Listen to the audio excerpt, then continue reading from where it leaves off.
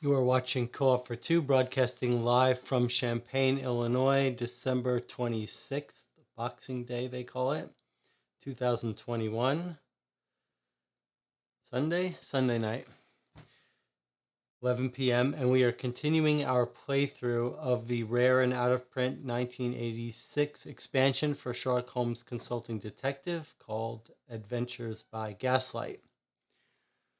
We are on Session 5 now, which is about hour 30, I think. I think we filmed 29, 30 hours so far. Let me check in with the channel chat. Make sure the audio and video are coming through okay. How is everyone? Do we have the gang of detectives all here?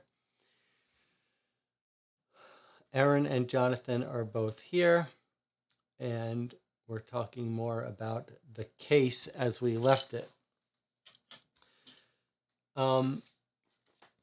Let's talk about what we're going to do today, and then we'll do it. Okay, so we finished London.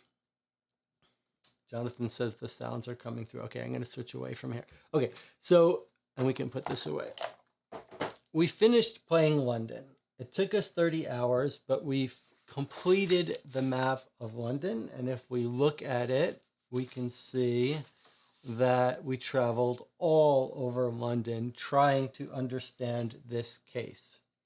Jonathan and I have been exchanging flurries of emails, even after the 7-hour play sessions, throwing theories around, one crazy theory after another. Aaron has said that he and his wife tried to crack the code without luck. I even sent a message to one of the Board Game Geek people who've played it, asking not for any hints, but to just tell me if we should stop trying to solve the code.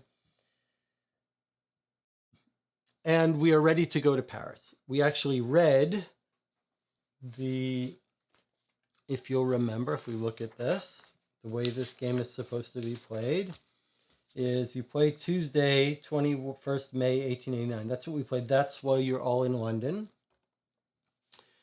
And then when you're done with London, you read a page or two in the case book that's here, which basically just sets up your trip to Paris, which we can read again maybe because it's short. And then Thursday, 23rd of May, is what we'll start playing today.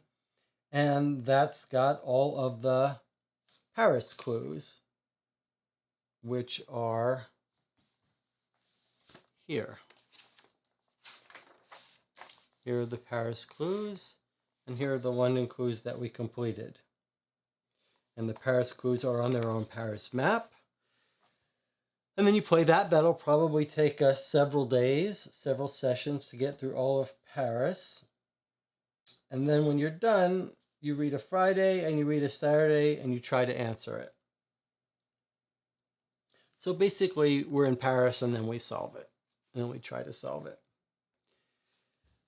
Today we will start by reading the newspaper for Paris that we get at the start of this case, start of today. That will take us 45 minutes or so. We'll take a 5-minute break. We'll come back and we'll start getting into the clues for Paris. I will say it is difficult to let go of London. My head is swimming with theories and ideas and struggles with London. And I don't want to leave. I really want to just stay and get more London clues, but there are no more London clues. But I feel like we've almost got a feel for something going on. We've uncovered some stuff. In fact, yesterday we had some minor breakthroughs, which I want to talk about. But yesterday I did reenact the entire case using these figures. I made a figure for each of the people. There's Henry, Mycroft, Annie Forster. But since we did this, not yesterday, but the last session we had, which was right before Christmas.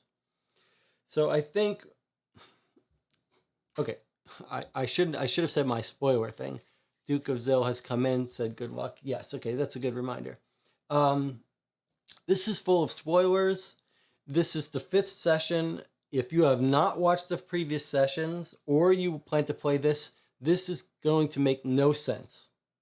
So this is really just me, Aaron, and Jonathan are the only people I think who will follow this through who should be watching this now. If you come in now at Paris, none of this is going to make sense. And I'm not going to spend too much time recapping the entire case because we did that a little bit the last time we played, and I know we want to jump into it. However, I do want to just review some of the write-ups we've done, and I want to review some of the new insights that Jonathan and I had over the last couple of days to bring Aaron up to speed, etc. So let's just refresh you about what documents we have prepared based on our case. And here's the map of Paris. And this map is available on the top of the channel chat if you want to download that and play along. Okay, let's just look over what we did. We prepared this timeline. Jonathan prepared it, and we've been working on it.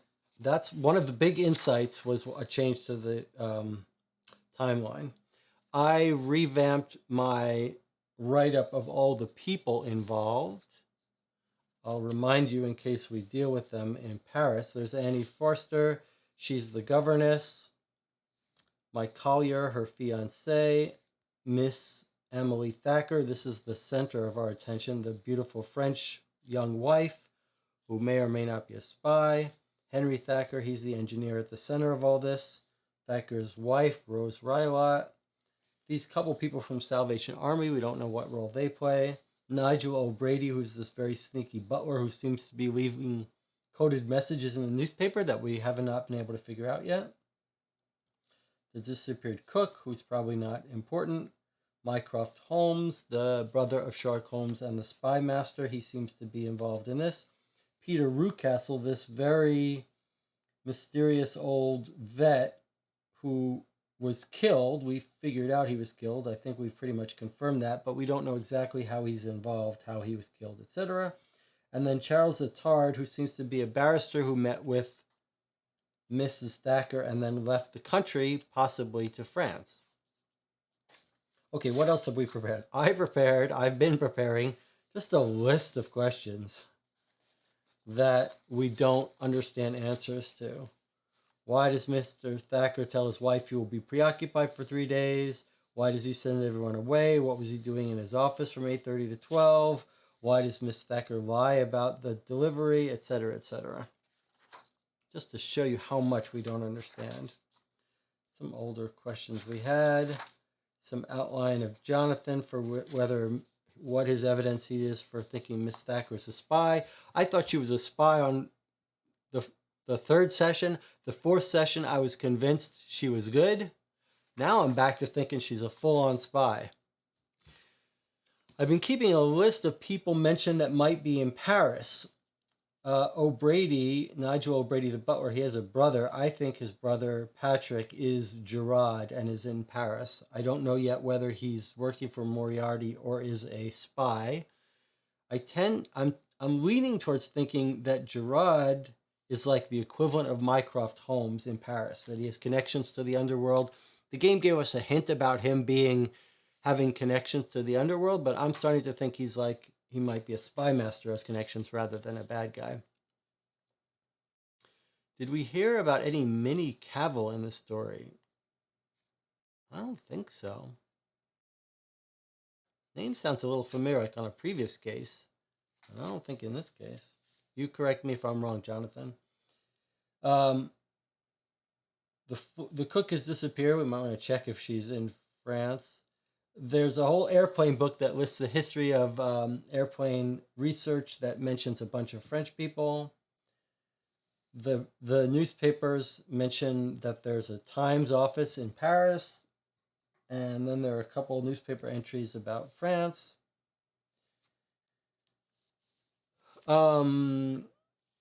I'll get to this in a minute. This was the interesting chess opening. I just printed that out. That was mentioned at the chess club. Some notes from me on trying to decipher the message. I've just written them up. They didn't get me too far.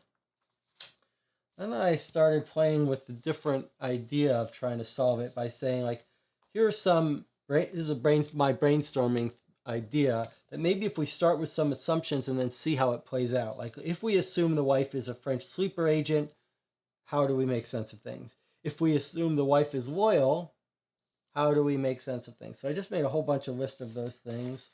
And then I tried to write up some things that we think we know. Like, it can't be that Mycroft arrives on 8 a.m. to tell Henry Thacker that they've discovered a murder plot against him because he leaves him there. Anyway, a bunch of stuff like that maybe when we try to solve this, we'll get to.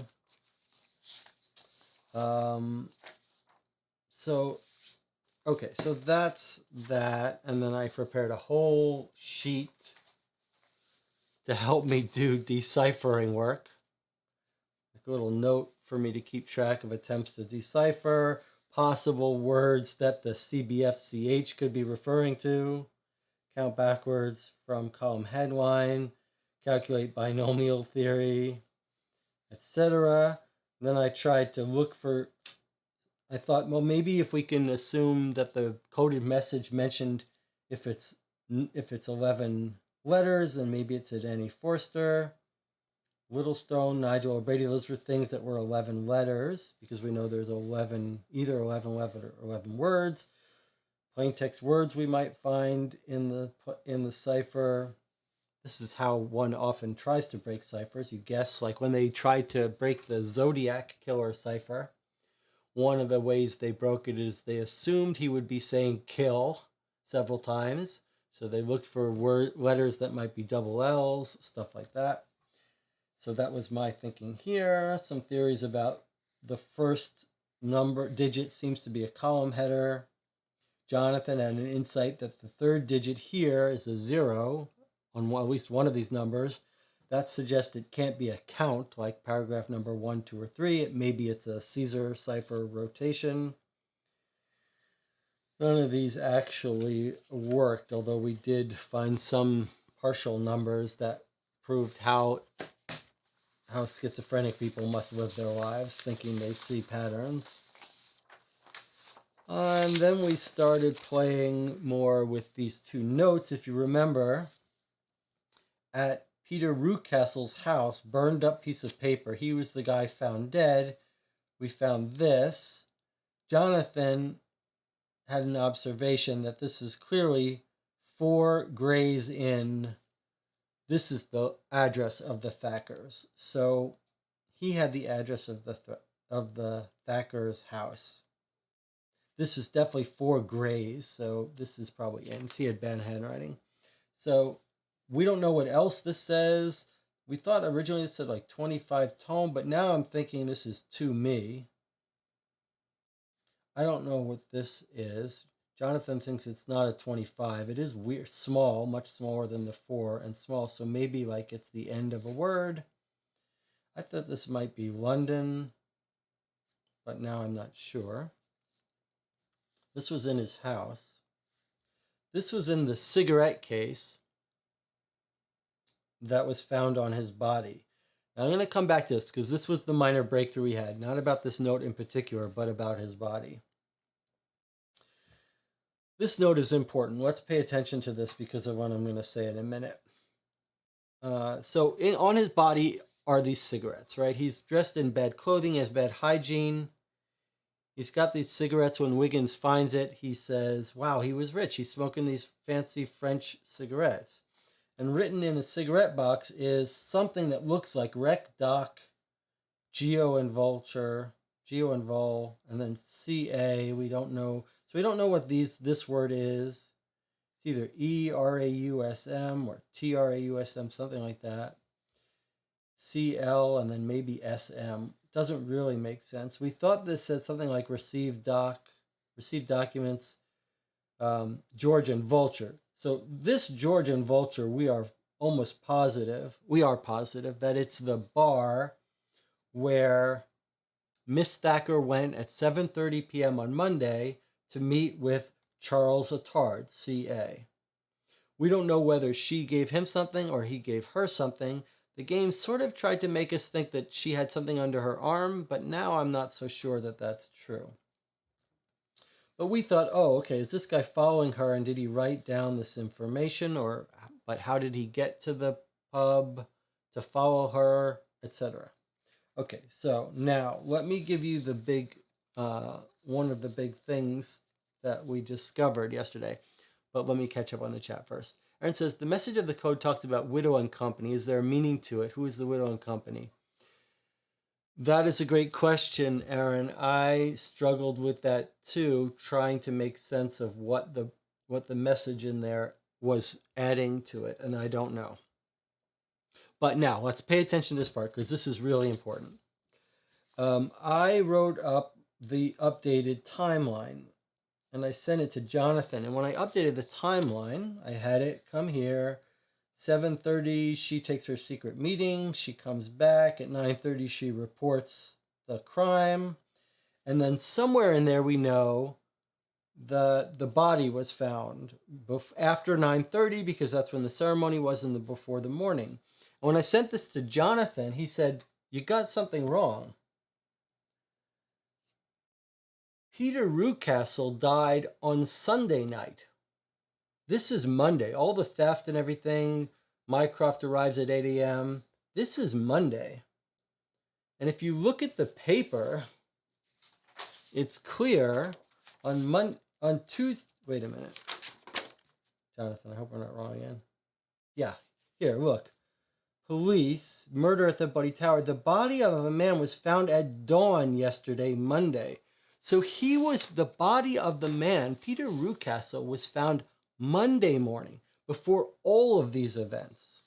That changes everything. Because first of all, it means this note on his cigarette box found Monday morning describes a meeting that happened Monday night. So his cigarette box is describing a meeting to come. The significance of that is not clear, but that's pretty huge. It also makes much more plausible that his murder, and I think it was a suicide, was the precipitating event that triggered Mycroft arriving 8 a.m., etc. Okay, now I've also mentioned in saying that something else that we figured out. The description of the man who knocks on the door at 8 a.m. is a tall man with gray eyes, and we traced him back to Whitehall. That is Mycroft Holmes. I went and looked at the description of Mycroft in the Sherlock Holmes story. He's piercing gray eyes. So I think we know now Mycroft is deep involved in this, running this spy operation. It's Mycroft that arrived at 8 a.m. Okay. And I think, here's another thing that we discovered in the break between the last couple of days. I think, Aaron, you may have pointed this out. Aaron, you may have been the one that pointed out that JM is Moriarty. J. Moriarty. This is Moriarty. And now I think we can make sense of this now. So look what he says. He gives two Bible verses. And he who cast down the pieces of silver and went and hanged himself. And the next one says, I will take vengeance on my adversaries and requite those who hate me. So I think what happened is Rewcastle may have been working for Moriarty and killed himself. And that, I'm thinking, might have triggered these events where Mycroft has figured out that this guy is involved in some plot. Like perhaps Mycroft even went to his house and has seen these two notes. And I think he's arrived at 8 a.m. to help tell Henry Thacker there's a plot against you, or there's a mole in your operation, in your house, etc. But I think this note is from Moriarty to all concerned. He's saying, hey, the guy involved in our operation that you may have heard about and may have disappeared off the scene it definitely wasn't me. One of you said J.M. Moriarty or someone else who came in or whatever. Point is, I think Moriarty's posting this note to like all the people working for him saying, don't panic. That guy killed himself. And you better stay in line. Don't panic. Don't go to the cops. Don't like try to turn on my operation just because this guy has died now. I think he's making a note about the guy who died. This is about Judas throwing away his silver that he got paid or something and killing himself. And I think our guy, Peter Rewcastle, was found with a Roman coin in his pocket. And my theory, remember, is that the Quaver, remember how he's killed. We're told it's a murder, but he's killed with a crossbow Quaver from the armory below the tower that goes through his sternum, through his heart, destroys his left shoulder blade. I think he's killed himself with the crossbow Quaver he found at the armory at the London Tower, which is a symbolic reason for him because it's the defense of London. And he's heard saying that night how he's defended London in the four corners of the world. And then he makes a cryptic statement that I think we have to figure out about it's not necessarily that one is dishonest, that one betrays one's country. That sort of suggests that he was tricked into betraying his country. Whatever. I think he killed himself. I think Moriarty is writing in the paper that this guy has killed himself and warning people to stay in line or etc. I think the last thing I want to note that I think we may have figured out is that in Rucastle's room, in addition to this burned note, we see a bunch of postcards that say greetings from Adderley, Australia. It's written in bad handwriting. I think it's meant to tell us that he has bad handwriting. I'm not sure. We're not sure that he wrote on that postcard. We're not sure why he has all these postcards. But we find buried in his closet a locked box with common stamps in it. We don't really know what to make sense of that. The only thing that occurred to me is we do occasionally see a newspaper item like this one. Important to small capitalists wishing to commence as tobacconists. Illustrated guide, send 3 stamps to Amber and Company, 35 Drury Lane. So we occasionally find something in the newspaper that's like, send us a couple stamps and we'll send you some information. And I'm just wondering, I didn't find his address in any of those, so I can't give you definitive information about that. But I'm wondering if it's just an indication that he's poor, that maybe people are sending him these stamps because he's doing he's sending something out as correspondence, and it's either unrelated to his criminal work or it's related to it, but I'm just thinking maybe it's an indication now that he's poor. His house is described as pretty poor, and he may just be earning these stamps as money. Just a theory. All right, I think we're now caught up. I mean, I have lots of stuff to talk about theories, but I think what we need to do now is just sort of shake off London, try to accept that we don't understand it all.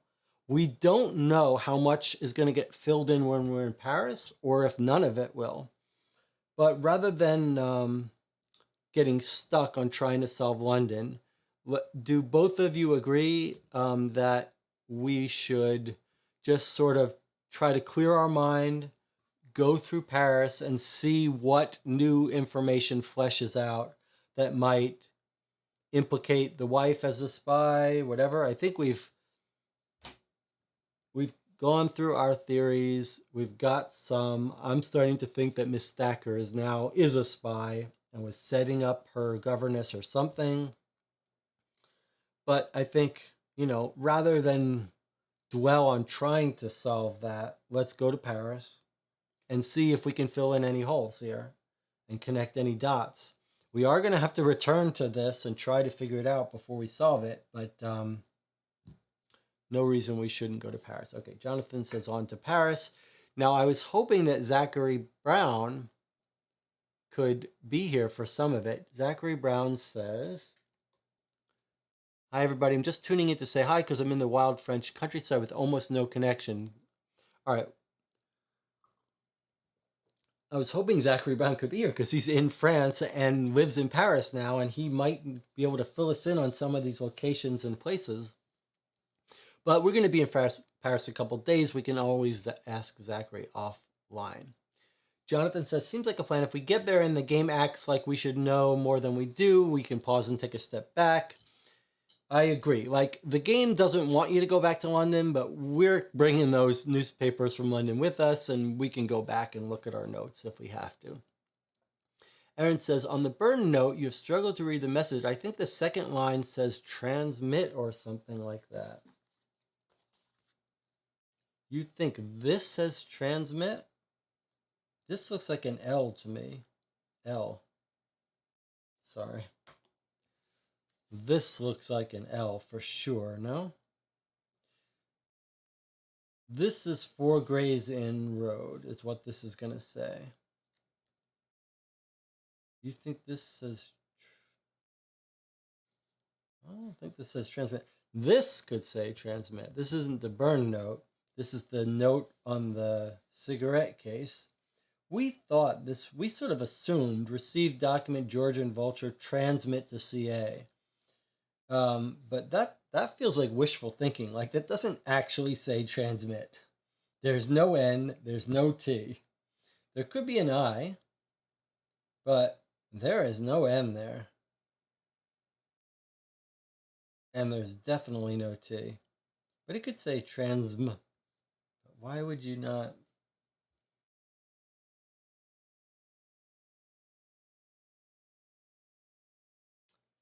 Yeah, not the burn note, this one.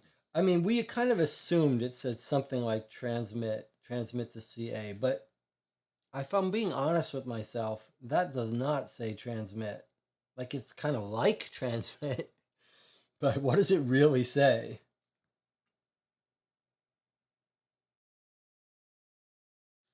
And CLSM. SM looks like capital S, capital M. The only reason I was thinking this might be an E is that every start of each line looks like it's starting with a capital. Capital. He likes capitalizing. So, like, but yeah.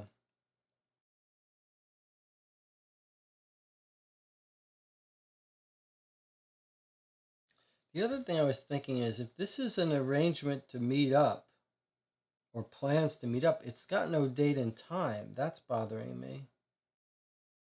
But I was thinking, could this be referring to a theater play and that's how they're setting the time? Like, meet me, because we know this is right across from the theater. I was thinking maybe the way they set the time is they agree what theater play to meet and they meet at that time. I'm not sure. Jonathan says, I would argue that's an N here at the end. Or this is an N. This one here. Where's my pen? You think this last letter is an N?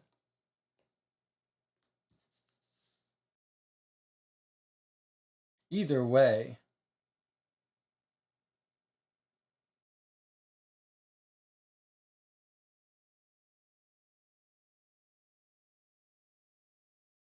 Either way, that's surely a U, right? That's surely an R. R-A. Or that could be an N, but transom. I don't see it. I think that looks like a U to me. I don't see how you can make that anything but a U. But transom. Aaron says he reads the same. Transom. Well, even if it's transom, what does that mean? Under the transom? They're in a bar. We'll return to it. We'll figure it out or we won't.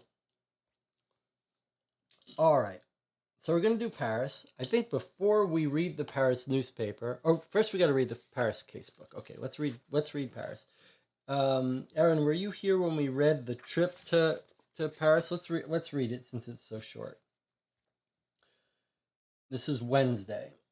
Started our case on Tuesday, now it's Wednesday. When we arrive at 221 Baker Street, we find Dr. Watson sitting alone at the table, staring at a letter wedged between a teapot and a plate on which a few crumbs are left. I was waiting for you, he says. Holmes left early this morning and he left a message for you in my care. He hands us the letter with an air of weariness. I have something else to give you as well, he says, taking a brown leather wallet from his pocket and handing it to Wiggins. Sometimes I feel Holmes must think I'm totally incapable of the simplest task. He didn't even trust me to repeat what he wanted to tell you. Wiggins unfolded the message from Holmes. Says, Dear friends, I believe the air of the continent will benefit Wiggins. My driver tells me you can catch a train at 10:09 at Victoria Station that will arrive in Paris early tonight. I have reserved a room for you at the Ceylon Hotel. We will discuss the Thacker affair once again at Baker Street on Saturday morning. So he's telling us we're going to have to solve it on Saturday. I gave Watson a small amount of French money which should cover the cost of your stay in France. Okay, we're going to Paris. Will you join us, doctor? Says Wiggins. Watson looks at us surprised. Paris? It is true that with Holmes you never know what to expect. No, thank you. I would gladly accompany you if only to see the exposition. From what I heard, it's wonderful, but Mary would hardly understand if I left so soon after our wedding day, and I must also think of my patients. Excuse us then, doctor, says Wiggins. We must leave right away if we are to be on time for the train. Goodbye. Once on the street, we all agree to meet Wiggins at Victoria Station in time to catch the 10:09 to Paris. We go our separate ways to pack our bags and to make the necessary arrangements for our upcoming trip.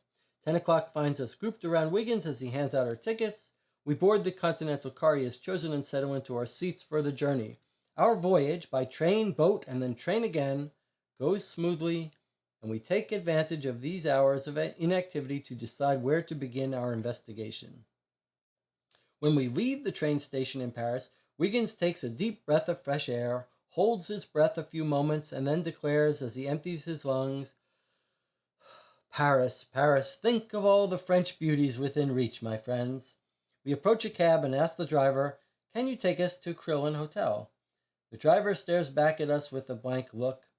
Would you please take us to the Crillon Hotel, he repeats Wiggins a little louder. This time the driver answers, but unfortunately none of us understands anything he says. Bloody hell, says Wiggins. Isn't there anybody among us who speaks even a little French? We all shake our heads. Wiggins takes out his notebook, tears out a page, and writes in large letters, Hotel Crillon. He presents the sheet to the driver, who then gestures for us to get in, a big smile on his face. Well, this might not be as easy as it seemed after all, sighs Wiggins. We do not have the heart to ask him about our quest for the French beauties. All right, we read that before, and now here we are, brand new. Jonathan says, just to avoid confusion, there are now 2 Jonathans in the chat. Yes, there are. There's also Jonathan Clavund. I remember Jonathan from another channel. You can refer to me as Jonathan Warner, if that makes things clear. Okay, I'm used to saying Jonathan Warner, so I will just say Jonathan Warner. All right, so here we go. Brand new Thursday. It's short. Exciting. I'm excited to do this. I'm filled with trepidation. Thursday, May 23rd, 1889. We are sitting in the luxurious dining room in the Crillon Hotel, where we have just eaten a rather meager breakfast of coffee, roll, and strawberry jam. We are admiring the view of the Place de la Concorde, dominated by the huge Egyptian obelisk, which stands 69 feet tall and is covered with hieroglyphs. I like the Nelson column just as well, says Simpson. The maitre d' approaches us with a silver tray in his hand. Monsieur Wiggins, he asks. Yes. A message for you, sir, he says in perfect English. Wiggins takes the letter from the tray. After reading the letter, he hands it to us. Paris, 23 May, 1889. Gentlemen, Holmes has asked me to be your guide and interpreter.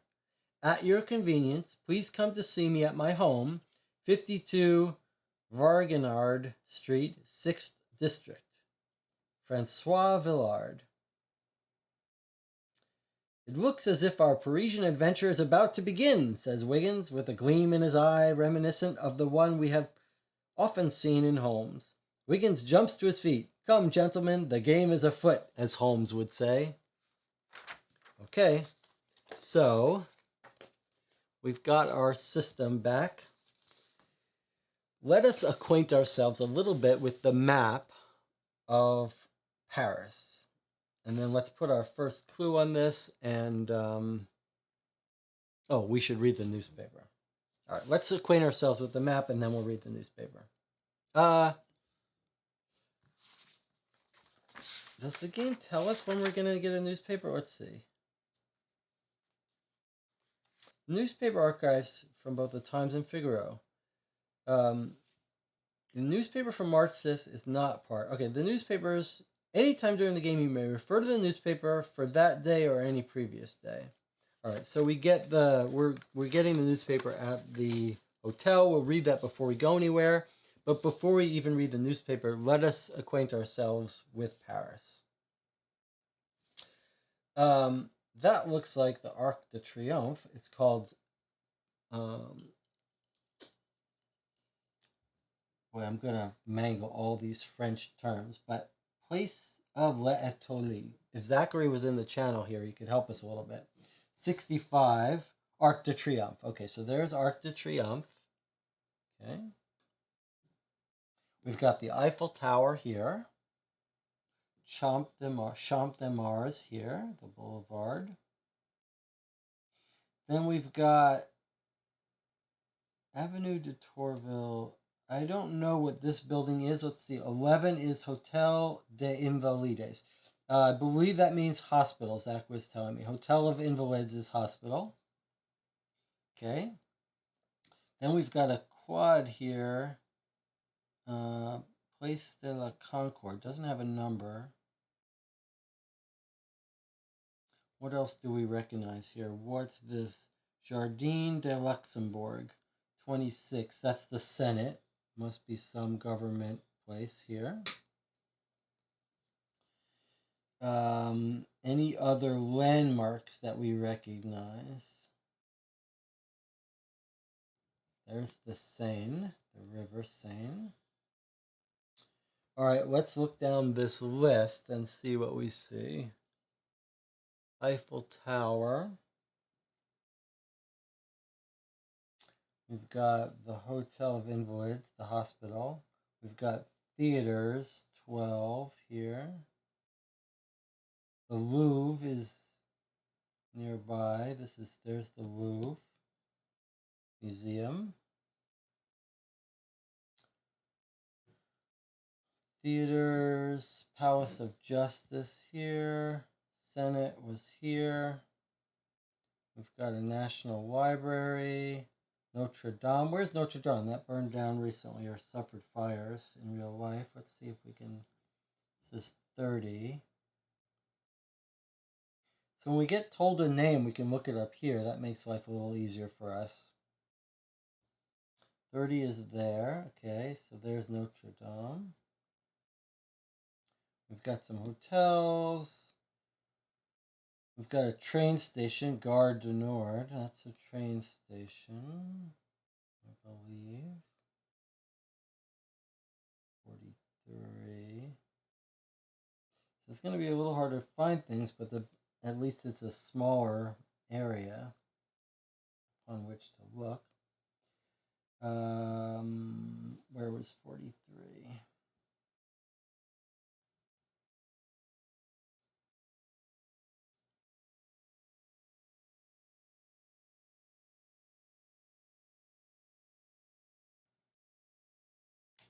I'm having a hard time finding there's 42.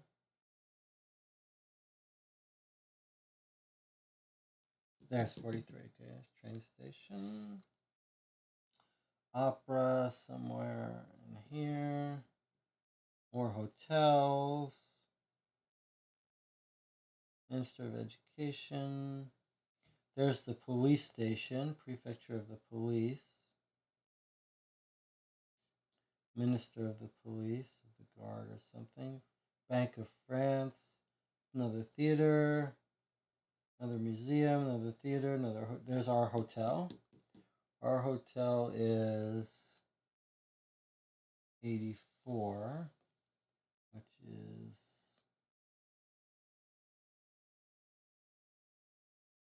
it's going to take us a while to get used to this. There's our hotel right there. That's where we're staying. Credit Lyonnais, another bank. LADLC, that's government.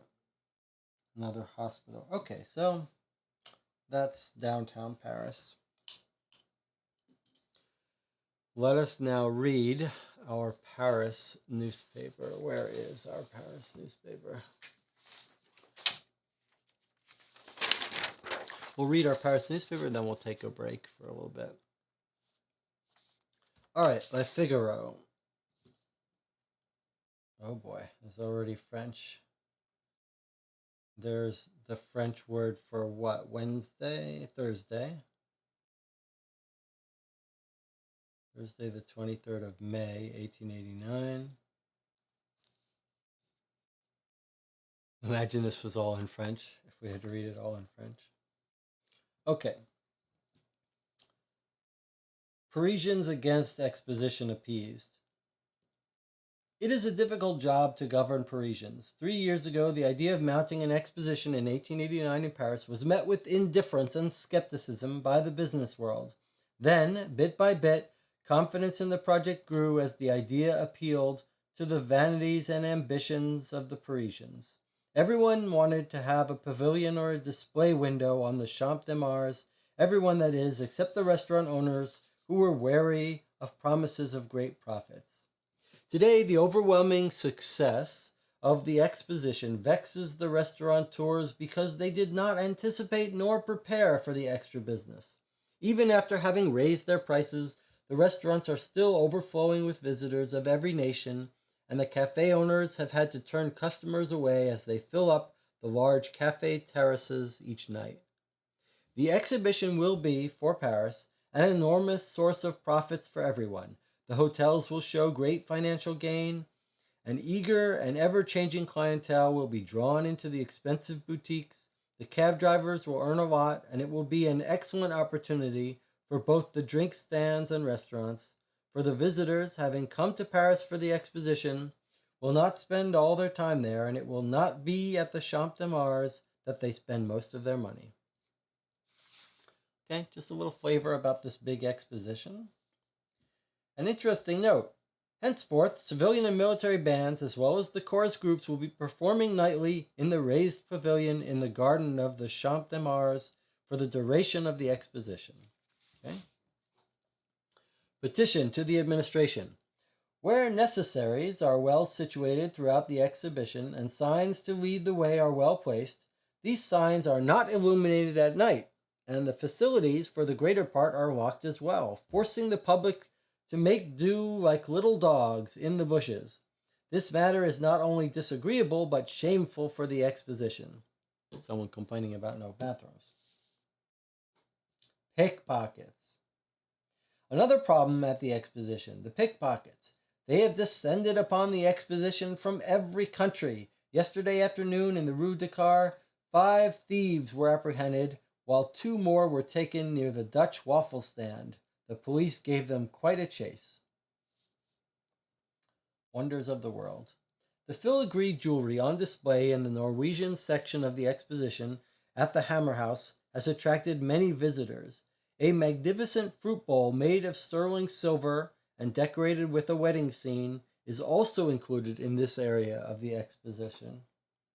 Another display not to miss is the Rouge House, 32, Malesherbes Boulevard, where the latest fashion in fans and lampshades can be viewed.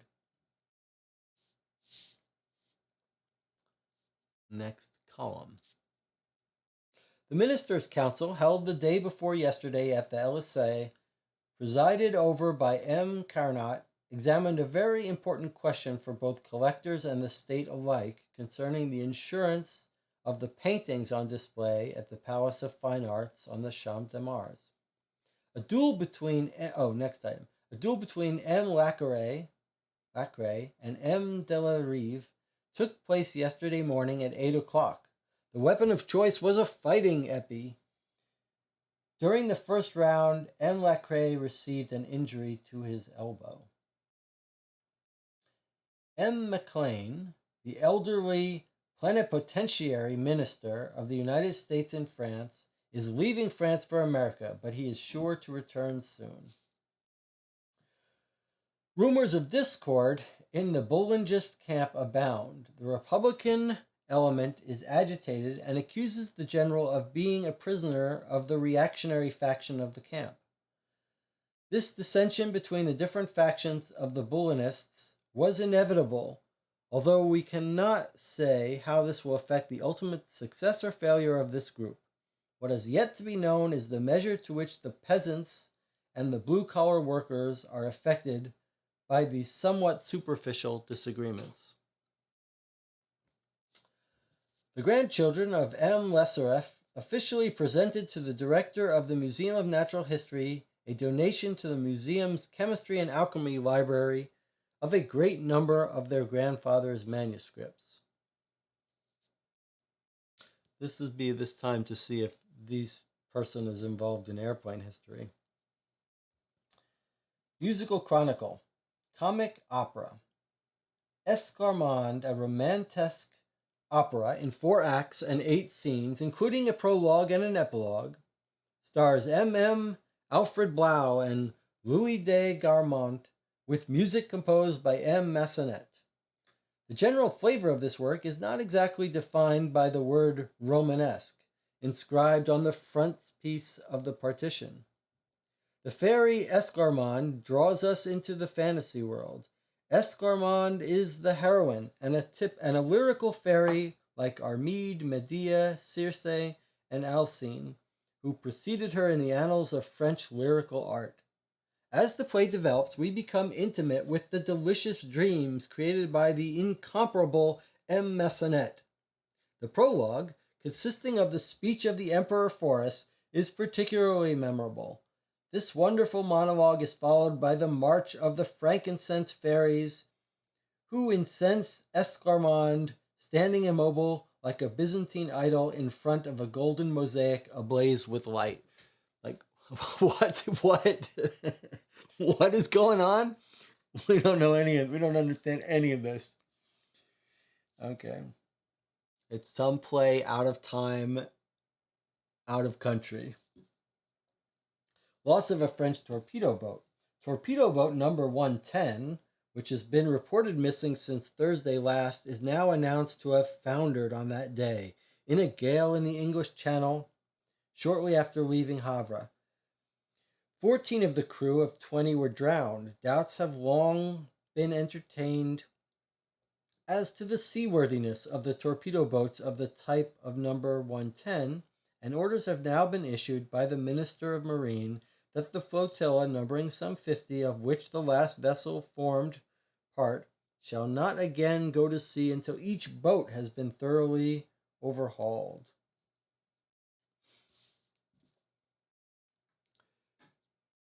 So far, nothing is jumping out as being of interest to us. Yet, to be at least. Statistics from the exposition. The number of people attending the exposition on Monday was 65,058, and on Tuesday, 68,189. These numbers are interesting when comparing the total receipts from the first 15 days of the exposition against the corresponding period in 1878. We arrive at the following results. 1878, 512,000, 1889, 1 million. These figures represent a near 100% increase. This is all probably real stuff. There probably was this exhibition, I'm guessing, at this year and so on. The passages between the agricultural building and the rest of the exposition were proven to be too small on Sunday, as a temporary exit had to be created through the hedge. This new opening created an opportunity for a certain number of people to take advantage of the crowds and the confusion and to slip in without paying. Transport. Good news for the bicyclists who plan to use their iron horses to go to the exposition but do not know where to park them. An exhibitor from a foreign section of the exposition, M. Schubert, has kindly offered his hospitality at 42 Avenue Bosquet. Special trains to the exposition will begin operating on May 26th, in a few days. The Western Train Company will be the first to offer this direct route. An express train with fares at reduced prices will leave at 5:30 a.m. on May 26th from Le Havre and will arrive at the Gare de Champs de Mars at 10:27. This train will pick up passengers at the Rouen train station. The train will return from the Champs de Mars that evening at 9 o'clock and will arrive at Rouen at midnight and at Le Havre at 1:37 a.m. So we've got some train schedule times. We don't know why that we would care, but the fare for a third-class ticket will be 6 francs from Rouen and 10 francs from Le Havre, and for second class it will be 8 and 13 francs respectively. One will then be able to spend a whole day at the exposition at a reasonable cost without interfering with the work week. Okay, the Grand Hotel. The number of visitors at the Grand Hotel is considerable at this moment. It is during such busy times as these that the appeal of the private postal station within the hotel is recognized. Huh. In addition, every customer has his own individual box to hold letters as well as telegrams. A special employee, a special hotel employees assigned to help customers with all postal requirements. The private postal system is based on the American and English versions and has been perfected by the Parisian Grand Hotel. So that would be useful to go to. The 3 Sue Guide to the Exposition will be on sale for the duration of the exposition. Notes from the top of the tower. From the top of the Eiffel Tower, I record a few fleeting impressions. From my perch, one finds man seems very small down in the street, but one cannot help marveling at the grandiosity of human intelligence. In order to climb this new Tower of Babel, one must possess a keen sense of curiosity. The aristocracy of our time has made dining at the Eiffel Tower fashionable. The Viscountess of Chandon de Noailles, heiress to the Clefmans Donner family, who always participates in the latest fad, had the idea of inviting a few friends to dinner at the Eiffel Tower. An event to take notice of is the young ladies' ball at Madame de Malbuison's hotel, which is furnished with the finest of antiques. Madame de Malbuison spends all of her energy these days collecting fine porcelains and rare objects. Interesting. Princess Eleanor Albesco organized an afternoon of music. Among the most elegant ladies at this matinee was Princess Steerby and the Viscountess of Trebenden. The ladies' lovely spring fashions were as fresh as the first lilacs. The matinee was preceded by an exquisite breakfast offered to the privileged few who included the illustrious Gounod. Explosion at Chartres. A telegram from Chartres, published this morning by Journal des Débats, states that the explosion at the Central Post Office there yesterday was not caused, as is first thought, by dynamite placed in the letterbox, but was the result of an escape of gas under the floor. The violence of the explosion was so great that the whole of the floor was forced up, while the furniture and other contents of the office were broken and the windows were blown out. 16 employees were present at the time, and all were hurt about the feet and legs. 4 of them are seriously injured, but in no case are fatal consequences apprehended. The explosion was followed by an outbreak of fire, which, however, was rapidly extinguished. Okay, then we've got some races. Today, the races at St. Owen will begin at 2 o'clock. Predictions are as follows. The Courtelaine Prize will go to Chambersy, the Clergy Prize to Lohengrin, the Cognaires Prize to Les Castellet, the Cernay Prize to Cassiopeia, and the Prize de la Chapelle goes to Broken Bride. Predictions, I guess. Okay, the Comte d'Or des Comtes. You'll have to forgive me for all the French pronunciation, but I just can't slow down and try to work it out. I'm just going to pronounce them as if they're semi-English words. M. Hench and the 14 other directors of the Comte d'Or des Escampes, together with the 3 censors of the bank, appeared yesterday before M. Prenet, the examining magistrate. The interrogatory turned solely on the question whether the directors and censors knew that the dividends paid to the shareholders were fictitious. All declared formally and unanimously that the dividends were real, and that the balance sheet drawn up at the end of 1888 was a perfectly honest one. They added that the loans on the copper warrants to the Société des Métaux were consented to by the managing director of the Comte d'Or without their knowledge or consent. Okay. Back page. Halfway done with the newspaper, then we take a break.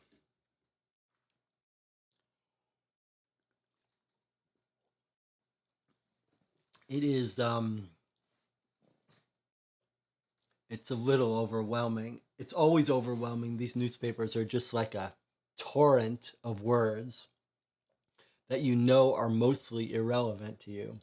But then to have everyone be French and French culture and French places really doubles it in terms of difficulty.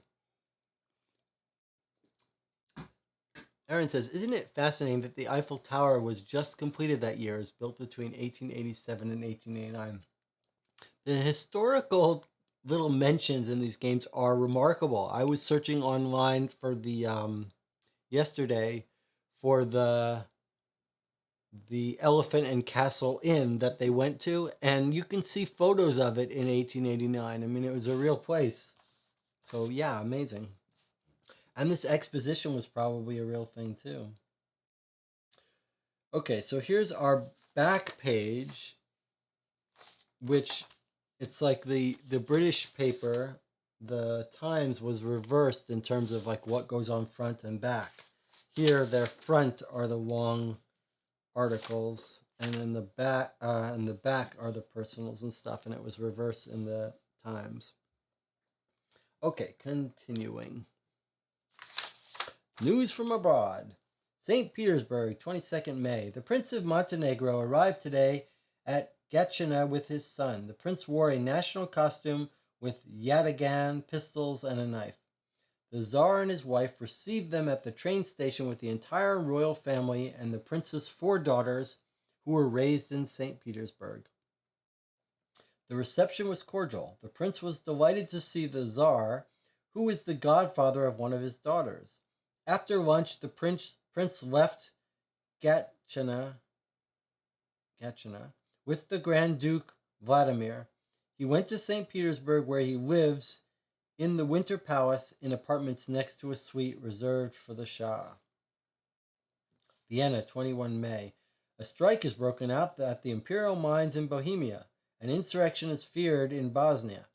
The government is taking all possible measures to prevent such an occurrence. Okay. Strikes end in Westphalia. Bochum, 20th May. Calm has returned. The chimneys are smoking, the trains are running smoothly, and the gas is burning. The day of the 18th of May was one of the most profitable for Emperor Guillaume II since the beginning of his reign. It was he, in effect, who single-handedly re-established the order in Westphalia. He did everything within his power. He addressed the 2 parties, bosses and workers, with fiery oration, telling each his duty. It is a victory for the emperor, and even though it was not fought on a battlefield, it was no less glorious. It was time the strike ended because the country was on the verge of chaos. In Poznan, Thuringia, a police strike broke loose. This all sounds fictional to me. Like, I'm sure these are real places, real emperor, all that stuff. It's totally a foreign world to me. Rome, 20th of May. The Italian Minister of War has decided to send a certain number of artillery officers to Paris in order that they might study the Universal Exposition. The ministers of the Marine and Agriculture have followed this example of their colleague and will also send some of their men. Traveling to Paris. The Princess of Thurn and Taxi, another board game reference, elder sister of the Empress of Austria and Hungary, the Queen of Naples, and the Duchess of Alencon are expected to arrive today at the Hotel Meurice in Paris. Empress of Austria and Hungary, okay. Victor Hugo. Yesterday was the 4th anniversary of the death of Victor Hugo. On his occasion, many reread with strong emotions some of the works of the illustrious writer. He was mentioned in in London as well. We ran into someone talking about Victor Hugo.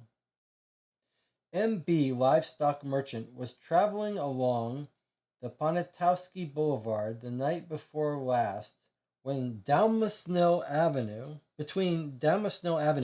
Dalmasnil is the maiden name of our French Miss Thacker, I believe. Dalmasnil Avenue and the Quai de Barre driving a cart full of sheep when a band of ruffians surrounded and attacked him with the intention of robbing him.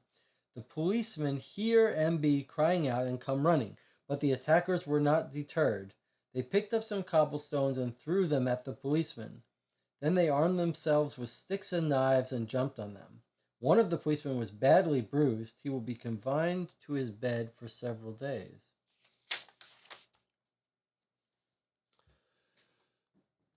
Okay.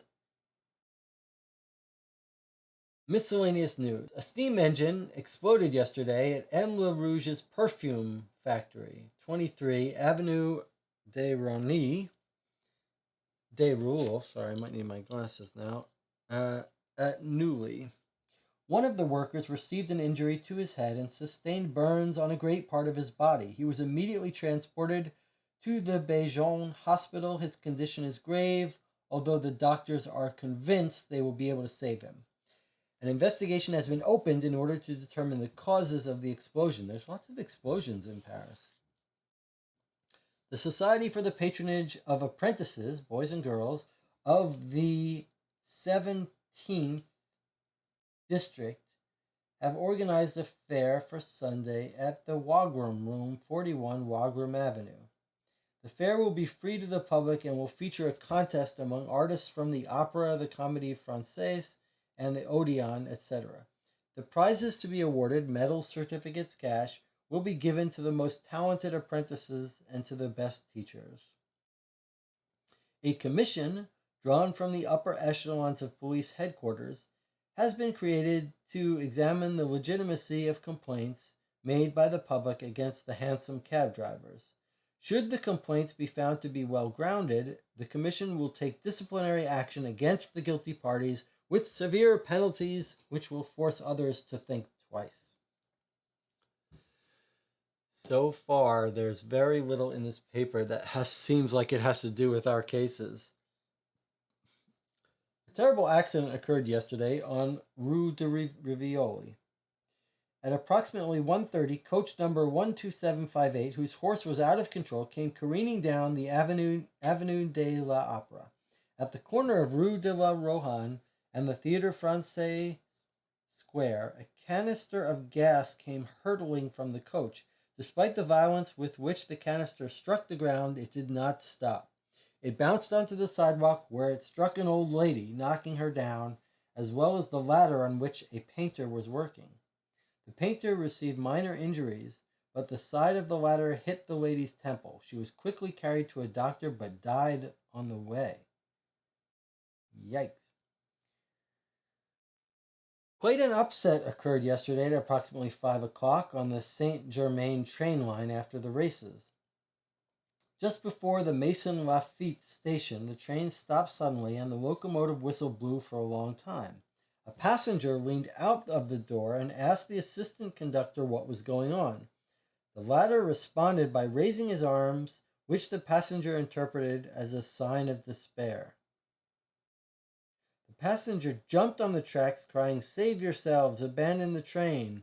Everyone imitated him and jumped onto the ground. Fortunately, despite the chaos which ensued, nobody was seriously injured. A few moments later, the passengers climbed back on and the train continued on its route. That's weird. A man by the name of Pierre Larcher, age 29, married with 2 young children, welder, suddenly disappeared from his home 3 weeks ago. His wife, panic-stricken and at a loss for the reason for this disappearance, has taken every possible step to find her husband. All her searches proved to be in vain. Her husband was found by chance night before last in the Seine near the Asnières Bridge. The death of this unfortunate man is shrouded in mystery, for nothing could be found in his demeanor which would indicate that he was contemplating suicide. Are we really expected to investigate every little murder and suspicious death? We've got our own problems. The Northern Company has just installed a new type of car to service the trains from Paris to Saint-Denis and Saint-Denis and Saint-Ouen. The The company also purchased cars for its new service between Gare du Nord and Champ de Mars. Okay. Now I've got some personals and listings. Deaths. The Duvez family invites the friends of Alexander Duvez, merchant, to attend his memorial service at 10 o'clock this morning at Neuilly-sur-Seine. M. Duvez passed away at his home 20 May 1889. The service will be held at the mortuary, Avenue des Roules, 161. We are sad to announce the death yesterday of Vice Admiral of Pratsbourg, Maritime Prefect of Rochefort. He is survived by his widow. Marriages. On the 28th day of May, M. Klobakovsky, Consul General, will marry Mademoiselle Pauline Cerf, daughter of the former governor of Tonkin. We are pleased to announce the marriage of Mademoiselle Angelique de Casablanca, daughter of Count Gaetan and de Casablanca, former deputy and granddaughter of the former senator of the empire, and M. Antoine Corbat Archeville. We announce with pleasure the marriage of Prince Pierre of Carmont, attaché of Belgium, to Mademoiselle Agnes Verle, daughter of the Count of Verle, granddaughter of the Duke of Montserrat. Theater. Theater, concerts, and events of the day. Francois, 7:30 p.m. The Game of Love and Chance, The Breakup, The Will of César Giroudot.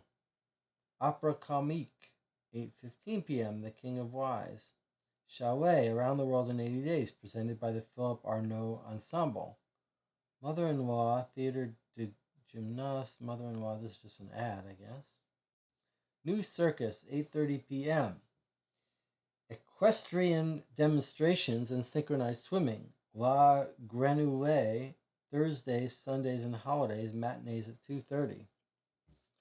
Cabaret, Hortense Beaupré welcomes you every night, 1 Boulevard Haussmann. Books, Family Without a Name, Part 1, by Jules Verne. 82 Drawings by G. Thierry Bonnet and a Map. Education and Recreation Bookshop, J. Hetzel and Company, 18 Rue Jacob Paris. Notices: a gold chain bracelet with large diamond was lost Tuesday night at the Hippodrome. 500 franc reward for its return to M. Antonin, 4 Passage Saulnier. Recommended hotels. Dieppe Hotel Royal, well situated on the oceanfront, first-class hotel, Lamoureux proprietor. Geneva Hotel, Hotel Victoria, formerly the Flingen Pension, on the lake, prefixes, fixed price and moderate rates. Amnus. Paris Hotel Montagnier, 38 Montagnier Avenue, modern comforts, telephone. Paris, the most comfortable family pension, near the Exposition, 76 Clement Marot. What is a family pension? I'm guessing it's just like rental houses for families. Like you can lease a house for a bit. Paris, the most comfortable family pension, near the Exposition, 76 Rue Clement Marat. Okay. An audience for Handel's Messiah has been scheduled for the beginning of June. All right, we're almost done with the newspaper. Wine from Domaine des Andalous near the Aran region is now sold directly to the consumer by the owner, 11 Rue de la Pimpinière, Paris. Olive oil, guaranteed pure, 3-liter containers, quality number 1, 9 FR25, number 2, 8 franc. So if you want quality 1 olive oil, it costs you 9 franc 25. Quality 2 is 8 franc 45. Restaurants: Long Ping Tong Chinese restaurant, Place Malbert, Pekingese and Cantonese specialty. Parisian fashions: Madame Marguerite Dubois, 90 Rue des Feuillades, dresses, coats, suits. Art objects, trinkets, and furniture. Antique furniture wanted, as well as candy dishes, snuff boxes, miniatures, and porcelain figures. Le Grand 85 Rue de Rennes, Paris. We finished 30 hours of London, having concluded that the porcelain is complete red herring, and here's like porcelain. The only thing we've seen that jumps out is porcelain. All right. So someone's buying porcelain. Okay, advice of the day. Advice of the day. This could be useful. Where are we? A teasing fly has just landed on the tip of your nose. You chase it with your hand and it disappears. It is not so easy to rid yourself of a blackhead with its annoying black dot. Often it can only be removed with a great difficulty and leaves a scar. You now have help with Antibobos from the Exotique Parfumerie, 56 Rue des Quatre Septembre. Antibobos is a painless way to get rid of blackheads without rubbing or damaging the skin. Classified ads. Okay, sports. English saddle, first quality, 100 franc. English harness, fine quality leather, 225 franc. Large assortment of horse blankets. David, 87 Rue Maybier, free catalog. Moussard Coach House, Champs-Élysées roundabout, all repairs guaranteed. Loans to honorable persons, FP 62, Post Restant, R. Tatebud. Bureaucrat needs to borrow 500 francs for 2 years, absolutely guaranteed. Interest rate negotiable. Right to Le Figaro, 1226. Marriages. To marry quickly and splendidly, write to Mademoiselle Bouvier, 29 Rue de Dunkirk. That's weird. Okay. Cosmetics. Oh, here's another. Marry someone wealthy, 23rd year, Widow Goyat. Cosmetics. In 6 lessons, learn the art of being beautiful and the secrets of remaining youthful. No more makeup. Georgine Chambaron brings you this new method, 17 Rue Lafitte. If wrinkles have taken residence on your forehead, use Eau Brisée Exotique. To get rid of them without further delay, Parfumerie Exotique, 56 Rue des Quarter, September. Hygiene, medicine, farmery, an amazing new dental procedure is available without resorting to plates, springs, etc. for 10 francs from Louvre Dentaire, 108 Rue de Rivoli. We saw this guy selling in the Times too, I think. Fatigue, debilitated, try the Hassam Rashim method. Write to Dr. L. Delcourt, 69 Rue Jouffry. Berth, cough syrup and jelly made of pure codeine for rheumatism, coughs, bronchitis, and the grip. Available at all pharmacies.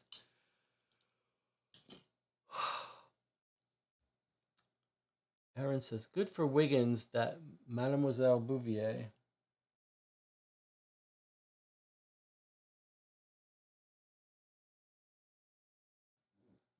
To marry quickly and splendidly, right to Miss Mademoiselle Bouvier.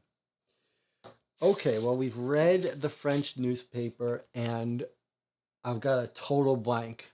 I mean, other than the porcelain stuff, which I don't think is relevant to our case, it feels like I feel some of the comments. Jonathan Warner says we need to write to Dr. Delcourt because we're feeling fatigued. Yeah, we need some of that, some of the legal cocaine. Some of the reviews of the game were like, somewhere in the middle of Paris, I got completely exhausted from the game. And Dave Neal wrote that when they got to Paris, they were completely confused trying to figure out how to go around Paris and where to go and where places were, which he said was probably appropriate and very realistic of Paris. So I feel like we've got our hands full, and this game is like, here's this game, now go to Paris, and we're just like sightsee. I feel like we're just sightseeing in Paris. Like we weren't given a mission. Holmes is like, take a vacation to Paris, and like, let's hope this is related to our case and not just like a little interlude.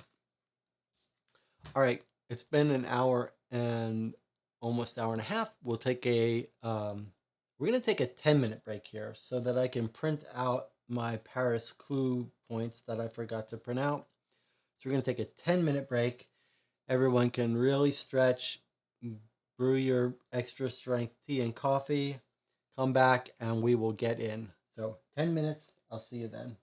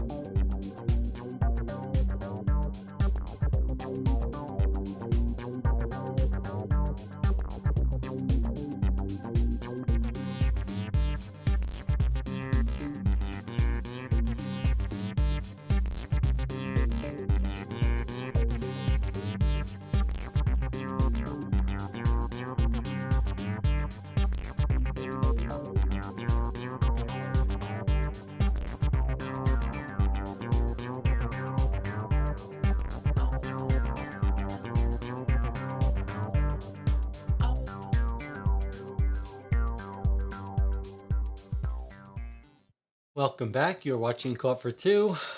We are in Paris.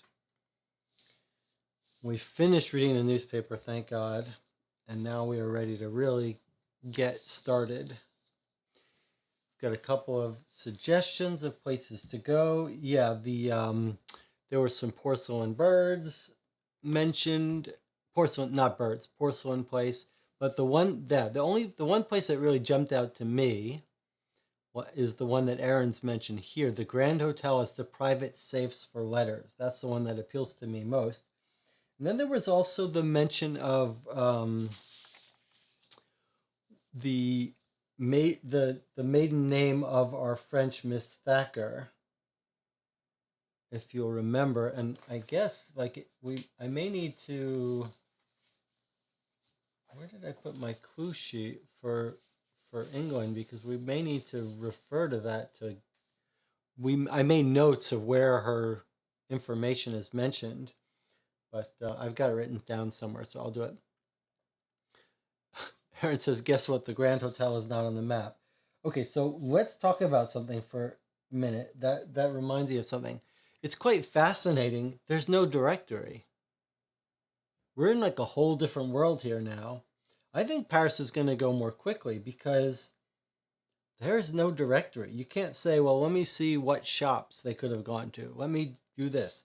Every place available to us is here, is on this list here. And that's it. There's no way to look up anything other than to look it up here. And so Aaron says he's been checking the Paris map. There's no Grand Hotel. All right, let's look at our newspaper again and make a note of those items that we thought were interesting. All right, here's the Grand Hotel. All right, private postal station. And Aaron says he can't find a Grand Hotel on the map. Well, let's look. Let's just quickly look here.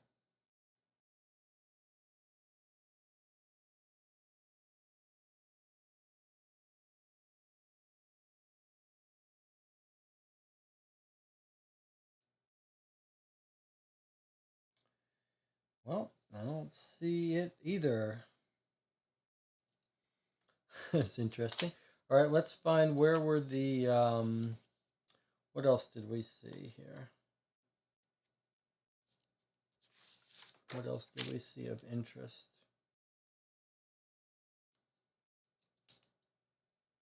I'm kind of curious about the marriage people because I wonder if they'll be like, "Oh yeah, I know Miss Thacker. She tried to use my service to get married a long time ago." All right, here's the porcelain. We saw two porcelain stuff, didn't we? Like at the end here, we saw this porcelain newspaper ad, but didn't we see another one somewhere?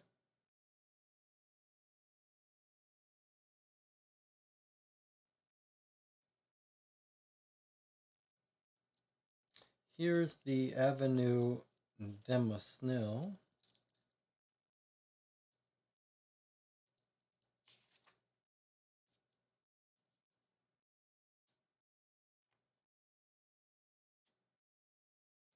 And of course, theater performances. We know she liked to see the theater, but we don't know. Presumably, Miss Thacker's not in France with us. But maybe we can learn about her family.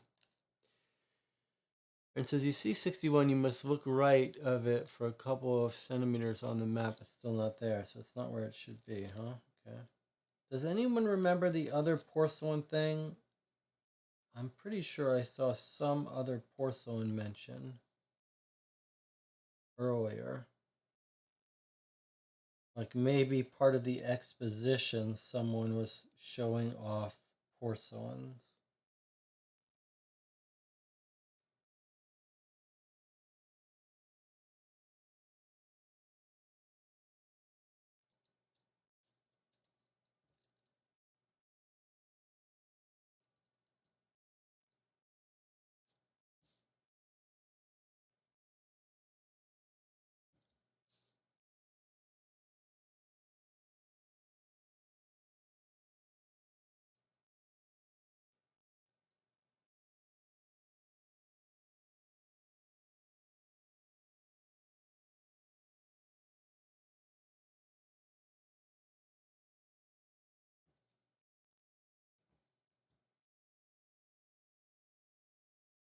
Maybe we're just meant to have fun in Paris and enjoy it. Like go to the Eiffel Tower.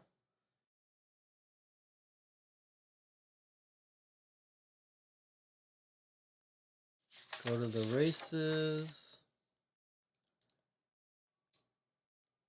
No one seems to be commenting on my thing, thinking that there was another porcelain thing. Not that I think the damn porcelain is very important. Perhaps I should have marked it as we saw it.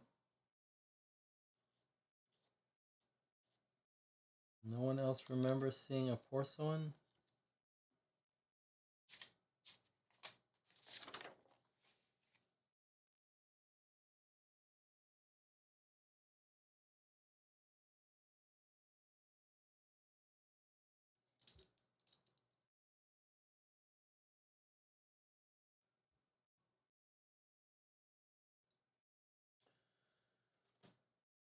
Well, I suppose it doesn't matter for now because it's not like we should read our introduction. The races wouldn't be nice if we see Mr. Thacker there. Let's read our introduction thing. Like we're told we've got I don't mean we've got a place is all I mean. We are assigned a guide. He said, Holmes has asked me to be your guide and interpreter. At your convenience, please come see me at my home, 52 Varginard Street. So let's find this guy's house. 52 Varginard. So now I could see this game is going to make it a little tricky for us.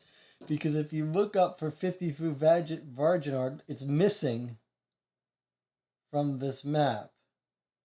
There's no 52 Varginard Street, 6th District.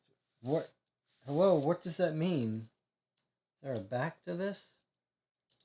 Alright, he's not, there's no 52 Varginard, and where's 6th District?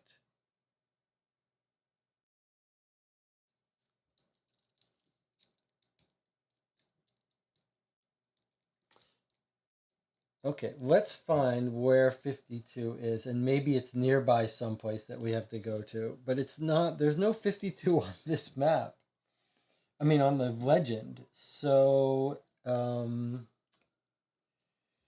is there still going to be a 52 on here? Near someplace else that we have to go to? There's 55, there's 50. How odd. How odd.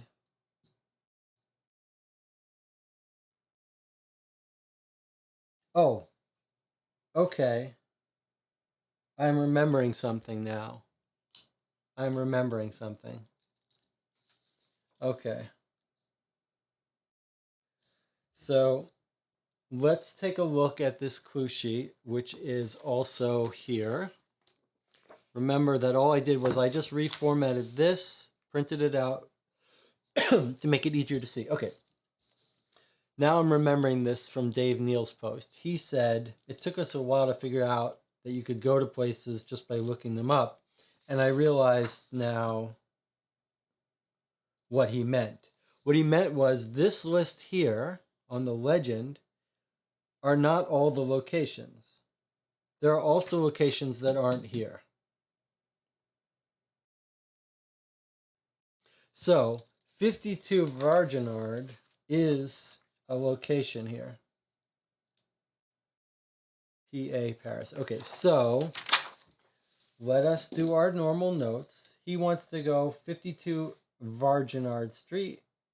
So we're going to find 52, and this is going to be our guide. Okay, so let us go to 52 Varginard. For a minute there, I thought we were in trouble. Okay, this is 127, our first clue in Paris. Here we go. Are you ready? Ready or not? Francois Le Villard is a young man, tall and slim, who greets us with a large smile. How is Mr. Holmes? He asks us. I'm going to do these all in without French accents. I just can't do it. I can't do a whole day of French accents. How is Mr. Holmes? He asks us. Very well, thank you. Excellent. He sent me a telegram asking me to be your guide in Paris. What would you like to see? The exhibition? Exposition? Actually, no, says Wiggins, who endeavors to tell him about our investigation from the beginning. I see that you have already gathered some very interesting facts, says de Villard, and it would be my pleasure to help you. As you are familiar with Paris, says Wiggins, could you give us some advice? This is what we need. You have caught me unprepared, but I think it might be useful for you to meet with one of my friends, Alphonse Bertillon. He works at police headquarters. He is a dynamic individual, full of ideas. He will certainly have some information to give you. Mr. Holmes has mentioned him, says Wiggins. Do you by any chance know where we could find the birds if they are in Paris? I am not a specialist in art objects, but I think I remember seeing a small ad in the paper about porcelain miniatures. In which paper? In this morning's Le Figaro. Well, here is something to start our investigation with, says Wiggins. Let's go. Okay. So we've got our first two leads suggested to us. Let us mark them in our book. The first one is a newspaper about the birds that we found on our own.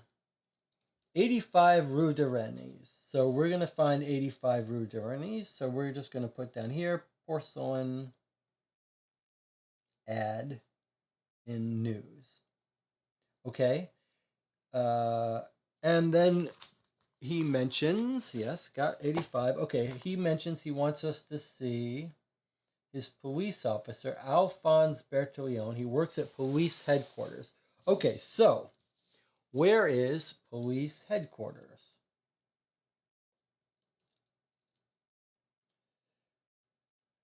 We saw a couple of police things. We've got the Palace of Justice at 22. That's not an item in here, so it's not going to be that one. There was another one, right? Where was it?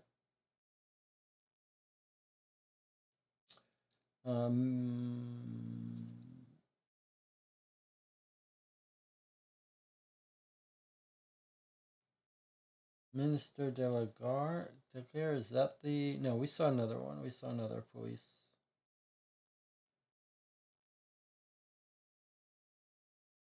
Prefecture of Police, 66.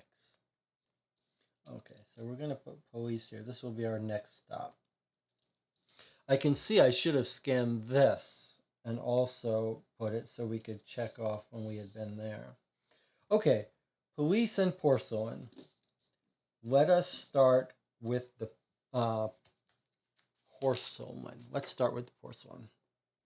And Aaron found the police as well. Okay, porcelain, we're going to 85. And we're going to find out about this ad for porcelain chasing down a red herring. We learned through the sales lady... Wait, what?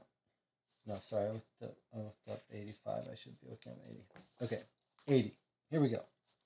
M. Legrand is a slightly built man of about 60, well dressed. He is wearing a Prince de Gaulle gray suit and a maroon bow tie. He approaches in a friendly manner and asks if he can be of any help. We are so impressed with the surroundings that we hardly hear his question. My English friends are looking for hand-painted porcelain birds, says Villard. Gentlemen, says the owner of the store in perfect English, I am always honored to have customers from the British Isle.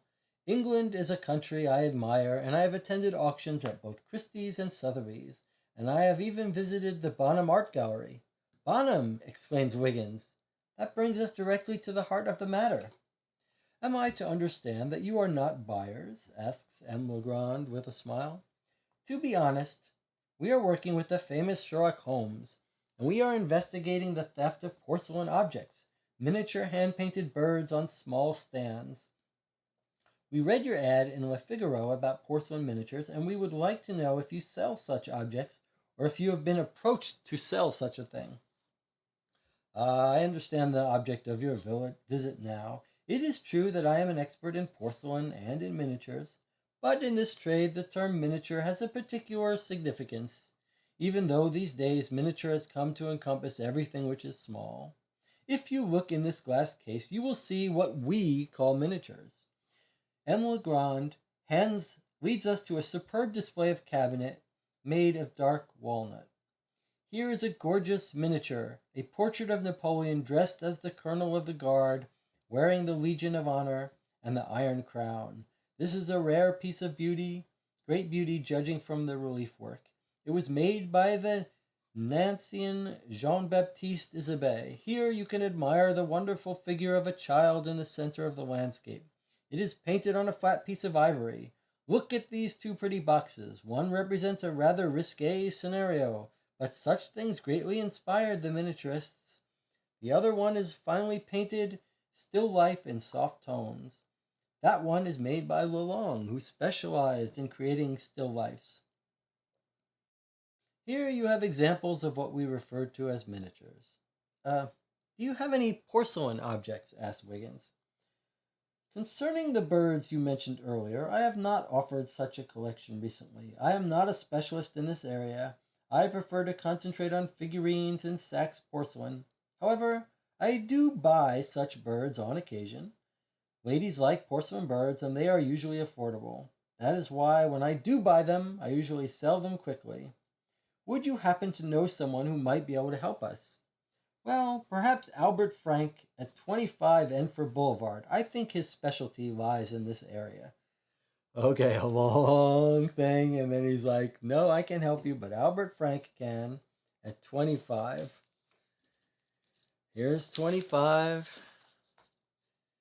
So 25 is Al Frank porcelain. I feel like we're just being given the run around by this game. All right. There we go to Albert Frank. I think we should go to the police now. I think we're being given the run around. We'll come back to that later.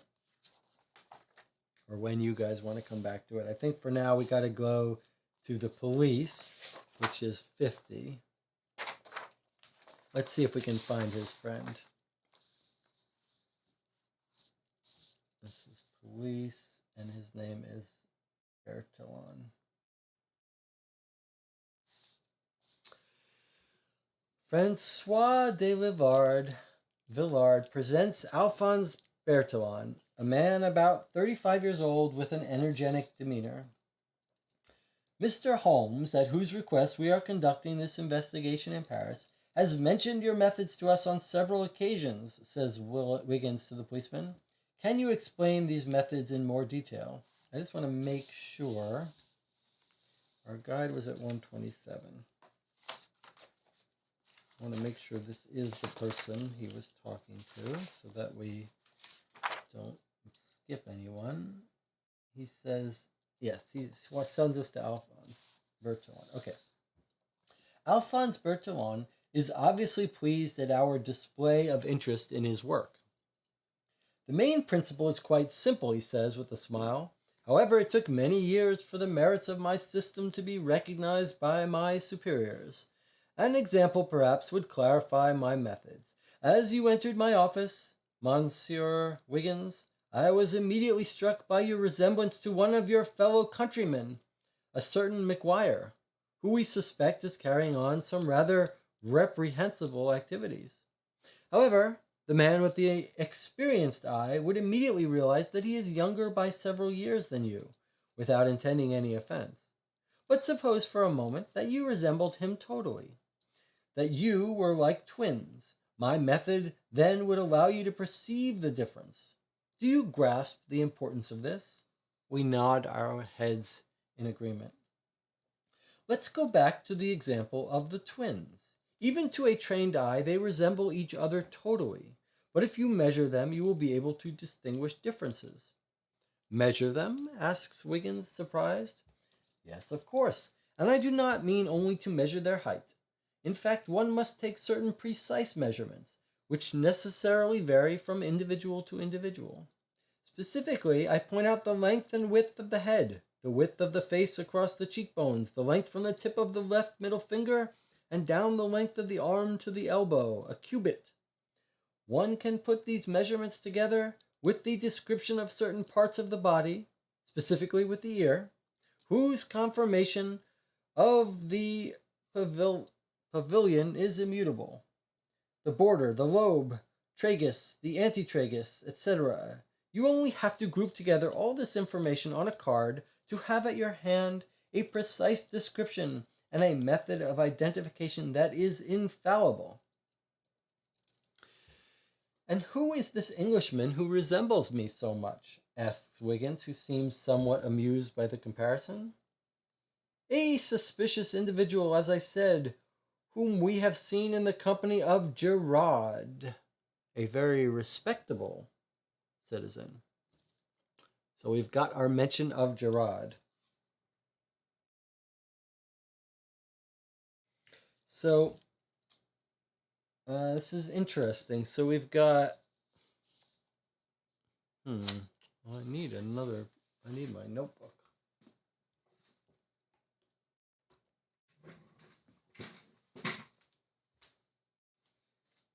Let's see what we got here.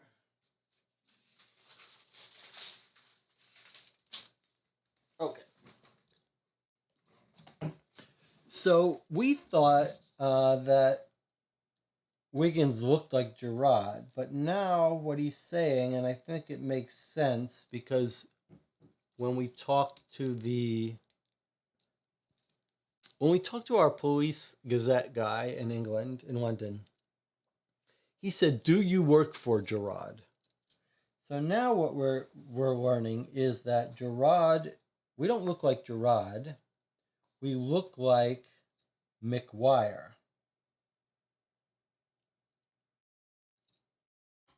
We look like McGuire.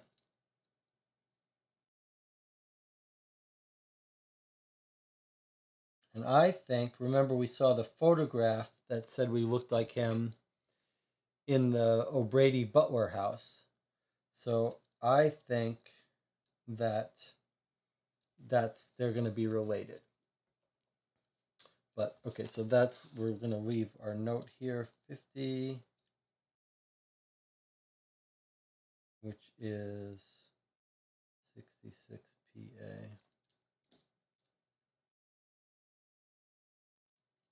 Okay, let's continue reading. A suspicious individual, as I said, whom we have seen in the company of Gerard, a very respectable citizen. So he calls Gerard respectable, whatever that means, it's in quotes.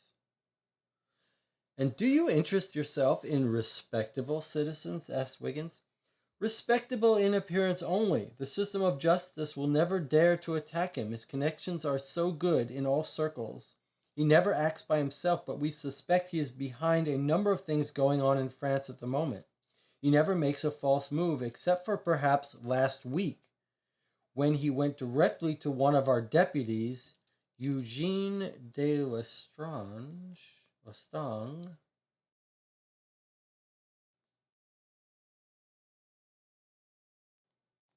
to make a proposition of a most delicate nature.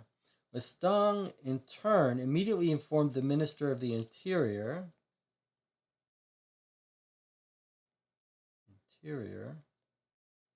who then turned the file over to us. What was the proposition? Asked Wiggins, suddenly interested.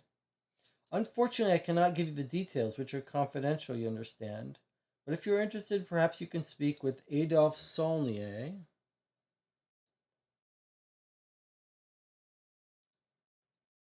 the Minister of the Interior. Okay. You may use my name. Perhaps you will be able to lift a corner of the veil which covers this affair. But you have yet to tell me what I owe to the pleasure of this visit. We sum up what we have learned so far. You know, says Bertillon, the opening of the exposition in Paris has attracted all sorts of people, among them several suspect individuals who are anxious to join up with other criminals, always on the lookout for an opportunity to commit a crime. Could you put us on the trail of some of these individuals? Give us a few names, perhaps, says Wiggins. It would be difficult to make it complete, but I can mention several. The presence in Paris of Kurt Weinberg, German, has been verified, and Henry Gould, we've heard Henry Gould before in London. I don't know in what regard, probably in the newspaper.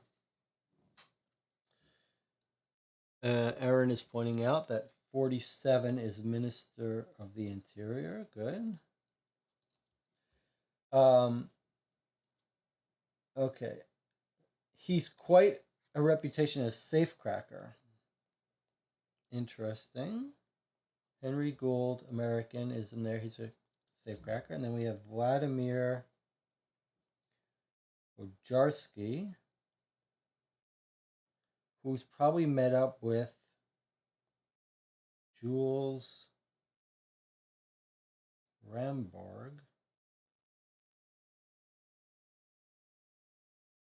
old accomplice of Pierre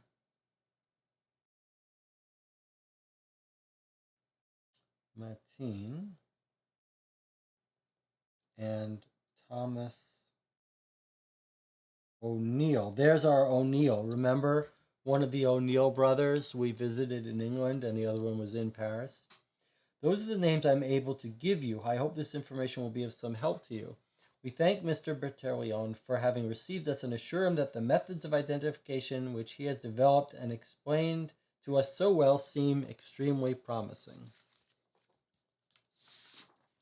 All right, so we've got a bunch of names.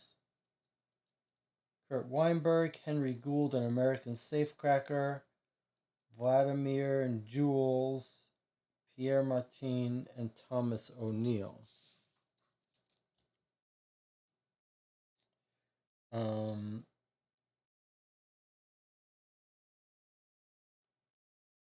So let's remind ourselves there is a connection now between Paris and London. The connection is through Gerard, and more specifically McGuire, the person that we resemble, that the O'Brady's have on their picture of on their wall that they're probably related to.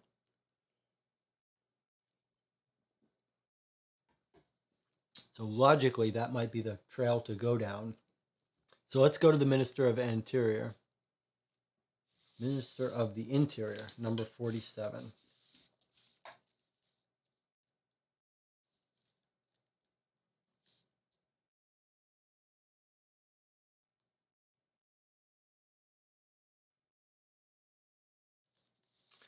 Okay, so 133.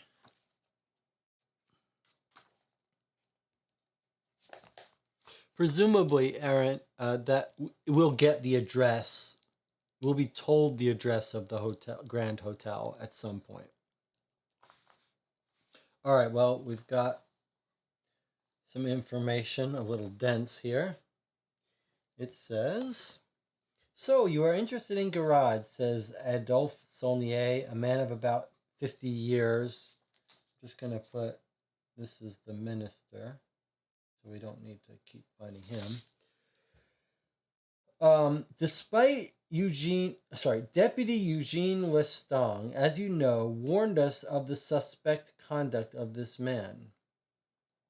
Although French interests are not threatened in this case, men such as Gerard are, in general, capable of anything, capable of selling their services to the highest bidder.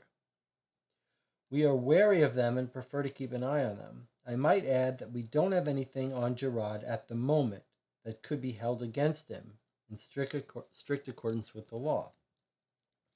Yet you are very suspicious of him, says Wiggins. Well, I wouldn't say quite that. I would say that we are prudent, vigilant, as we are when we are confronted with anything which resembles a case involving espionage. Can you give us the details of this affair? Asks Francois de Villard. Unfortunately, and I'm sure you'll understand, I must remain discreet. But espionage often goes hand in hand with military secrets, and that much is obvious.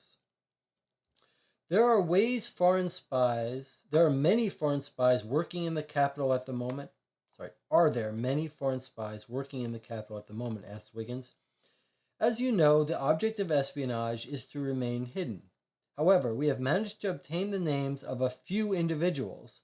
The list is unfortunately most incomplete. With the exposition going on, there are so many foreigners coming and going that it is difficult to have a precise idea of the situation. Could you possibly give us this list? Asks Wiggins. Mr. Saulnier does not respond immediately. He joins the tips of his fingers together and looks at us one by one. He's looking at these little kids, the irregulars.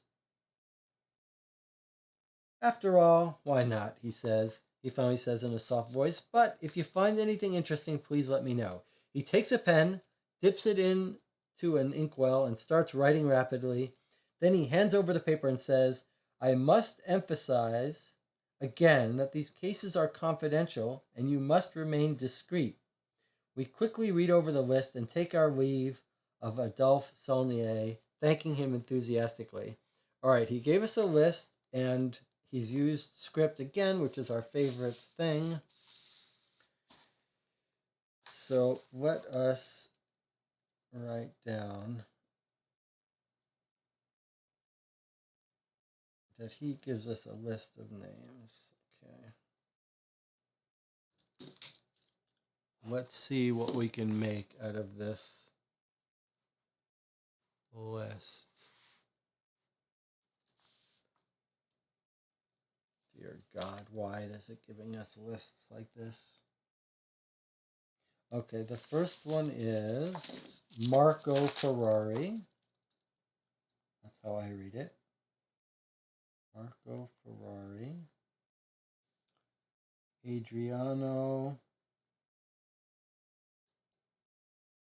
Gardelli.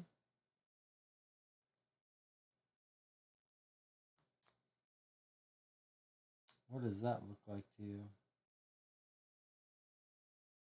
Hoffbeck is the last name. Maybe, is that a Q? An O?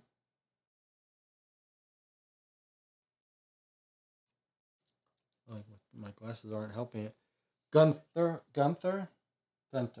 Okay, let's try Gunther. Hopefully we only need the last name. Okay. Federico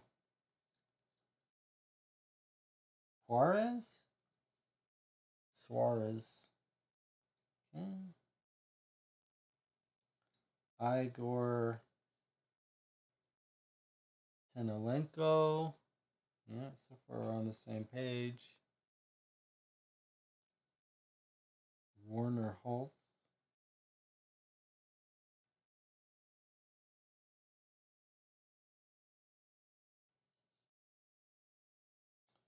So far in agreement. What does that look like? Carlos?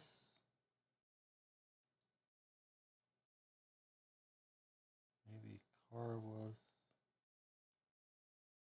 Lassa? Lassa, it looks like to me. Question mark. Then we have what? What letter is that? That's a weird name. Luigi.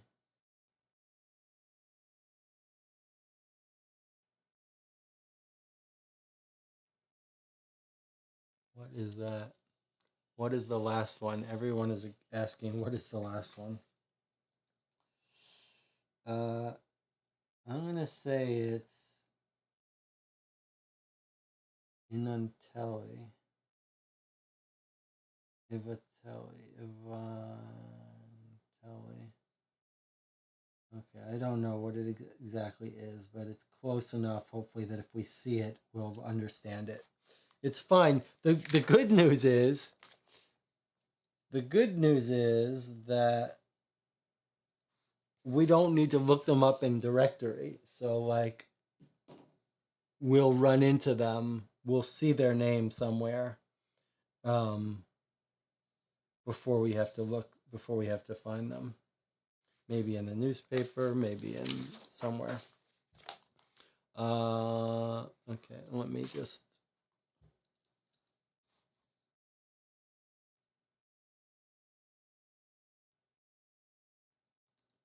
Okay. So we can't deliberately go visit any of these people. So we've basically hit a dead end now.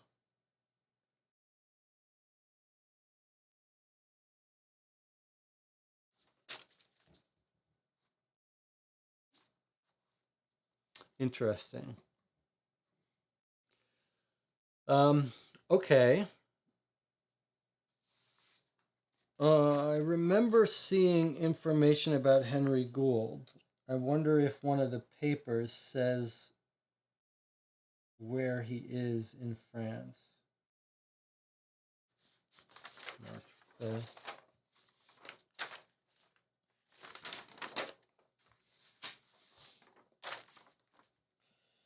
Where else can we go? All right, I guess we can go to that porcelain store. But other than that, we can't actually directly go to any of the... We've got a whole bunch of names. But we need to get clues to figure out where they would be. So let's go back to the birds for now. Might as well. And I guess we could go to places, you know, we could go to the... we could go to the post office and stuff just to see what we can find. But since we have a clue here, outstanding, let's go to the birds. 97. A. Finch porcelain. Let's see if he has any leads for us. Hello, gentlemen. What can I do for you? Mr. Frank is a small, bald man whose piercing hazel eyes gaze intently at us. We are interested in porcelain birds, miniature reproductions of birds, explains de Villard. In that case, gentlemen, I think I might be able to help you, for I am one of the few specialists in such art objects in Paris. He invites us to follow him to a display case occupying part of a wall on the left side of the back of the shop. Gentlemen, here are all the porcelain birds I have to sell at the moment. He indicates a stunning collection of about 30 brightly colored, ravishing birds. A magnificent cardinal with fiery red plumage is surrounded by a blue jay, a black titmouse, and a charming red-breasted robin with outstretched wings. It would be difficult to choose a favorite. Is that our robin with outstretched wings? Magnificent collection, says Le Villard. Turning towards M. Frank, I suppose you know the origin and the history of all these birds? Of course, he answers, looking surprised. Why do you ask the question? We explained to him quickly that we are investigating a theft which involved the disappearance of handmade porcelain birds similar to the ones on display. My friends and I have come here solely with the intention of educating ourselves, explains Francois de Villard.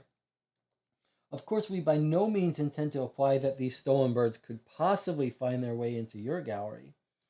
I understand perfectly well, says M. Frank, and I will do my best to answer your questions. We would like to know how you know the origin or provenance of the pieces you sell. It's quite simple. When we purchase one of these pieces, we draw up some sort of certificate with the name of the seller on it. When we sell the piece, we in turn deliver that copy of that certificate to the buyer. He can then prove the origin of the object. Needless to say, we are extremely vigilant as to the identity of the persons from whom we buy. I should add that the police come and verify our books on a regular basis. Do all antique dealers proceed in the same manner? Yes, if they choose to uphold the honorability of our profession. But, as in all professions, there are always a few less scrupulous individuals. What action do you take if a suspicious-sounding seller proposes to sell such pieces? I simply refuse to do business with him. Has anybody recently proposed to sell you any porcelain birds? Not for several months. You must know the market for art objects well. Certainly, I've had the shop for 40 years. How could such a collection of stolen porcelain birds be fenced? I told you earlier, it is not impossible that certain merchants might accept to buy such objects, but I would prefer not to name any names. It would be a grave accusation. I think the thieves would probably prefer to sell through certain receivers of stolen goods.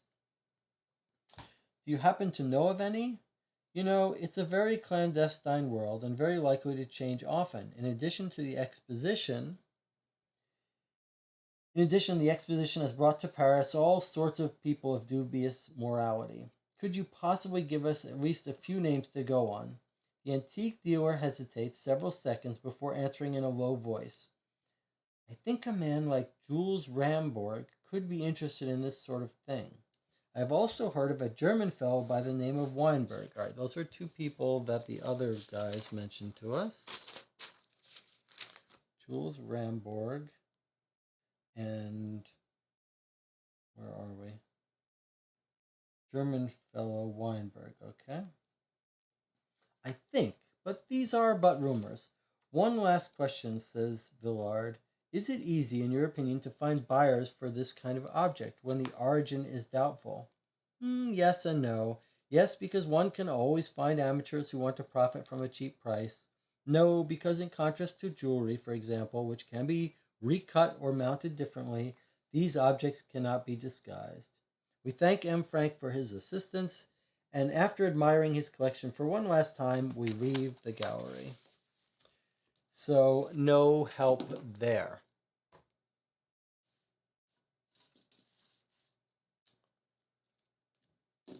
Fascinating.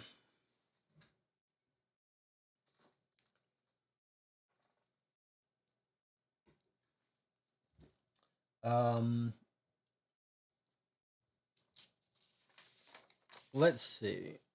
Where else were we curious about? All right, let's go for fun. Let's go to the marriages and see if any of these marriage people can give us some information about Miss Thacker. 29 Rue Dunkirk. Let's see if that's a location. Okay, that's not a location, so we can't go there. So I might as well just remove that. We went to the porcelain guy. We can remove that.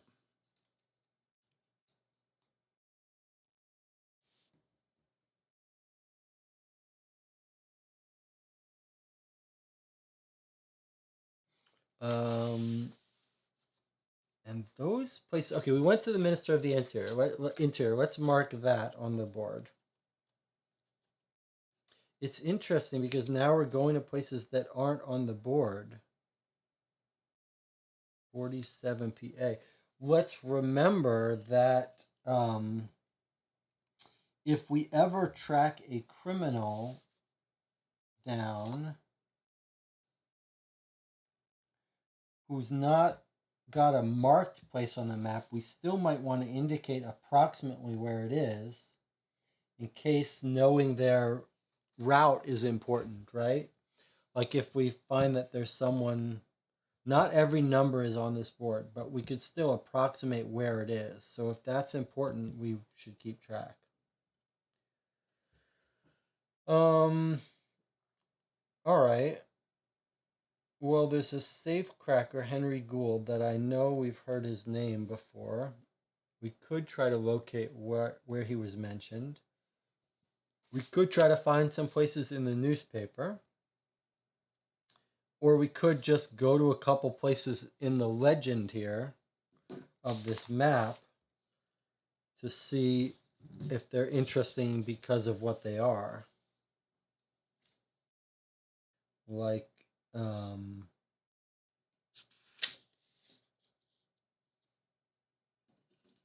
here's a good example, perfect example. The Sorbonne, where our professor taught. We were told he taught at the Sorbonne. Let's go there. Let's go there. Let's see what they know of him. 23 at the Sorbonne. Where is the Sorbonne? 23.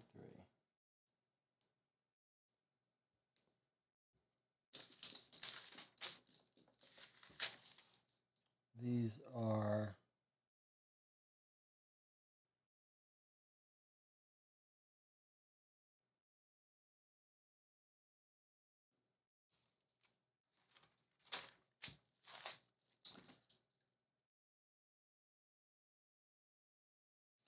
PA23 goes to 93. All right, let's read what the Sorbonne has to tell us. Paris is having a very different feel right now. It's a little confusing, but it feels like we're in an alien place, which I guess is what it should feel like with this, the way we're having to find things on the map. Okay. The dean is a small, nervous man, entirely bald, whose bulbous nose holds up a pair of thick, old-fashioned glasses. Monsieur Thacker was here from September 1883 to October 1885. He taught science and was conducting some research in acoustics.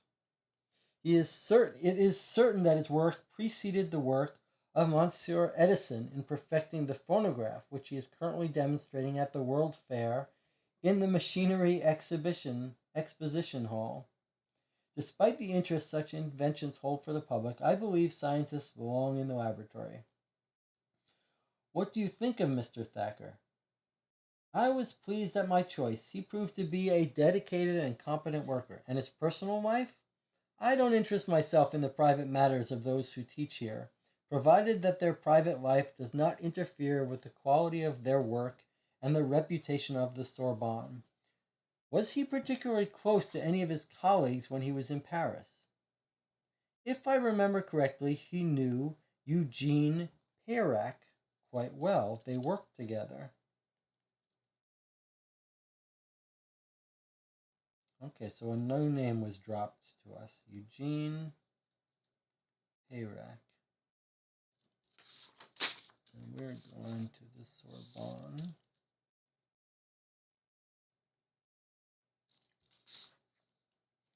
Could we possibly meet him? He teaches at the Polytechnical Institute.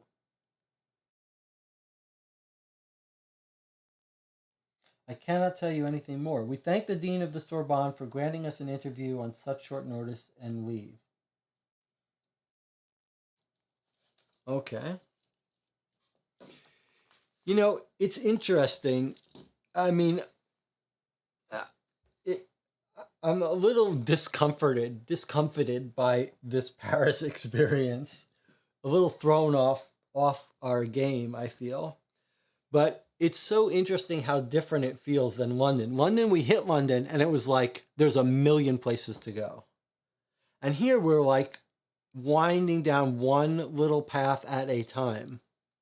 So now we're like figured out, okay, Thacker, let's trace and see if we can find, you can see the questions. He was like trying to get at his personal life. Maybe we're going to find out where he met Miss Thacker, how that relationship started, and hopefully dig into her past because we're very suspicious of her. Okay, so let's find the Polytechnic.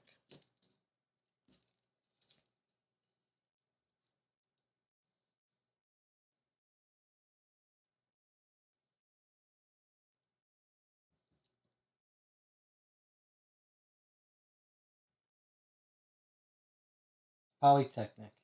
École Polytechnique. 88.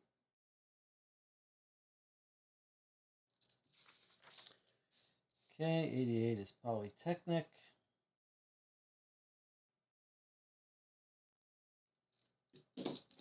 Let's go there. It's clue 57. All right, I'm starting to feel. Yeah, Jonathan. Well, so Jonathan says, was he working on spy equipment to bug rooms?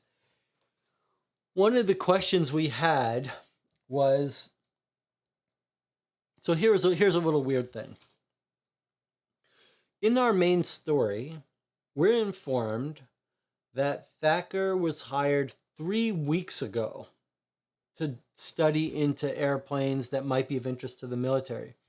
So the dilemma we have is, if the wife is a foreign spy, French spy, who's spying on him,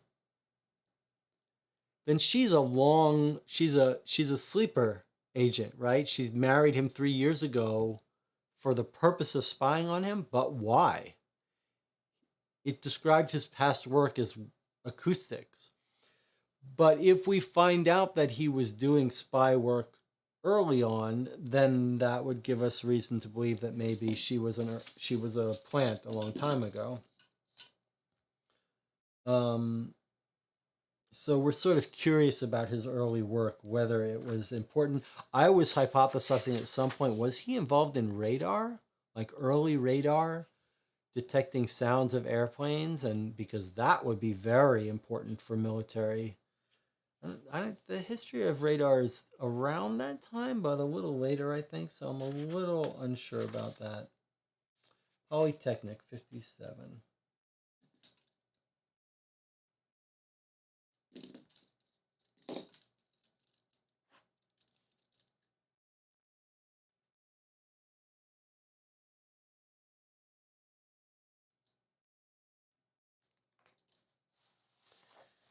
Okay, here's his colleague.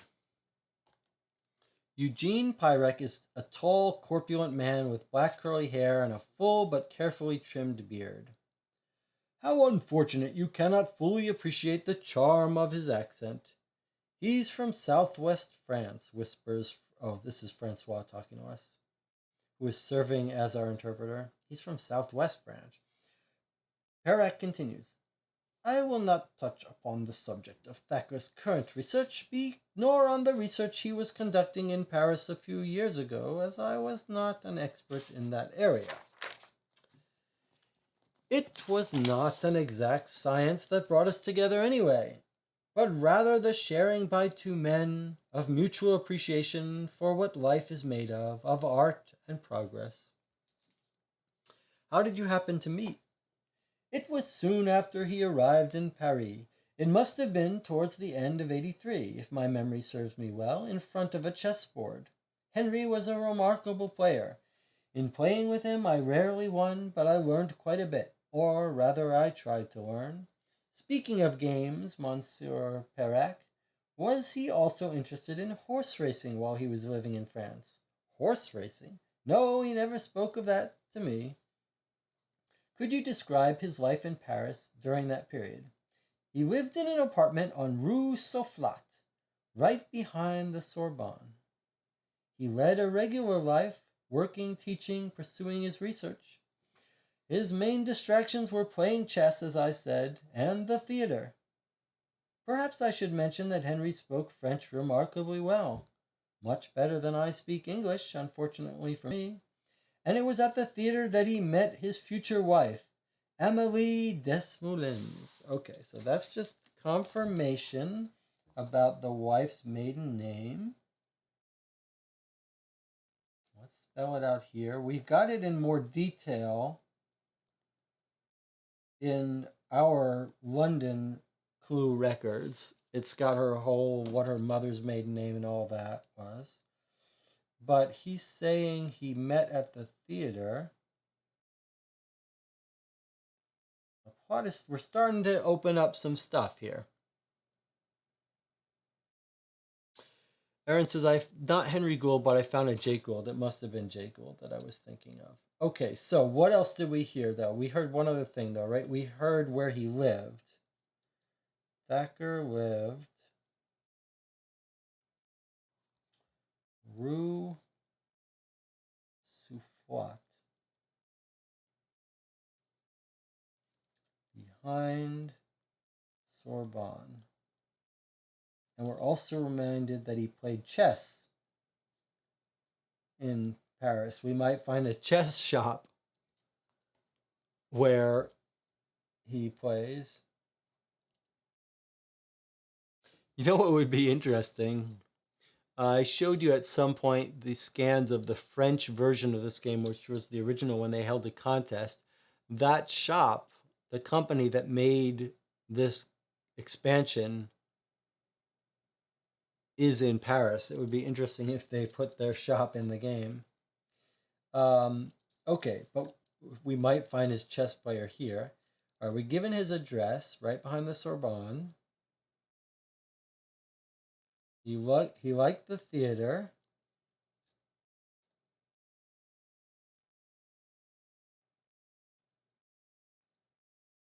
Met his wife. Do you know her? they ask.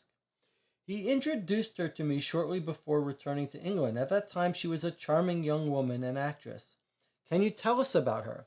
Unfortunately, I have little that I could tell you. He introduced me to her one night when we were dining in a restaurant on the Champs-Élysées. Surely they're not going to remember him at that restaurant, but...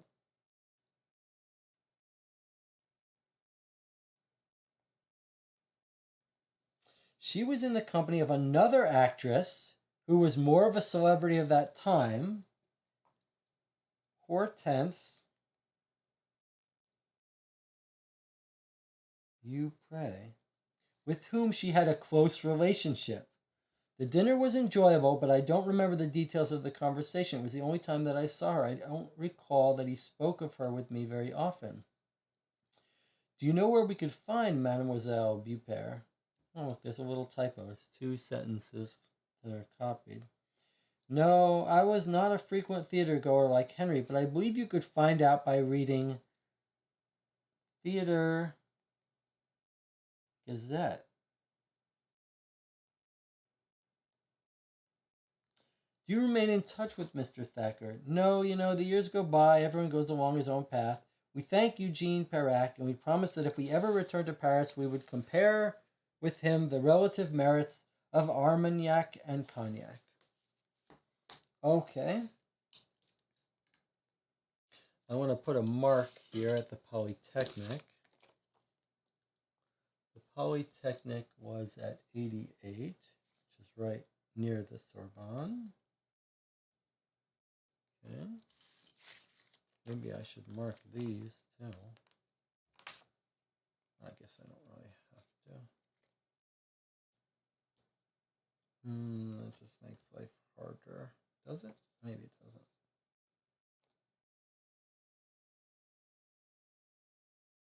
The Sorbonne was 23.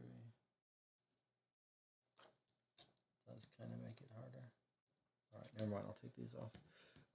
Okay, so I'm liking this. Like, we investigated and developed some suspicions of the wife, and now we're able to track down her history.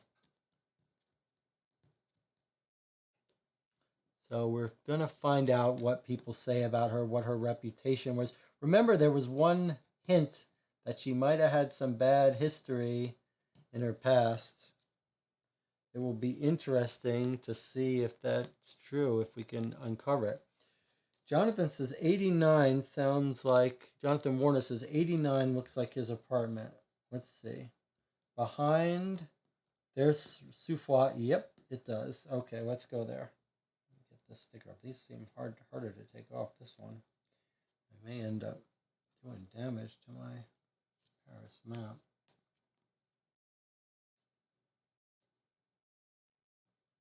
That's tricky. All right. These could cause some damage to this map, but I'm still going to do it. Okay, let's go to his house at 89. We're going to say they lived behind this. Okay. All right, this is kind of, I'm getting a little exciting. There is no 89. Oh, 89 is the Pantheon, and that's not even our list, so it's not there. Is it this? Is it 36? 36 is Lycée Henry IV. Rue Safat. You know what I think? I don't think we are told what the address is. So this is fascinating. Let's think about this for a second, this change in system. So we know his house is behind the Sorbonne. And Jonathan Warner was saying, we know it's behind the Sorbonne. Jonathan Warner says it must be 89 because that's the number that's behind here. But you know what? That's not how this game works.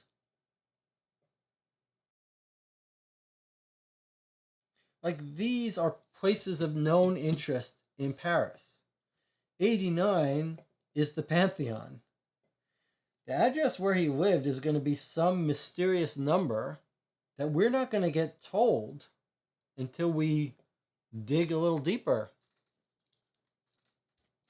So Jonathan says the magazine store is here. That's gonna have the Gazette. I think that's a good lead.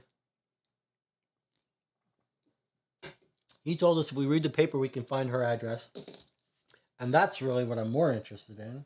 So yeah, and then we could maybe go to the restaurant on the Seine or Champs Elysees to see if maybe someone remembers them. Probably not. So we don't know how to find his old house address. That I find fascinating. It's so different from the London map system. All right, let's go to that magazine store and let's see if we can't find this woman to say some bad stuff about Miss Thacker, which is what we're hoping. So Jonathan says, maybe the magazine store. Okay. 60. Maybe 60? Let's see. Is 60 an item? Yes, 60 is an item. Magazine store. Okay, let's go to 113.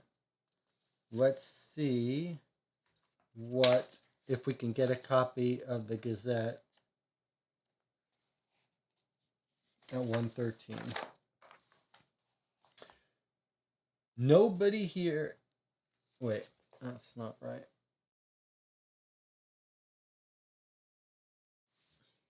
That was not 60 magazines. 60 is 113.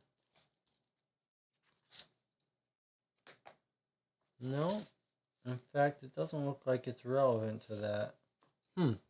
Here's another magazine store, 31.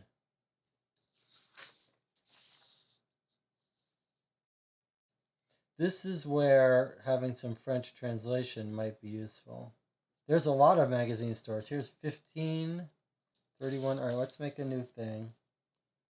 Magazines. It looks like 15. Can someone do a translation? Magazines and make sure that we're right. It looks like maybe different magazines. 15 is magazines of Belle Jardiniere. And then we've got National Bibliothèque, a library maybe. That could also have it. And then in 31, we have magazines Felix Potin, whatever that means. And then 40 is magazines. Maybe magazines is not magazines. Magazines of the Louvre. And then 45 magazines of printeps. We're looking for magazines of the theater, right? Maybe. 60, this is the one we went to. Magazines. Bon Marché.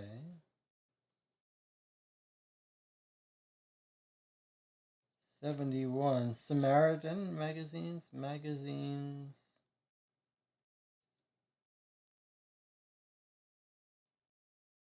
Samaritan.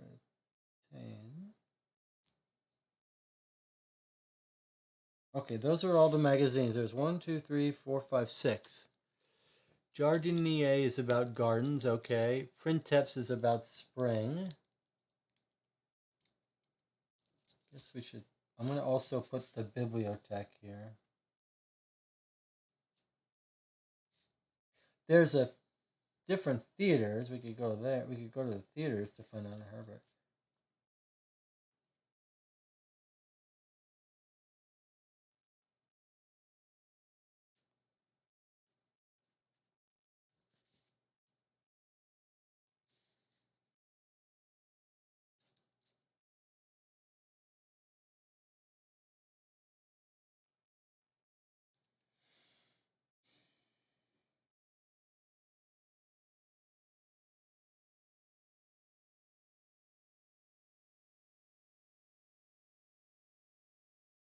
Theaters are bound to have heard of her, know about her, etc.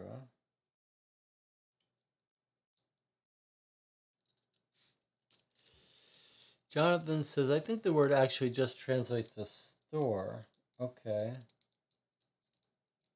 So it's not necessarily. Maybe the National Library then would be a better place to read about her, or at the theaters. Let's see. Let me write down what you're saying here about this stuff. Jardine is garden store. Okay. Printeps is spring. What does that mean? What is a spring store? Bon March is cheap. Cheap stuff. Okay. So this is an interesting thing. It's realistic in that we're Londoners transported to Paris, so we don't really know the language or the place.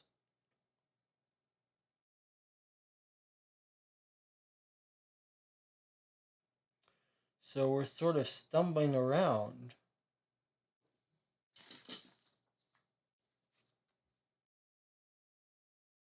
We know his house is there. We also know where she lives. I want to find where her family is from because she's got a street named after herself. Where is that? Let me find it here. While you guys are looking up the places. Where is her family street?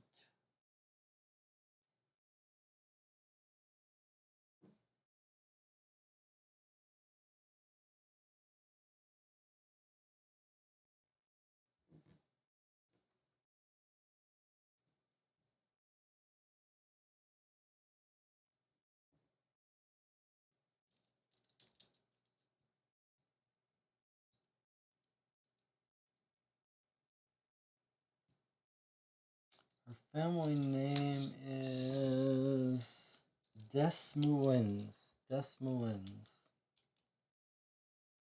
And we know there's a street because it's referred to in the newspaper.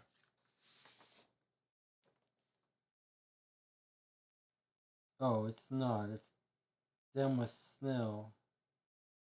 Okay, Demoiselle, Desmoulins. Alright, maybe that's not her street. Okay, never mind. It looks like it is. I still think we should check out her family history. Gossip. A gossip store? Gossip, what does that mean? Happy gossip?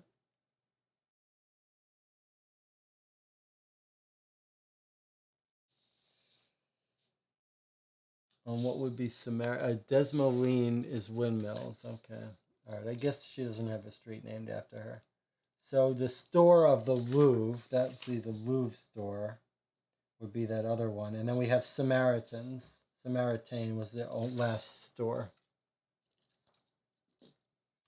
All right, let's check out the gossip magazines and the gossip store and see if that's what that is.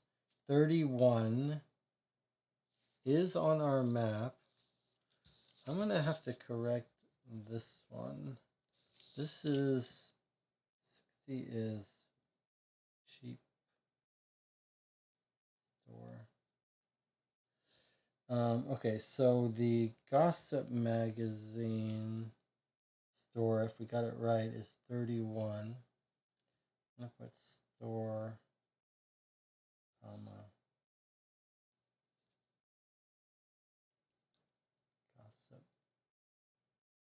Let's see if that's got anything in it for us. Or if it's the same thing where it says, no. Okay, so let me just tell you what I see when I go to these stores. There's just a one-line item at the store, and it says, you don't see this person. And it's not a person whose name we've seen before. So I'm guessing that we go to the stores when we're we hear someone hangs out at a store or is a shopkeeper. So we're going to stop going to the stores. We'll come back to them. I think we're going to be called back to look for stores, but I don't think that's where we're going to find this Theater Gazette. I think we're going to have to find the Theater Gazette either at a theater or maybe at the library. Let's go to the library first since I've got it down here. The Bibliothèque Nationale. I'm going to circle it. Bibliothèque 7028 PA. So let's mark that on our map because it's a national place.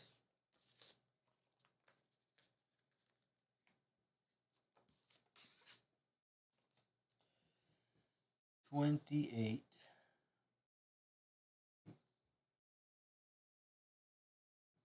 Certainly, Paris certainly has a different feel to it. There's the bibliothèque. All right, let's look. Let's read bibliothèque. Let's see what we got. Bibliothèque is 78.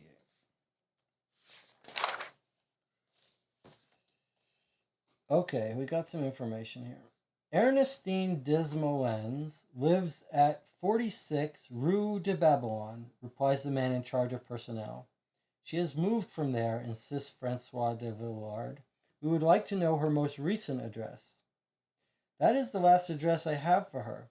I assume, in that case, that she must have moved after she terminated her employment with us. I'm sorry. Can you give us the address of the people she worked with? The man seems to hesitate for a few seconds. Then he reaches for his pens and checks his directory. Here's a list of women who knew her, he says, moments later handing us a piece of paper. So we've got a whole bunch of addresses of someone who knows Ernestine. So let's write down, this is not quite what we were... Bibliothèque. So what we think here is that Ernestine Desmoulins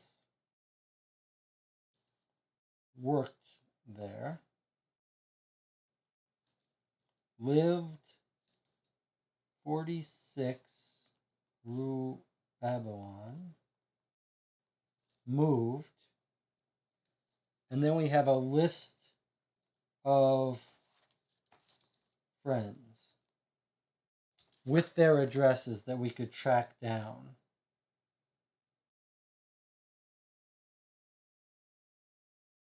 Any address that any person's name that's in our list. Where was our Lewis? Lewis, do we have a Lewis? We have Luigi Ivantelli. No, none of these people are on our watch list. Okay, so I think the thing to do, see if you agree with me. The thing to do is not pursue these, not pursue these names yet until we get the lead that tells us who Ernestine Desmoulins is and that she worked in the library. So bibliothèque was just kind of like a little bit of an early clue that we maybe shouldn't have seen yet. No big deal. All right. We need to track down the woman who was friends with Miss Thacker. We need to find the Gazette.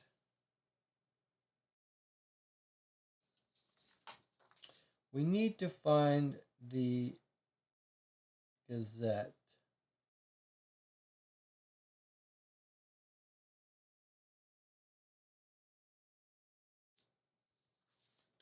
So it's 57.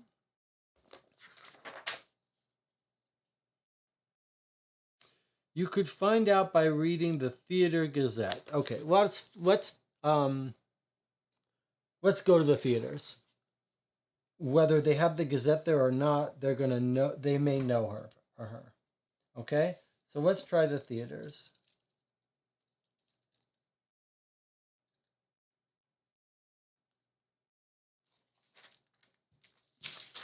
All right, let's make a little list here. The theaters. What have we got?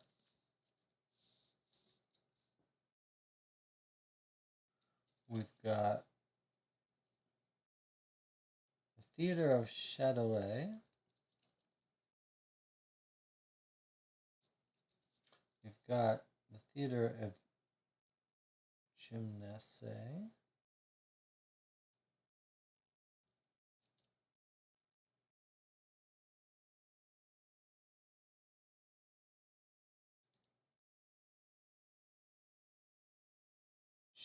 The Chamber of Deputies. I'm just curious what that is. Opera. Let's write that down here too.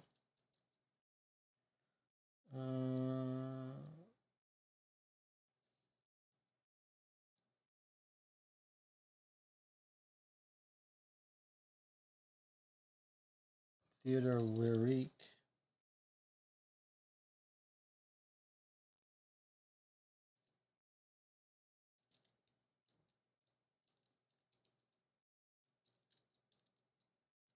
Theater Variety.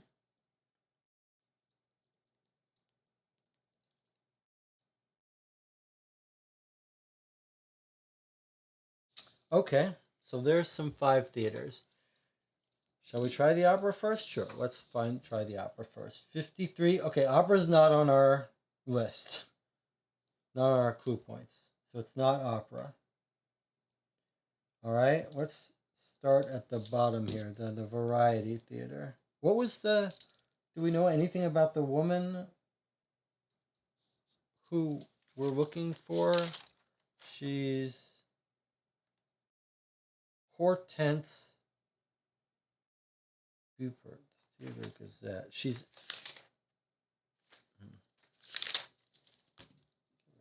maybe 30. I don't know why to think she'd be at one other than the other. Let's try the Lyrique at 78. Okay, 78, there's no entry. So we can cross that off. How about the Variety Theater? No entry. You can cross that off. Gymnast Theater, 21, there is an entry. Let's go there.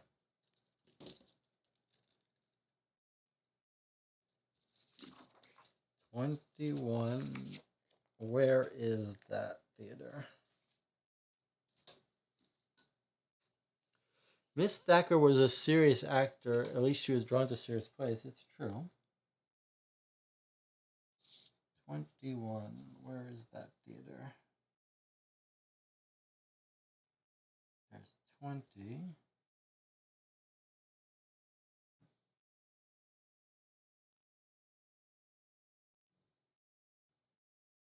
21. Okay. Clue 42. The director of the acting company is busy ironing, here we go, is busy ironing out a few details with the stage manager.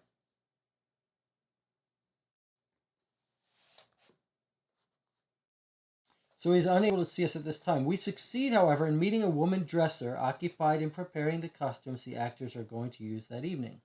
I remember Hortense Beaupre very well, she says to us. She left us in September of '87, at her prime, to go open a cabaret. Okay, so she opened a cabaret.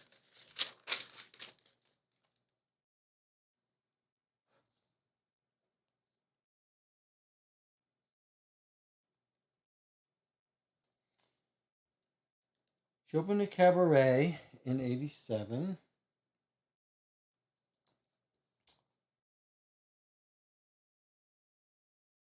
Nobody really understood the reason for her departure. She claimed she was tired of the long hours and voyages far from Paris.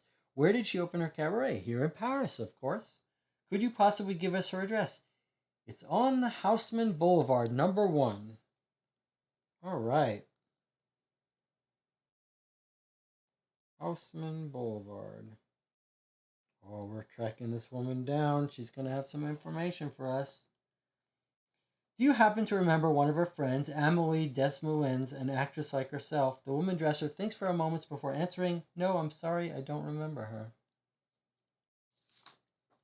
Okay, let's write down what this is. This was the Gymnase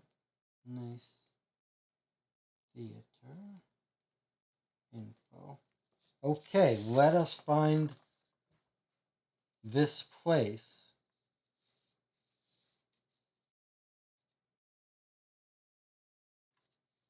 Number 1 Houseman Boulevard. Now, here's the thing to remember. Jonathan says, let's go to the other theater to get that out of the way. Okay. Notice, though, I just want you to notice that number 1 Houseman Boulevard is not on this list. You can't see it because it's a little... Not on this list. We just have to go... Like, every address is going to be unique. So there's a 1 location on the list, and that's going to be 1 Houseman. So we're going to go there in a second. Let's say, what was her name? Hortense? Hortense. So we'll go there in a second, but it's not on the map. Now, Jonathan says, let's go to the other theater just to get it out of the way. Okay, that's fun. I'm okay with that. We went to that one. That was Hortense info. Okay. 12 Châtelet Theater. Let's go there.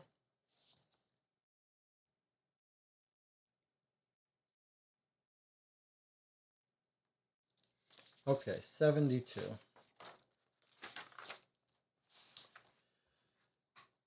We are sitting in the dressing room of Gervais Gallimard, one of the actresses of the Philip Arnaud Company, who is currently playing in Around the World in 80 Days at the Chalet Theater. Oh, look at this. I've known Amelie Thacker since her debut in our troupe, when she still went by Amélie Desmoulins. She joined us in 82. If my memory is correct, she was a charming young woman, almost still a child. Her courage, her determination, and her reserve, which are unfortunately not qualities often found in young actresses, impressed me, and were certainly the reasons for our close friendship. She stayed with the company until 85, I believe, when she decided to leave the theater to get married. Did she speak to you about her private life? Rarely. As I have told you, she was very reserved. She spoke to me about her mother, with whom she lived and for whom she had great affection. She rarely spoke of her father, who died when she was just a girl. We have their names in our London info. Did you ever visit her at her home? No, I think I remember her living on Rue Babylon, but I never knew the exact address. I guess we probably should write that down, right? So, Emily lived on Rue Babylon. We probably already knew that. Are you still in touch with Miss Thacker? No, the world of the theater is a world different from others. You never know where your company will tour next. Did she show an interest in art during this period? In art? You mean in the theater? No, in art objects in particular. I don't know. I don't believe so. I know she liked to draw for pleasure, but she certainly didn't have the means to be an art collector. On the other hand, it's true that she did often enjoy visits to the museum. Why do you ask? A collection of porcelain birds was stolen from her home, and that incident precipitated our investigation. Did you say birds? Yes, that seems to surprise you. No, not in the least. Emily once told me she liked to wander in the public gardens by herself to listen to the sounds of the birds and to watch them fly away because they represented the ideal of innocence and purity to her. That's what she told us. I don't quite know why that remark struck me, except it seemed to have unleashed a strong emotion in Amelie.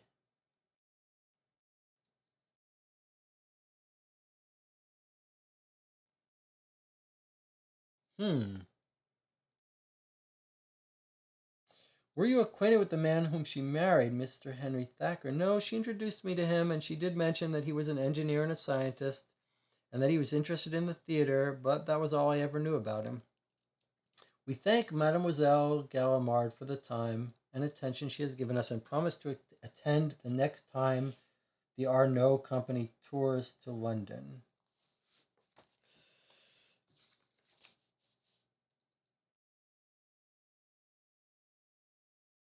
Okay. Well, I'm getting a little intrigued now. We had written off the birds. It was curious the statement she made of the birds.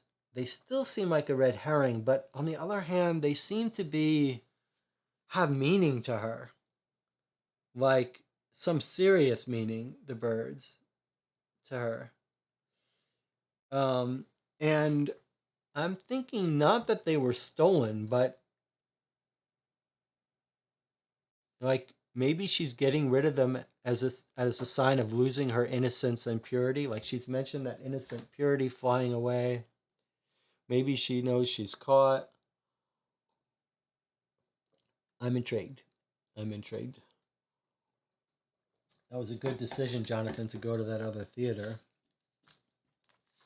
Okay, what were we gonna do next? We were gonna follow up on the information we got about one Houseman, where her best friend used to live. Um, let's take a break, yeah? Let's take a 5-minute break. We'll come back. We'll talk to her best friend. Maybe she knows a little more. It's getting interesting. I'm warming up. I'm warming up to. Erin says she's fit for being a spy. Yeah, she kind of is fit for being a spy. I'm warming up to Paris. I'm warming up to this different change of gears. Jonathan says could be someone signaling that she is not innocent. Yeah, you could imagine the husband taking the birds like, how dare you? You said you were innocent, but you're not. Interesting possibilities. But now I think the birds have some symbolic tie. They're not just a complete red herring. All right, 5-minute break. We'll be back.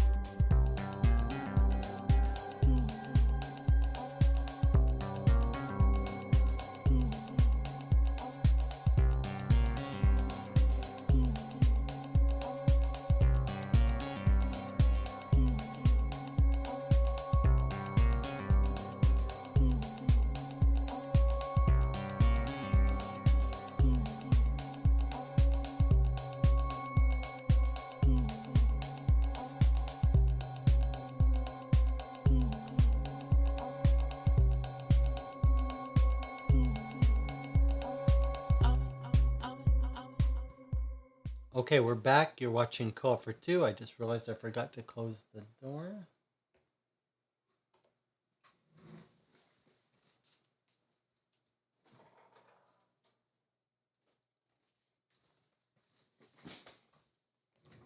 Okay, a little rough this evening, little out of practice. Okay. Jonathan says, this reminds me of the large yellow pages in Gumshoe. What reminds you of the large yellow pages? This or something that we're doing here?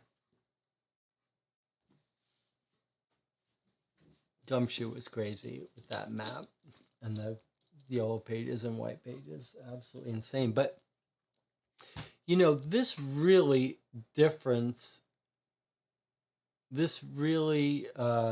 feels different from Gumshoe in terms of the difficulty of the cases. It was sprawling with all these cases, but each individual case felt like it was unfolding.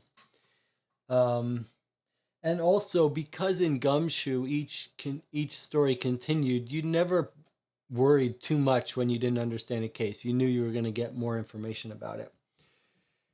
Aaron says, did you broadcast all of Gumshoe or just the first 3 days? I only recorded the first 3 days, I think, 3 or 4 days. I was just, there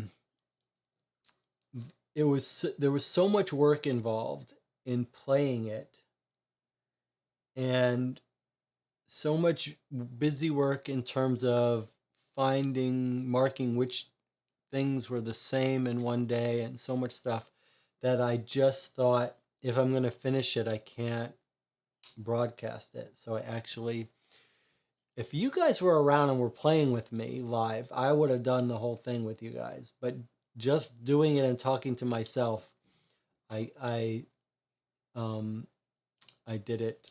I did the last days offline, but then I did a full review of the experience afterwards. So I did record a discussion of my final thoughts of it. But yeah, I only played on camera the first 3 or 4 days.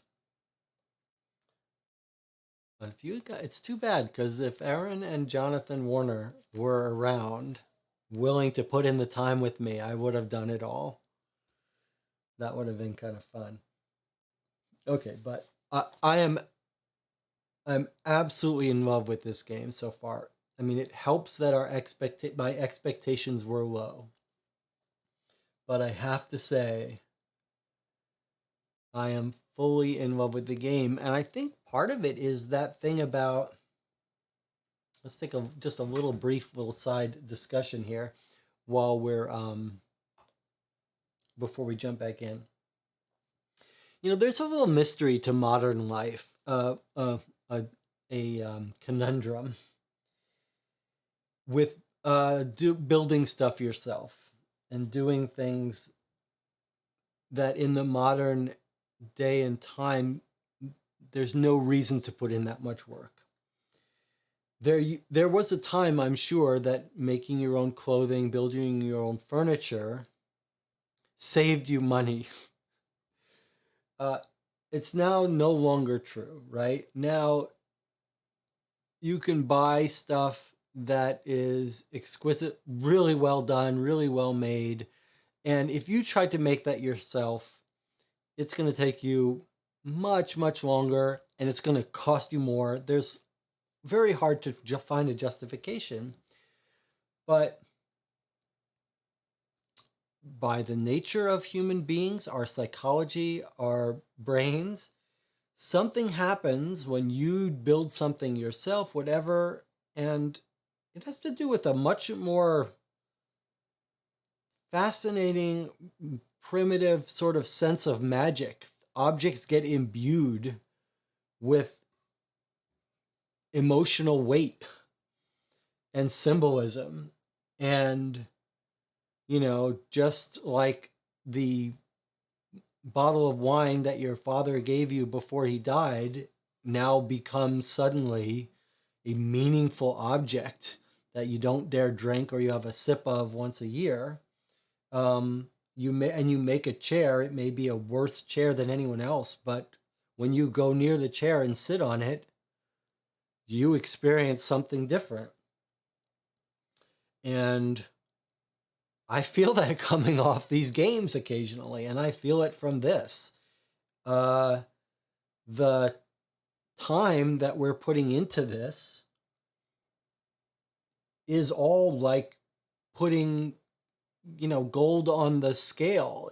It makes it feel more significant, more weighty, more emotionally valued. Valence. There's some emotional valence in this game. And the fact that we're having this experience, we're playing it over Christmas, whatever. I'm just really enjoying this process, and I hope you guys are too. Okay, we're back. Let's go to this woman's house and see if we can dig up some dirt on this actress. I thought she was dirty and a spy. Then I thought she was honest and innocent and good, and now I think she's a spy again. And maybe the answer is going to be somewhere in between, right? Like maybe she's got a past. They've got some leverage over her, and she married for love, but then she was pressured into betraying her country, her adopted country, etc. All right. Are you ready to go to the first place? And I think I've also got the clues from before so we can look up her family if that's relevant to us. Okay, let's find Hortense. 1 PA, which is 1 Hausman Boulevard, where she opened her cabaret. That's where we're going.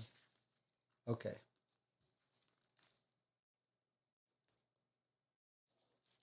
Let's go there and see what's going on in her cabaret. Here we go.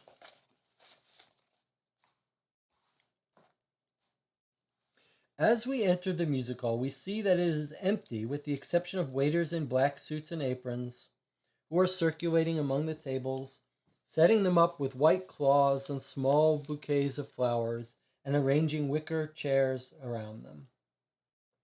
The small round tables and chairs are carefully arranged so that each person can see the stage, slightly elevated, occupying one wall of the hall. We ask to see Mademoiselle Beaupré, and we are escorted to a small office in the back, behind the scenery, next to a door which announces in large letters, dressing room. Hortense Beaupré is a tall and beautiful woman, with lustrous red hair. Her voice is soft and melodious.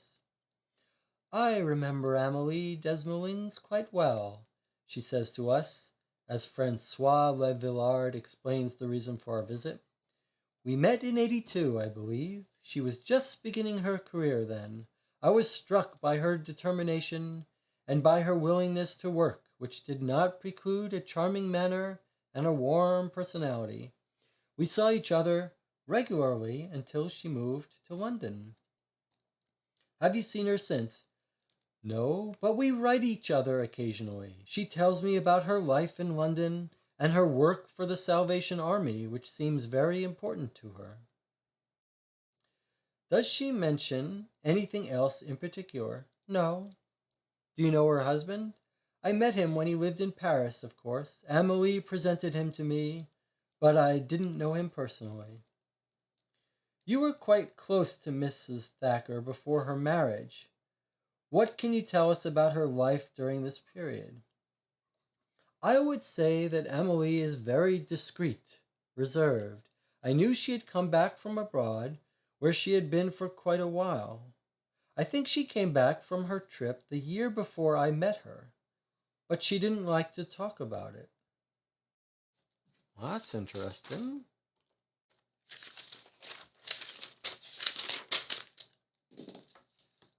She was abroad, huh? In Adelaide?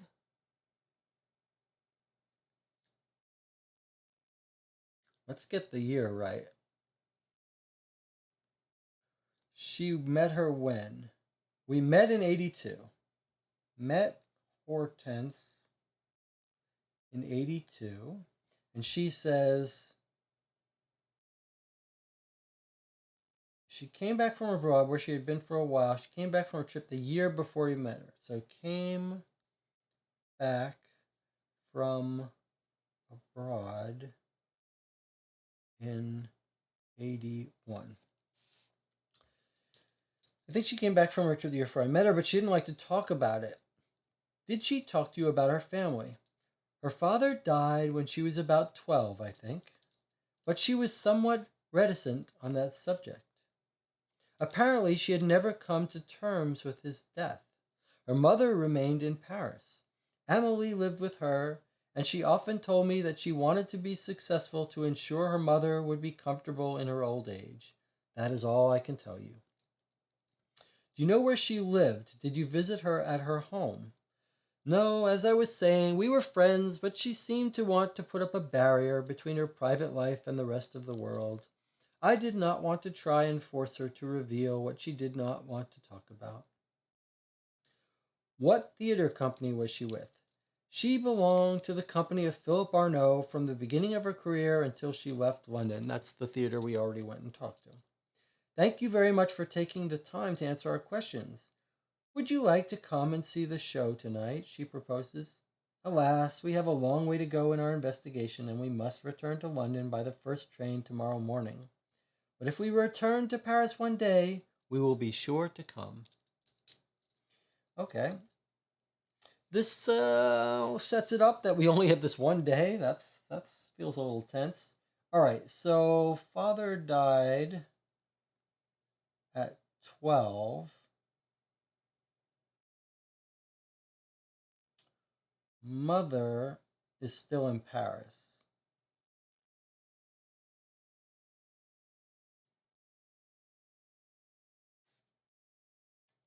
So what do you make of this discussion? She's reserved. She's got this very suspicious trip abroad.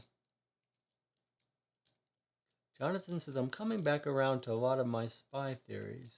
Maybe go back to the bank to try to access her finances. I'm still torn with the spy theory. Like, I think she got blackmailed into it or something.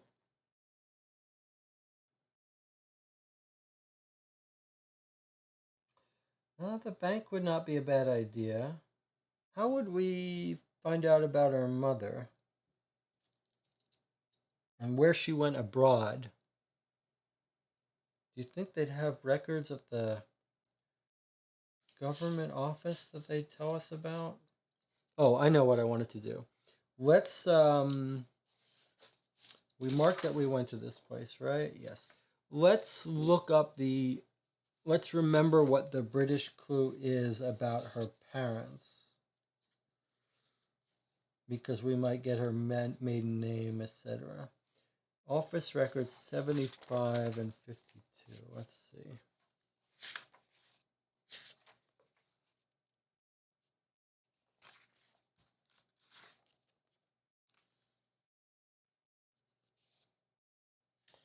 Nigel Brady's, that's not the records we want. Somerset House, 17 and 91.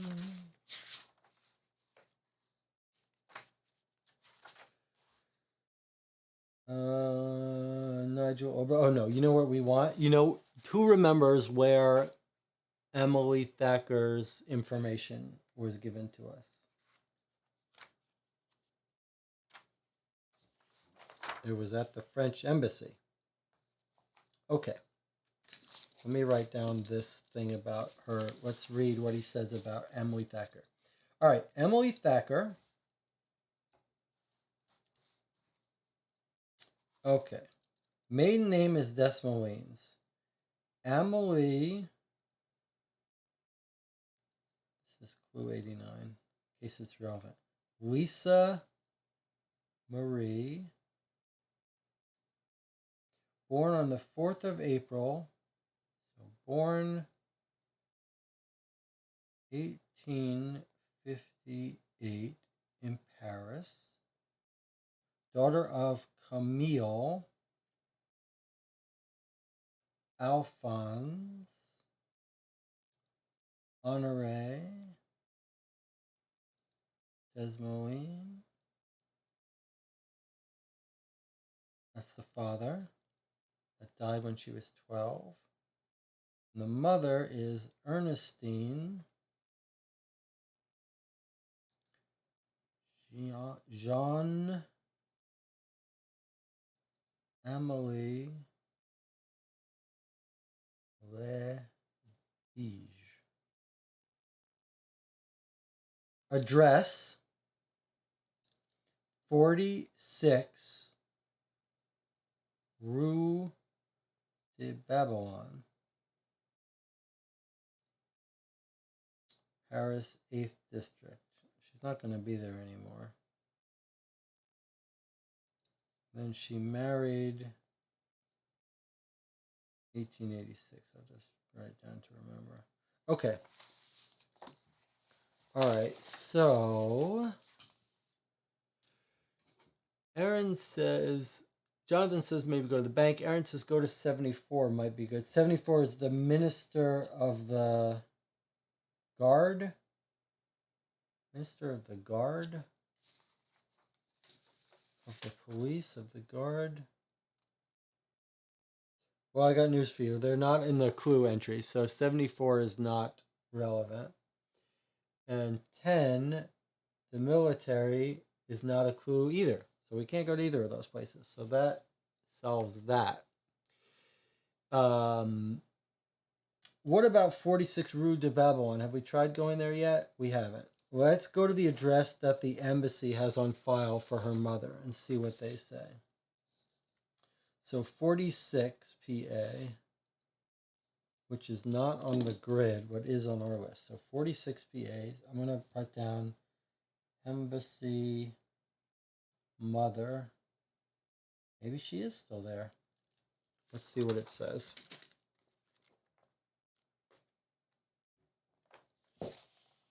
Oh, it's rather long. Is everyone on board with where I went? We went back, we checked back to remind ourselves what the French embassy had on Amélie Thacker, and they had on file the address of her mother. That's where I've gone now. The landlady is a large woman, about 60 years old, wearing a black dress and a large gray apron. Her white hair is up in a bun on top of her head and held there by a comb made of horn. Little Amélie, of course I remember her. I knew her when she was little, my little Amélie.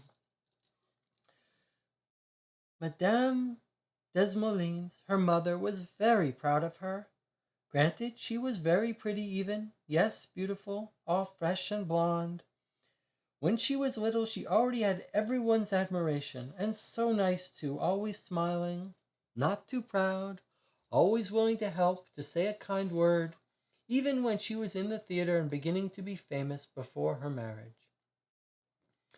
But here I am, talking non-stop, leaving you standing there on the doorstep. Please come in.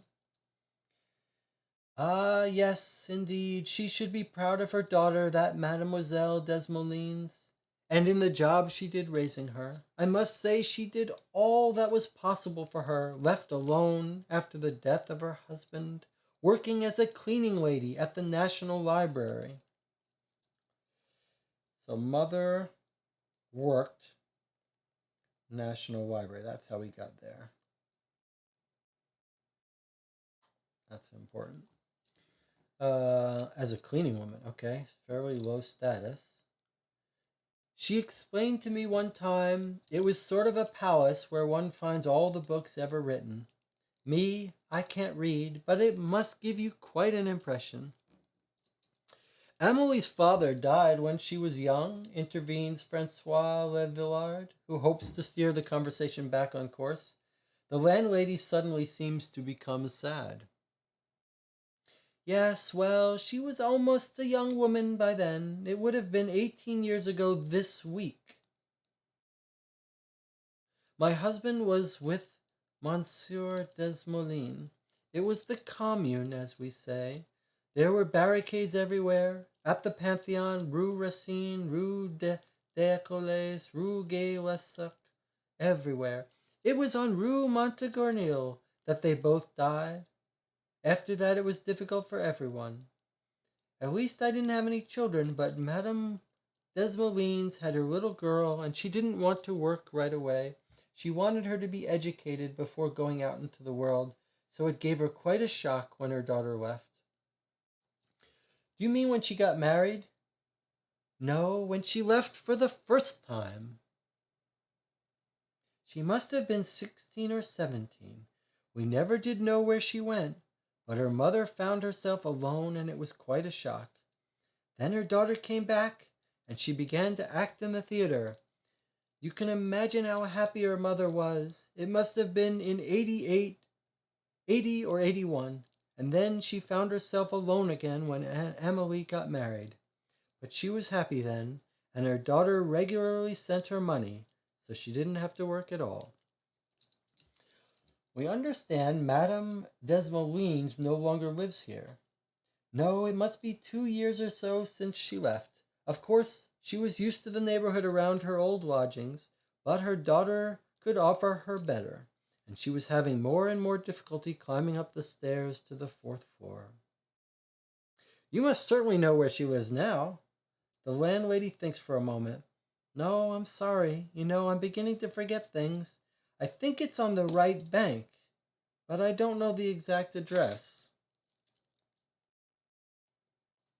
Where's on the right bank, maybe? I never did go and visit her. I can't leave the lodgings just like that, but she comes to see me once in a while when the weather's nice. Well, why did you come and talk to me about little Emily like this? Oh, nothing grave brings us, let me assure you. A small, simple investigation in regards to a theft. The landlady smiles once again. Ah, well, I like that better. Money woes won't kill you, as they say. All right, we got some information here. And we were sent here. How? How did we get to 65? The embassy's mother's address. Okay. The embassy's mother's old address, I'll put. All right, so now I want to make sure I understand something. Old mom's address, which was 46 PA. What was the thing about 2 people dying? Mother's proud.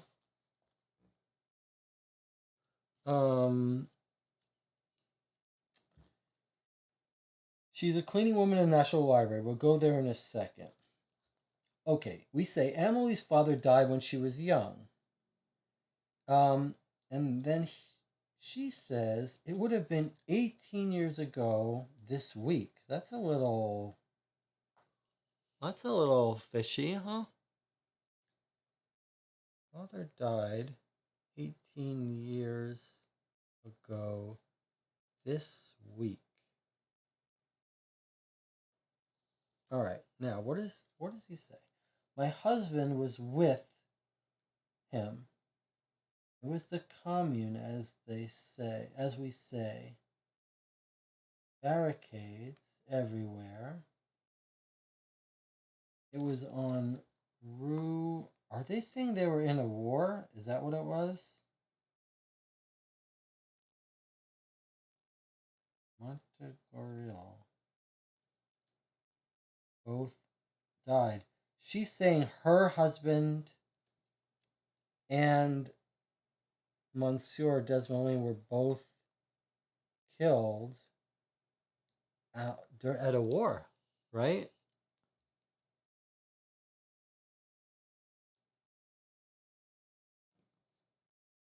So it's 1889, and they died 18 years ago.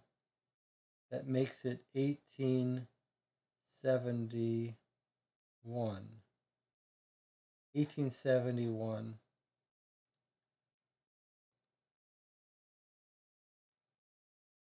Maybe it's a war. And then she's saying, okay, at least I didn't have any children, but Madame Desmoulins had her little girl.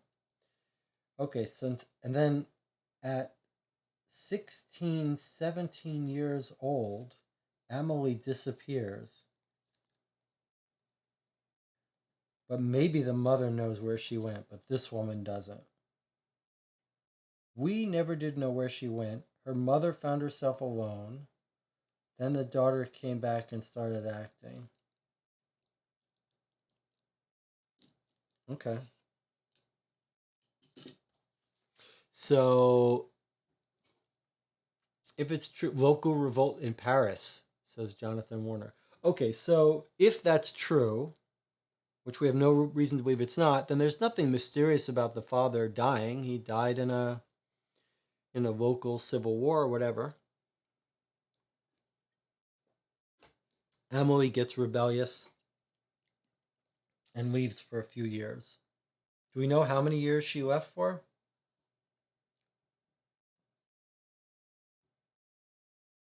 It must be two. No, she just.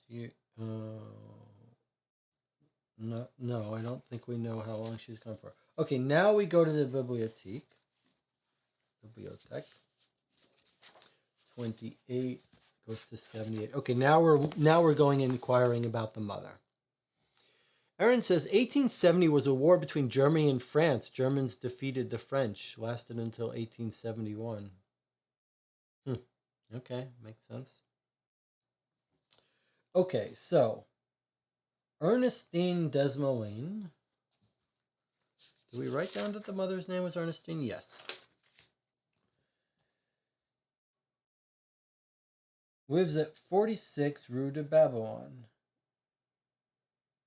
Ernestine Desmoulins lives at 46 Rue de Babylon, replies the man in charge of personnel. She has moved from there, insists Francois Levillard. Oh, okay, we just went there. This guy is now saying that's where she lives, and we're saying no, she's moved. The guy says that's all I have for her. After she terminated her employment, can you give us the address of people she worked with? Here's a list of women who knew her. Okay. So now we can, it's all women, friends. I don't know if that's relevant for us. Okay, so she also tells us that she thinks she lives on the right bank, although where her friends live doesn't seem relevant. All right, let's visit these people and see if they know where she went. Then the Paris Commune happened. What was the Paris Commune? Can you tell us? Aaron is giving us some little history here. Then the Paris Commune happened. What is the Paris Commune? Meanwhile, I'm going to see which clues have friends entries. So 49, let's make little marks. 49 has an entry.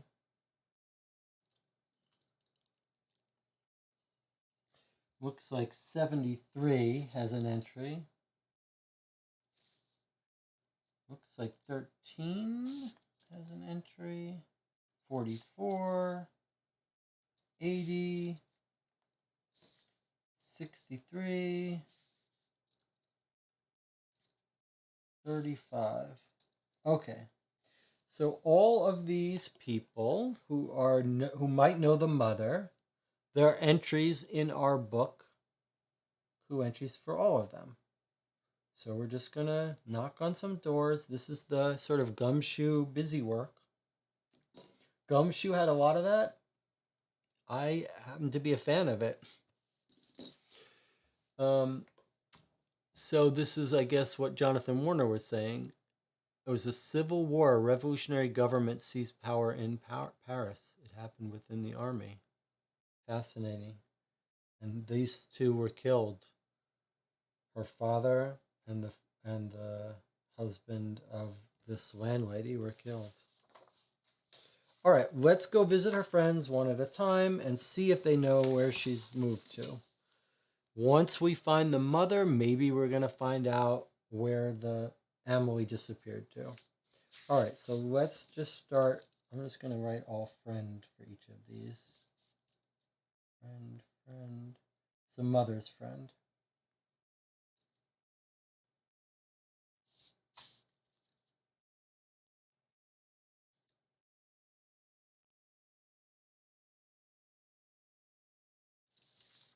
All right, I say we'll just go to them in order of the list here.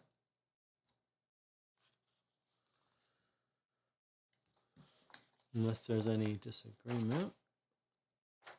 We're just trying to track down the mother.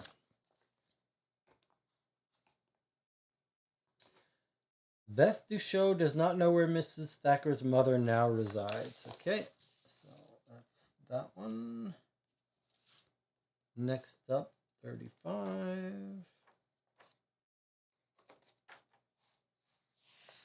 So 35 goes to clue 69. Madame Zachary passed away 6 months ago. Okay.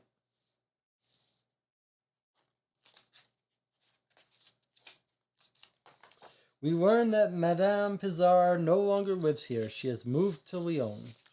She moved out of Paris. Has anyone in the chat ever... Zachary Brown now lives in Paris, has lots of family in Paris. Just sent me a photo of eating dinner with his mother's French side of the family. It was a real French scene, big table, bottles of wine and cheese and oysters, and picture of the backyard where the wild pigs had been digging up truffles or something like that. Anyone else been to France? I was in France very briefly. Stopped over for a day or two traveling through some of Europe with my best high school friend at the time, Rob Burton. And we went up the Eiffel Tower and saw miscellaneous things, saw a Cat Power playing outside, and learned that you really do. The most important thing I learned from Paris is you do not talk to someone without saying hello, how are you, good morning first. You do not walk up to a store person and say, do you have this? Or can you tell me where this is? You first start out and say, bonsoir, bon oui, and then you begin with your question. Otherwise, you get looked at very negatively. Okay. 36.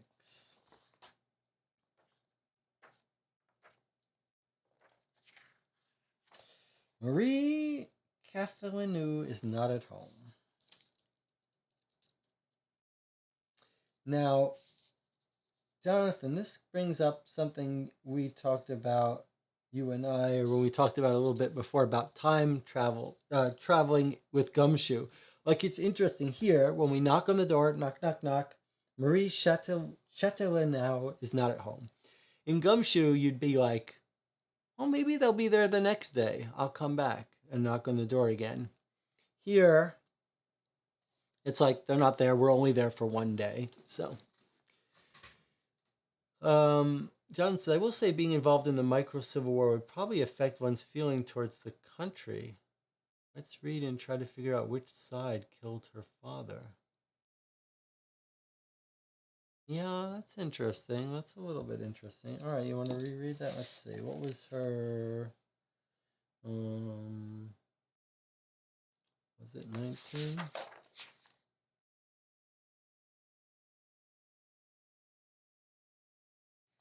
'19 was the music hall. 65, I think. Okay. She was a young woman. It would have been 18 years ago this week. My husband was with Monsieur Desmoulins. It was the commune, as we say. There were barricades everywhere at the Pantheon, Rue Racine, Rue d'Ecoles, Rue Goye-Lussac, everywhere. It was on Rue Monteguerel that they both died. But the mother will know. The mother. If it's relevant, the mother will tell us. All right, we still got some more friends to visit. Clue 6. Oh, we got a friend here who's home. A small, frail woman of about 65 years old, dressed all in black, opens the door. Madame Sicard? Asks Francois Levillard. Yes, what can I do for you? We believe you might know Madame Desmoulins. Yes, I do. I hope nothing has happened to her. Rest assured, but we were hoping you could give us her current address. Marceline Sicard gives us a long look and apparently decides she can tell us. She says softly, she lives at 99 Rue de Paradis. It's on the corner of La Rue de Faubourg Saint Denis. A pretty little apartment on the ground floor given to her by her daughter. Do you know her daughter? No, she just told me about her when I visited. We were drinking some herb tea to warm up. It was after poor Raymond's funeral. Raymond Zachary. She worked with us at the bookstore. At our age, you don't expect much except to watch the people you know leave. We thank Madame Sicard and quickly take our leave. So we knocked on the door of this woman who died, and now we learned they met up, went to the funeral, and we now have her address.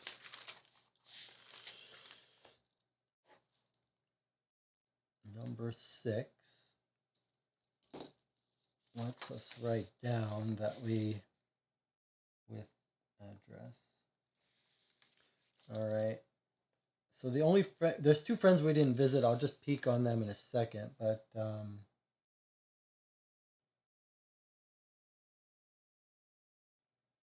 mom's friend. Okay, she gave us her address. Where does she say? 99 Rue de Paradis. Then she gives an address, corner. This address would only be useful if we need to map stuff out. So I'll just write it down quickly. If we need to, we can map it out. But probably not. Now, I'm going to tell you, I'm going to quickly peek at these 2 other friends to make sure there's nothing there. Okay, there's something a little here. Simone Delorme is a young woman about 30 years old with a long face. I remember Ernestine quite well, she says to us. We used to work together. We did the cleaning at the National Library, but I don't know her address. The last time I saw her was at Raymond's funeral. Raymond, yes, Raymond Zachary. She died 6 months ago. Ernestine and I didn't really talk. We didn't have the same age or same interests, you can see. We understand. Okay. And then I've got one more friend. Mademoiselle Louis Renaud advises us to go see Marceline Sicard. So someone just pointed us to the right friend. It's fun how they're like pointing. One died, one saying this one died, one saying you should go see this one. All right, we're going to now go to her house, which is 99, which is the mother's house. Exciting. Mother's new house. Okay, now, before we do, I want to tell you about one of my favorite movies of all time, which is set in France. It's Day of the Jackal. Day of the Jackal, Frederick Forsyth book, directed by famous director Zinnemann. Fred Zinnemann, I think. What does Aaron say? 28 National Library. What's that? 28. That's where we went. That's where she worked. Day of the Jackal, one of my favorite movies. I won't say anything more about it, but it's got some French history involved in there. And I'll give you another movie, another one of my favorite movies, like top 15 movies, also related to France.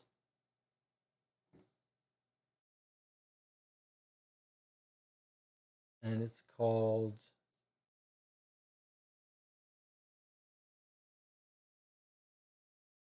what is it called? No, I can't remember the name off the top of my head. It's about Algeria. It's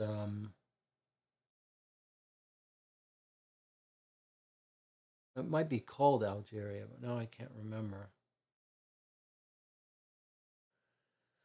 It's about revolution in French occupied Algeria.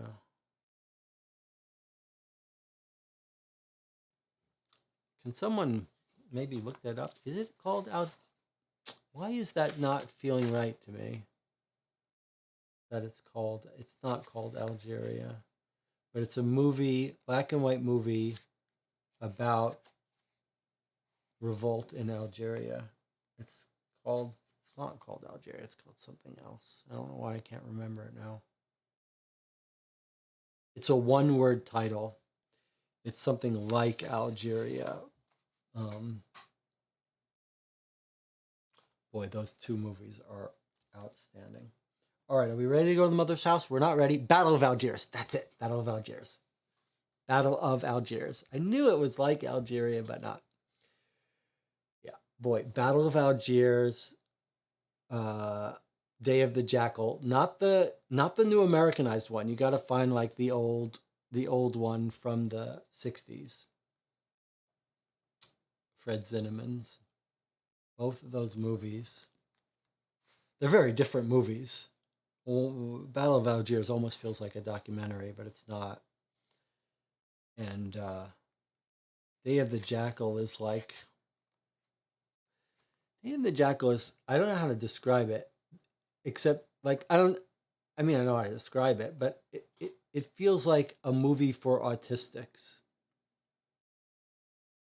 or a movie for people who don't want emotional extra stuff in their movie, like a procedural almost.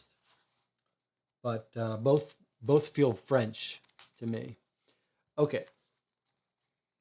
And Aaron says he's read Forsyth's book like 20 years ago. Yeah, I've listened to the audio book of Day of the Jackal, I think, but I can't remember how much I loved it. But the movie's just like it's got some scenes in it that are just like to me are perfect. In their lack of emotion, in their lack of silliness. Okay, back to the game. Let's go visit the mother. Let's go visit the mother. 29. We've been working hard to get to this mother. Let's see what the mother says. I got a good big columns of pages of text. Let us read what happens here. Madame Desmoulins is a small woman with white hair, dressed all in black. She receives us in her apartment, situated on the ground floor of a large house. Simple but well-maintained and tastefully arranged, her modest drawing room reflects the qualities of the occupant of the premises. She invites us to sit down around a walnut table worn to a shine by many years of use. Her manner is friendly, but she seems slightly anxious. I hope nothing grave has happened to my little Amelie, she says to us, as you have come all the way from London to speak to me about her. We try our best to reassure her, explaining that we are simply investigating a theft her daughter had been the victim of. We simply want to chat with you a few moments. You know, in our field, it's often the small details revealed during a conversation which seem to have no importance that puts us on the trail of the guilty party. Except he puts trial. I don't know quite what to tell you. I could talk about Amelie for hours, but I fear I may bore you. You know, at my age, you live by your memories. Madame Desmoulins gets up to fetch a large porcelain plate decorated with fruits and flowers from the sideboard, arranges a few biscuits on it, and then brings it over to us.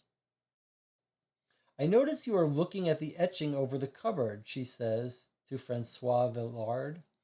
Ah, yes, a Daumier, I believe, he answers, a little embarrassed. His inquisitive glance has not escaped the old lady. No, on the contrary, she says with a wink, it is by Amelie. You know, she's a true artist. She has a talent in drawing and painting as well as theater. She could reproduce, often from memory and very quickly, any etching or painting for that matter.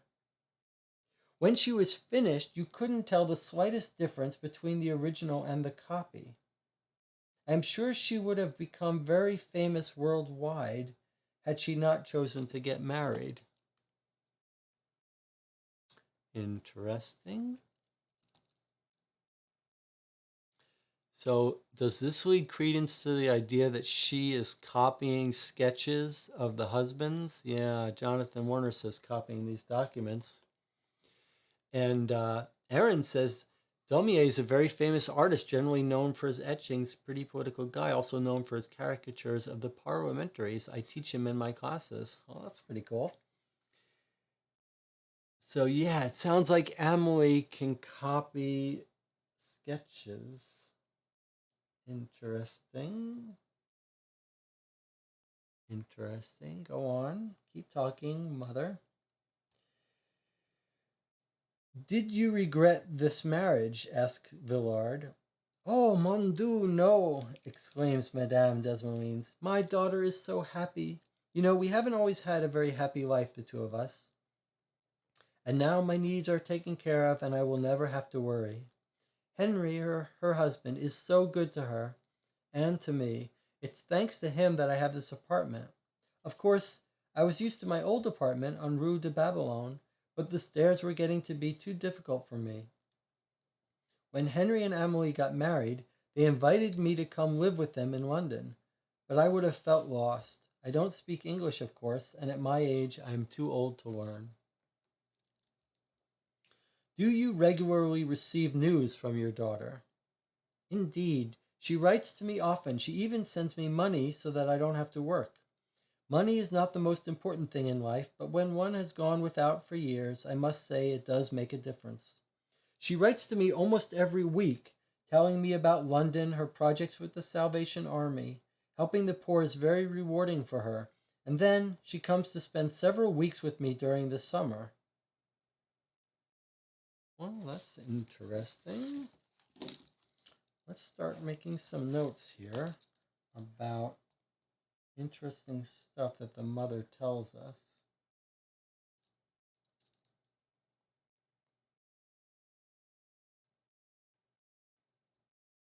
Okay, so she tells us that she visits several weeks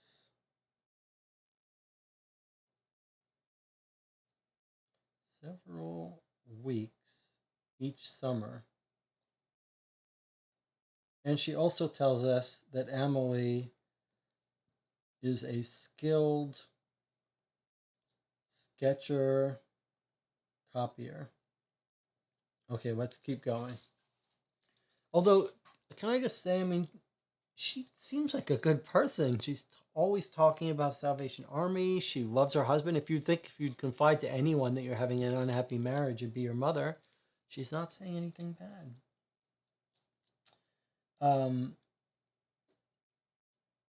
Does she entertain any old acquaintances when she comes to Paris? Actors, people she was close to at one time? No, we spend long hours chatting together or going on long walks, just the two of us.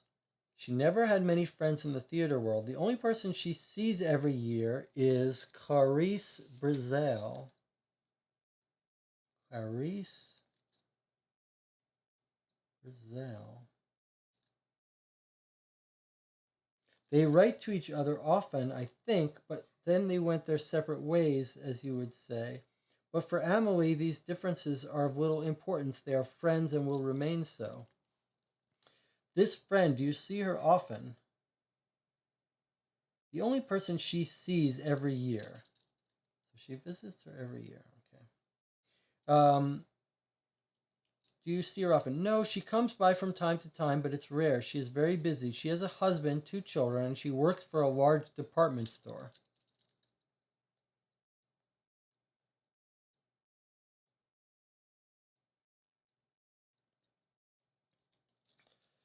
Um, so she doesn't have much time for herself. You said they were childhood friends. Oh, yes, they have been friends since they were small. They went around the world together. The old lady's eyes show a sudden sadness. Yeah, it was in 75. Emily was a young romantic girl. She read a great deal, and she often told me she wanted to see the world. What held her back was that she didn't want to leave me alone. I didn't want to keep her from going. Birds are meant to leave their nest, as I often said. Birds are meant to leave their nest, as the mother often said. That would stick with the child. Interesting. Birds are meant to fly, yeah. Do I get it right? She comes to Paris in the summers. Yes. Did she tell us she hasn't visited Paris? I can't remember if she had said anything about that. Okay, so went around the world in 75 with this woman. She came back for 6 years, it says, back in 1881. Okay, that's consistent. One day, when she turned 17, she left. She came back in 81, 6 years later. We never talked about this period in her life. My daughter was once again by my side. That's all that matters to me. Then she started to act, and when she met with her first success, 2 years later, she met Henry. She came back bitter. She had come back sad and bitter, and he taught her how to laugh again. Since then, she is happy, and so am I. Came back bitter and sad. The thing is, like, the details feel like she's a spy, but on the other hand, everything points to her being in love with this husband. Like, why would she betray him? All right, let's continue reading, keeping an open mind.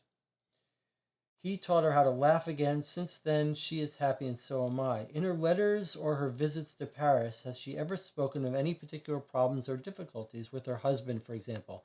No, as I said, Henry and Emily are the image of happiness itself. Why do you ask me that? It appears that Mr. Thacker brusquely left his house on Monday without giving your daughter any explanation, and she was quite upset. I don't understand. I can only repeat that they have always gotten along very well, and Emily never mentions any misunderstanding or difficulties. We thank Madame Desmoulins for her hospitality, her biscuits, and her welcome, assuring her once more that we are certain there is nothing for her to worry about, and that we would quickly find an explanation. All right.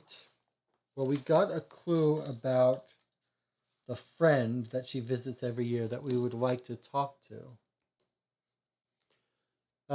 Erin says, remember the doctor? I thought she didn't visit Paris for a long time. Remember the doctor? Yeah, you got a little bit of a point. The doctor was saying she missed her homeland and she should go back there. But here she is going every year back. Well, that's weird. But is it for money to look after her mother? The husband is rich. He's probably giving her money to send back. If she's got money to buy on birds, I assume she's got money to send back. Something occurred to me. Like, what if the husband is the spy and he's convinced the wife to help him? That would explain her, like, anxiety, her wanting to help the husband. The thing is, in the very beginning, when we go talk to the Minister of War, we say, hey, could it be Mr. Thacker is selling information. He's the spy. That's why he's disappeared.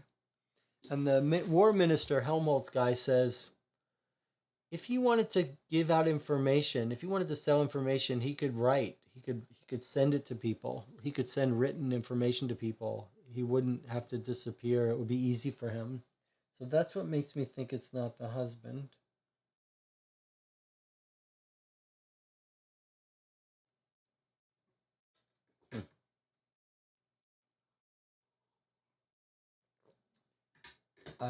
I do not. It doesn't make any, for money to look after a mother makes no sense. The rich woman who's married to the engineer who's inherited money and is getting paid well does not need to make her own side money just to pay for a house for her French mother. That's money that will come that she could send from the husband. The husband loves her, whether you believe she's a spy or not. Husband's in love with her, he would give her the money. I don't think she has to make it. She wouldn't risk her whole life just for money for the mother, which again begs the question, why? Why would she be spying? All right, let's keep following this lead, and now let's find the friend. So the mother says she visits several weeks each summer. She visits with Clarice Brazel, who she traveled around the world with for 6 years.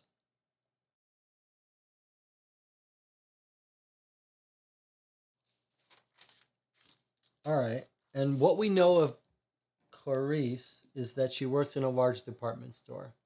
Jonathan says it seems like she was either converted to a spy or blackmail material comes from travel abroad. That feels a little more right to me. That she's being blackmailed and doesn't want to lose her marriage. That feels like a maybe is a motive I could get behind. All right, let's try to find the friend who she meets every year, who's her age. She would know more. So she works at a department store. That's where those stores we found were. We checked a couple of them, and we checked 2 of them who said that woman's not there. We could check the others, but do you see in the list any department store that looks like it would be bigger?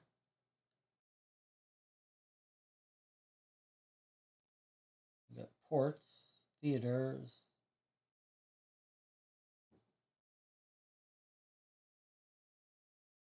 Maybe we could just check all the other magazines, of course. I was just thinking, or those sound like small shops. Maybe there's a big a big department store somewhere. What is an église? Église Notre Dame, Église Saint Francois. Don't know that word, église.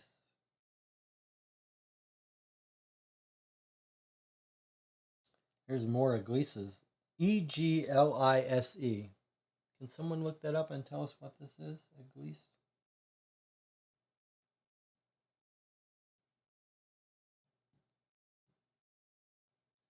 Otherwise, we'll go and check out the other magazines.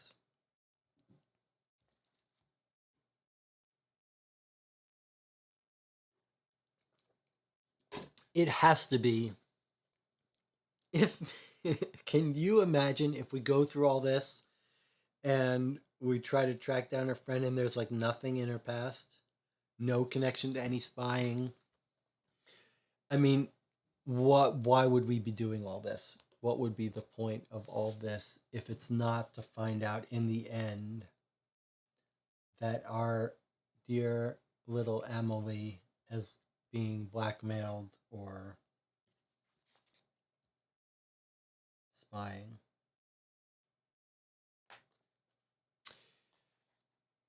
It seems like she's Halle Centrales is a shopping district. Where do you see that? Halle Centrales shopping district. Okay.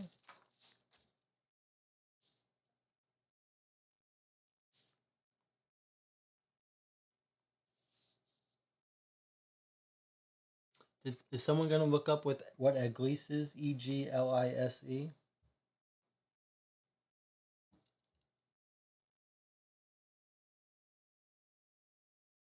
There's a lot of them.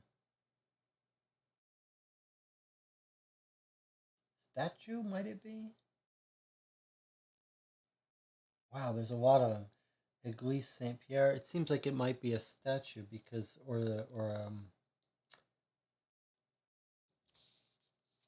a church.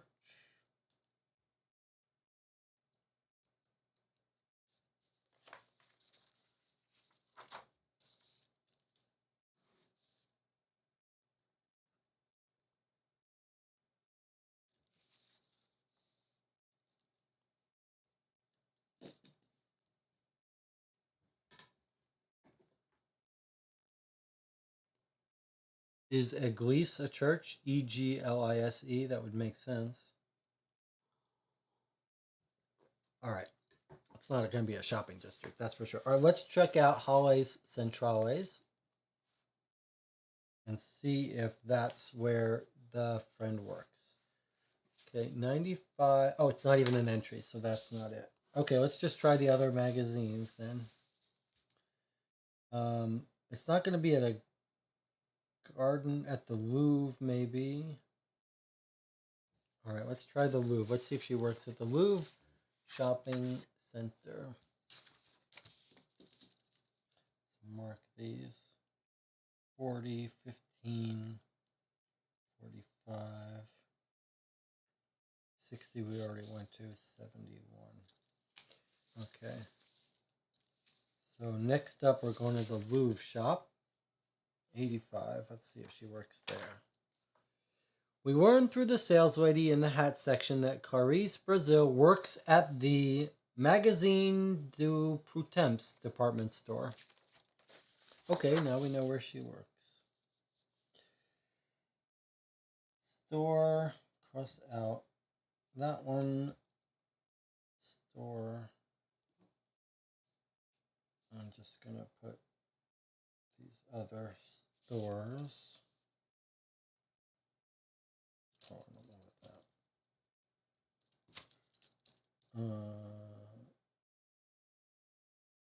Okay, we went to the Woo. She wasn't there. I want us to see the others just to make sure we see what they are, so you guys experience every word that I experience. So we went to another store. So apparently no one here has ever heard of Clarice Brazil. That was 102. And then there was another one.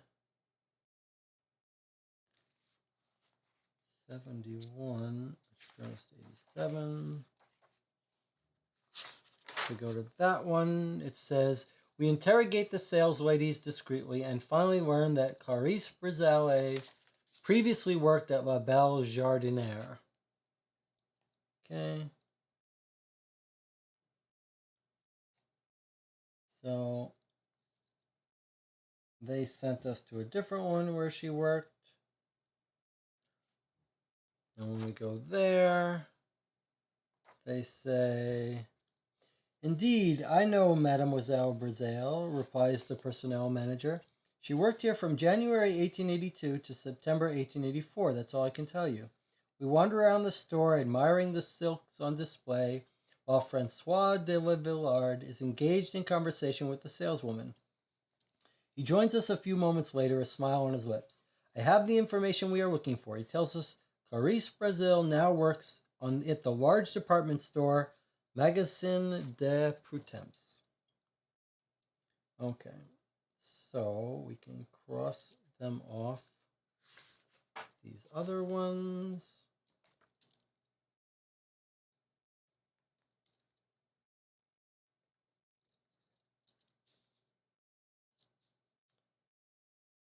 All right, now let's go to the store we know she works at, Printemps, which is 45.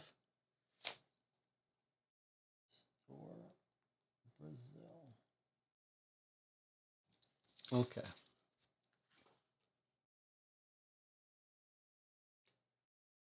Can we finish all the clues this stream? Seems like we're going fast. We are going fast for sure. We might. It's only 3:15, is that right? Only 3:15. 2 more hours? Yeah, at this rate, we might finish them all this stream. We still have a lot to discuss, but yeah, okay. All right. Let's see if we can do. Let's see. Let's not go crazy. Let's not go crazy. Let's just see how it goes. We know this can't be the last stream, so whether we finish them all now or not, we will be meeting again. Okay, 125. Here we go. We got a long paragraph from the friend she meets with every year. Erin's got 2 hours to teach. That's all right. Let's see what we got. I think yeah, okay. Clarice Brazel is a young woman about 30 years old who corresponds exactly to the idea the rest of the world has about your typical Parisian woman. Lively, pretty, charming, and occasionally humorous. We find her in the perfume section where she works. When Francois Villard presents her to us, she answers us in English, a language she speaks perfectly. The manner in which she speaks to us is even casual. I don't understand why you have come from London to speak to me about Amelie, she says to us, surprise evident in her voice. As we have told you, a burglary was committed at Miss Thacker's house, and the key to the mystery might be found in Paris. We don't want to overlook any possible clues. That is why we are here. And you think I can help you find this thief? Asks the young woman to whom the idea seems delightful. You see, now I have a rather calm life. My husband, my children, my work. Of course, now with the World Fair, Paris is fairly lively, but otherwise my life is quite predictable. You would be of great help simply by answering a few questions, says Wiggins, who likes to maintain control over the direction of the conversation. Certainly, I'll try to answer your questions as best as I can.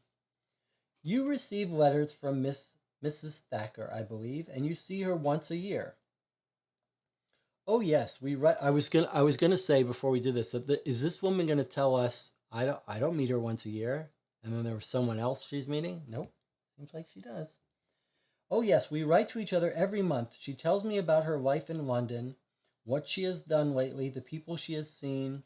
I tell her about the latest events in Paris, what to see, the fashion, and what two good friends normally talk about. And she also tells me the latest news about Annie. She told me she was engaged to get married, and Annie? Yes, Annie Forster. You are acquainted with Miss Forster? Yes, of course. Don't you know? How long have you known Miss Forster? Asked Wiggins. For the first time since we arrived, Clarice Brazel seems to stop and think before saying anything, and her smile has disappeared. Ooh, we found something. Annie is her daughter from a previous marriage? Okay, let's read. Okay. Well, she says, after several seconds of silence, perhaps I shouldn't have said anything, but it's too late now. Can you promise me that what I tell you will not go any further than this room? Yes, of course, answers Wiggins, provided it doesn't obstruct the course of justice. I don't have much faith in justice, you know. The police haven't ... I used the word justice, not police. That's another matter. All right, there's already some issue with an event that the police never solved, I think. Wow, this is interesting. Police haven't... Okay. Again, Clarice Brazel pauses for a few seconds to give herself the time to put her thoughts in order. You may know that Amelie and I wanted to travel around the world. We all nod our heads in agreement. Well, we finally ended up going one day. It was in 75. We were young at the time. We went to America. But we didn't stay long, just long enough to cross the country. That in and itself almost took a year. We didn't have any money, but we managed. We tried a little bit of everything job wise. Emily and I knew how to dance a little, how to sing, and we took anything we could get in order to continue our trip. In any case, we didn't have much choice. Then late in 76, we went to Australia. Whoa, there's a tie-in with Australia. Late in 76, we went to Australia, the great crossing of the Pacific. We ended up in Adelaide. Yes, I'll bet you did. In the South. There, life was very difficult. I don't need to tell you everything, but it was terribly difficult. You know, 36 jobs, 36 miseries. That's where we met Annie. Oh, not daughter. They met Annie. Okay. She was working in a cabaret. The three of us immediately became friends. Annie helped us get jobs. It was hardly the way to quick riches. Far from that, but it enabled us to survive. And then in 81, Annie got into trouble. Uh-huh. She was living with a man, a so-called sailor, though he spent more of his time in the tavern than on ships. Anyway, one day he came in completely drunk. He had a revolver in his hand, and he was threatening Annie. She tried to fight him off, and as she tried to get hold of the gun, it went off, killing the man.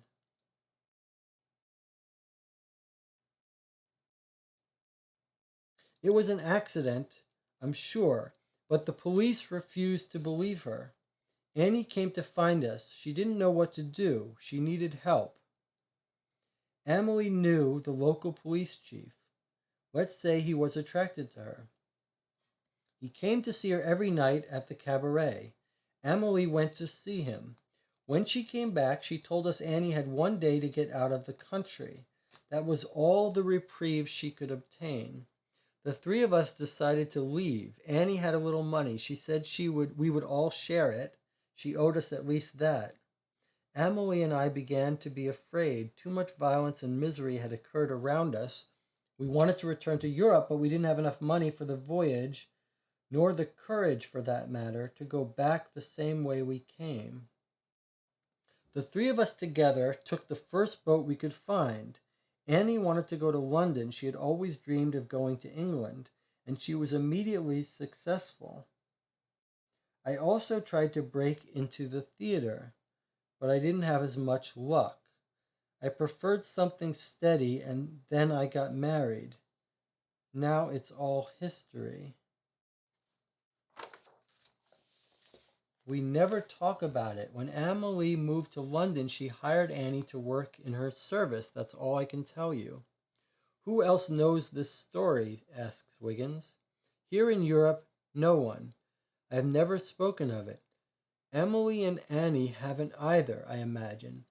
Back in Adelaide, I suppose it has all been forgotten. But I imagine that at the time we were blamed for the murder of this man. All three of us were undoubtedly thought guilty. But I tell you, it was an accident. I'm sure it was just an accident. Clarice Brazel now seems overwhelmed, exhausted by the story she has just finished. You won't repeat anything I've told you, will you? She says to Wiggins in a beseeching tone. It all happened so long ago. Rest assured, says Wiggins, we will not mention it to anyone.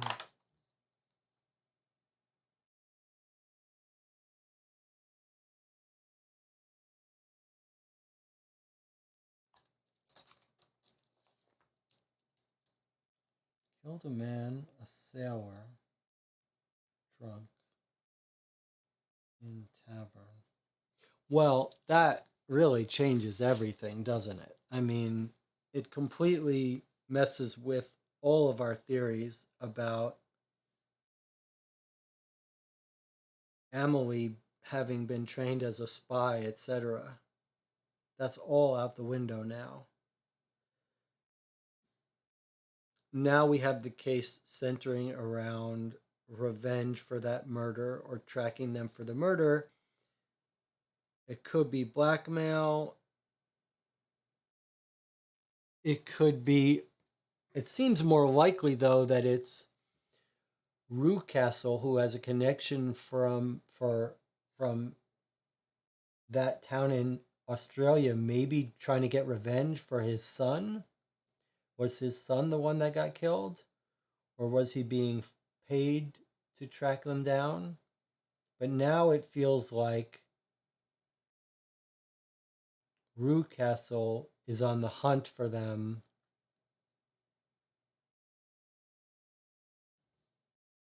because of that. And that the bird who's flown is let's write down that Brazil woman thinks all women, all three, were blamed, not just the one that did the shooting. But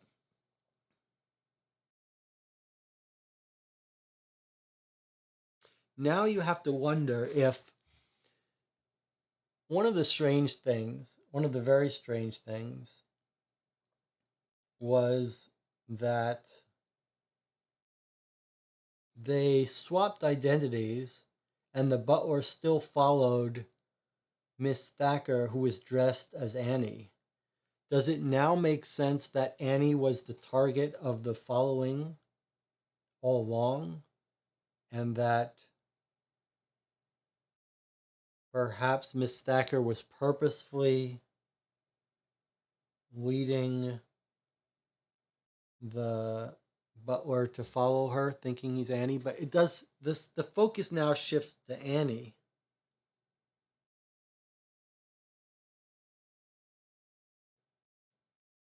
Although I guess if they blame all three of them, then maybe Miss Thacker is at risk too.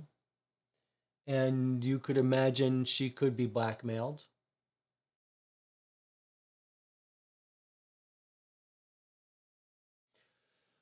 How would you blackmail her though? You'd say, what? You'd say, I know that you were involved. Aaron says, why did Miss Thacker insist on getting O'Brady's butler just to help him? Yeah, I think we're back to thinking that Miss Thacker is a good, kind-hearted Christian woman who likes helping the misfortunate.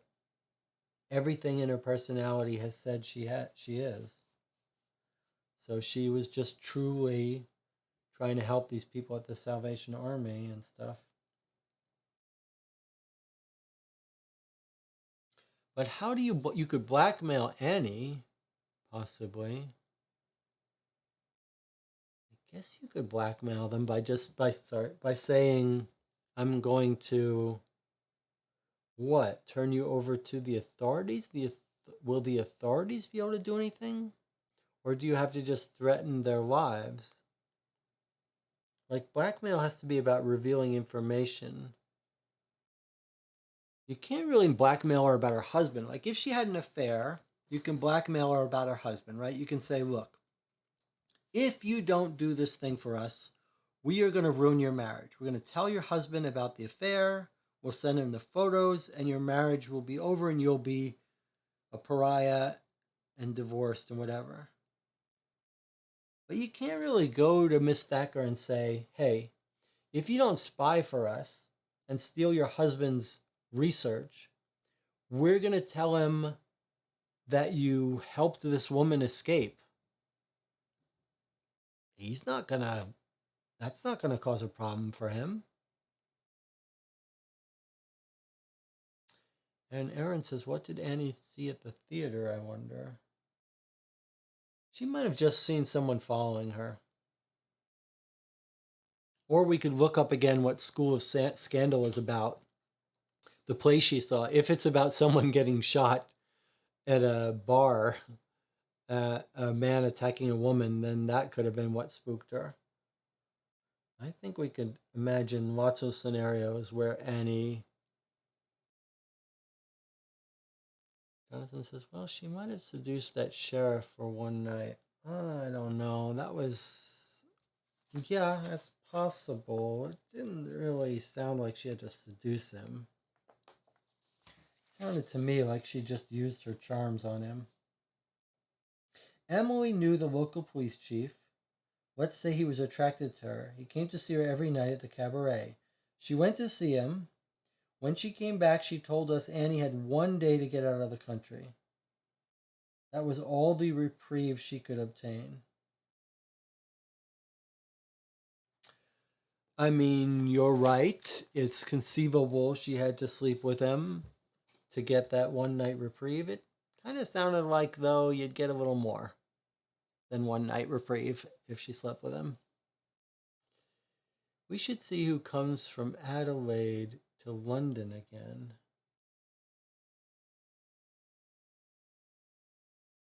We aren't told that.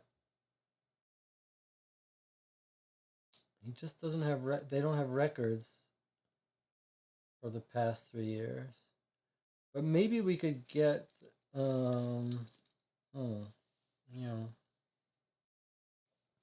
know there's an Adelaide connection with Peter Rucastle. And there's a French connection with the butler. We're going to learn more about the butler's connection soon. That might help us put this together. We know Miss Thacker wants to help Annie.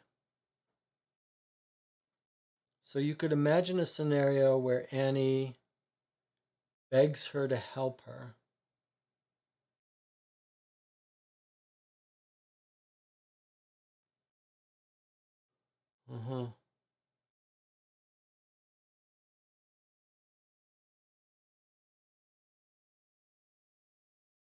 Erin is saying maybe we can find out someone coming from Adelaide to London recently. I don't know how we can find that. A cab ride? There's no way to know what cab is coming from Adelaide. All right, well that was absolutely fascinating and a complete surprise.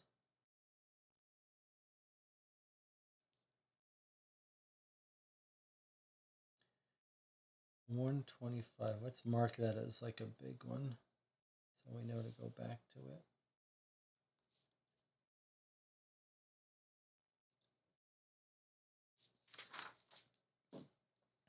We're going to have to ponder this. Erin says, wasn't there a shipping firm? There was a shipping firm. I can read the quote. Let's read the quote together. There's no point in us not revisiting some of these things. There was a shipping thing, but all they said was they don't have records. They looked for the person we were looking for, Annie, and they didn't have records. Let me find it. It was Jardine and whatever, the trunk she had.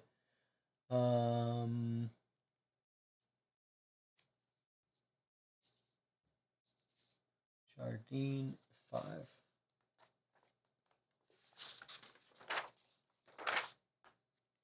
We kept waiting for a few moments at Jardine and Matheson. Charming red-haired woman comes to help us. We ask, I would like to know if it's possible to see your passenger lists. She says, it's not possible. Can I help you in some other way? He says, I have to insist we're working for Scotland Yard.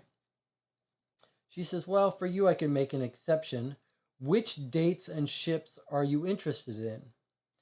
We say, actually, I don't know the date would have been, but I'm searching for a young woman arriving in England from Adelaide. She says, I'll be back in a moment. What's the name of the passenger? Miss Annie Forrester. She leafs through her book. She says, I have no passenger by that name. He says, can we see previous years? And she says, nope, sorry. I don't keep older records. And that's it. And then we leave.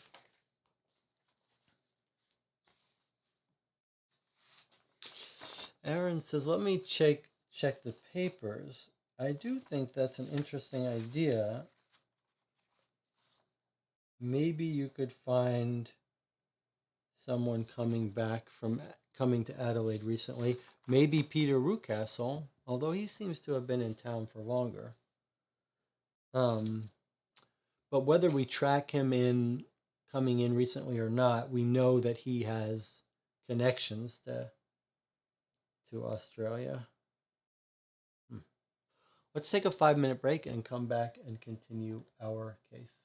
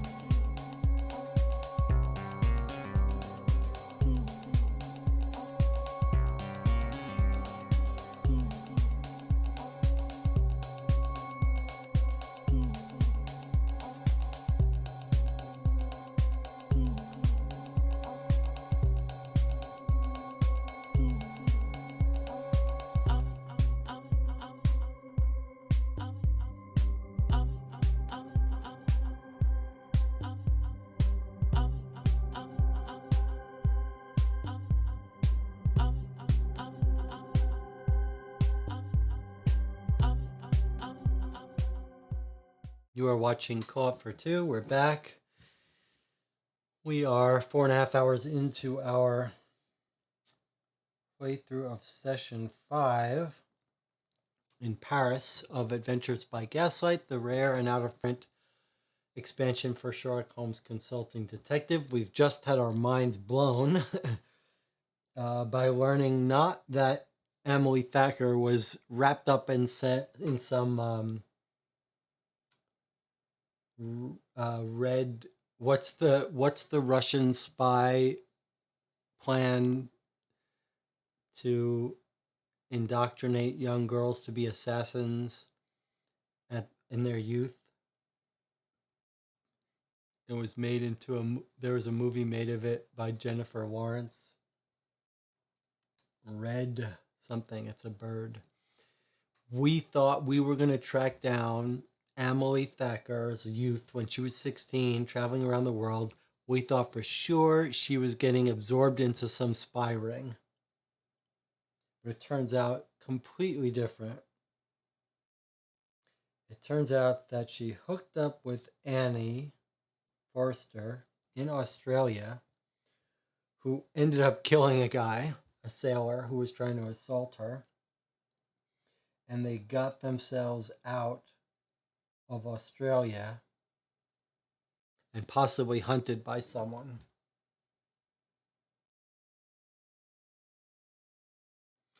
This really brings, first of all, let us say that we have gained substantial information to help us solve the case in Paris,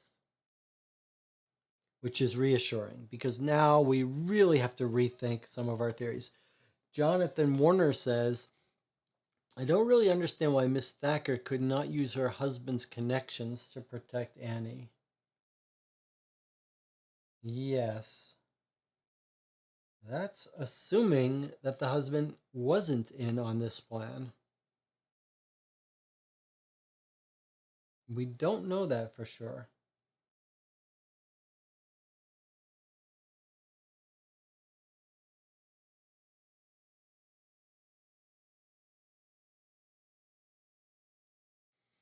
I mean, I don't think we should spend too much time hypothesizing now before we find out what the butler's role, but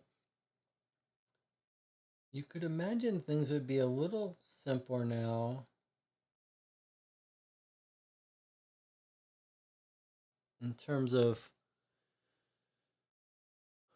they track her down. Someone tracks her down. Maybe because the butler has sent information. Someone finds Annie Forster.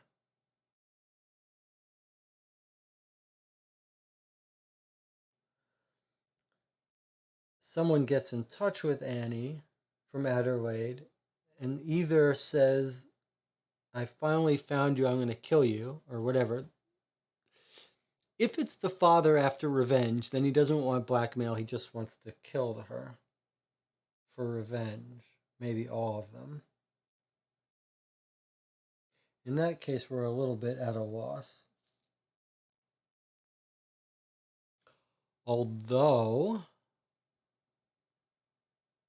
you could imagine, here's one possibility.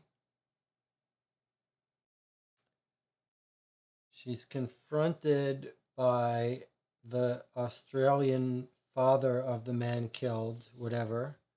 And he's like, I'm going to ruin your life. I'm going to kill you, whatever. So she hires an assassin to kill him. And that was the payment to Altard. Charles Attard was the payment to the assassin who ended up killing Rucastle. Seems far-fetched, but it's a possibility. Another possibility is they're blackmailed. She decides to pay. So there she is delivering money to the barrister, Charles Attard, to pay off the bribe. There's lots of things that still don't make sense about the theft.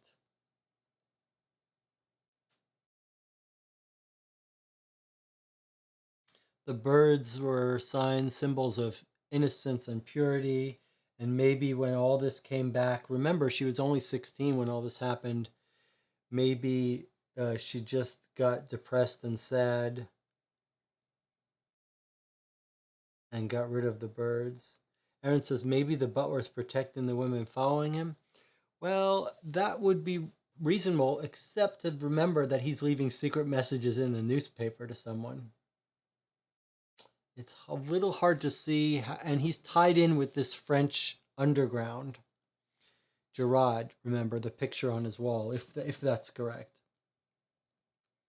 Okay, let's not. It's fun to discuss, but I feel like we're in a different stage now. Now we're like rich mining this new information.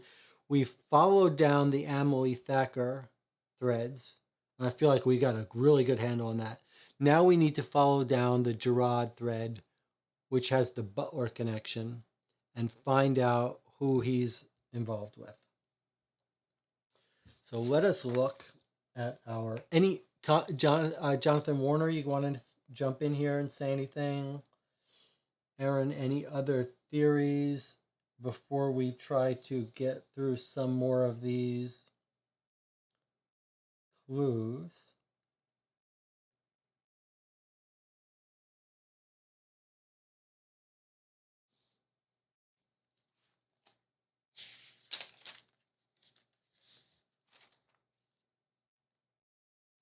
Do we have any places that we know to go to? I think we're back sort of in day one where the Interior Ministry told us about people in town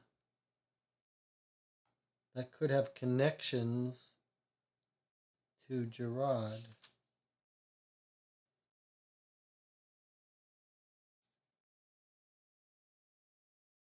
And McGuire.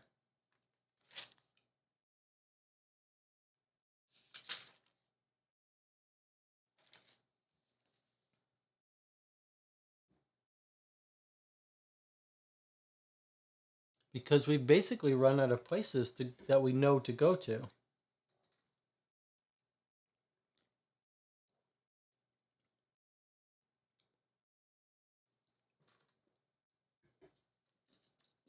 Now we got to think a little hard about where to go. This might be time to go to some of these places like the bank to see if they know anything.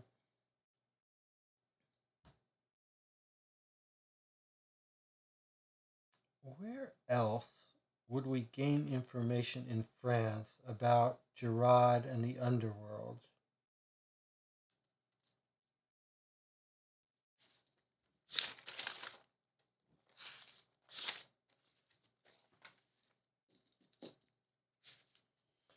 We went to the Interior Minister.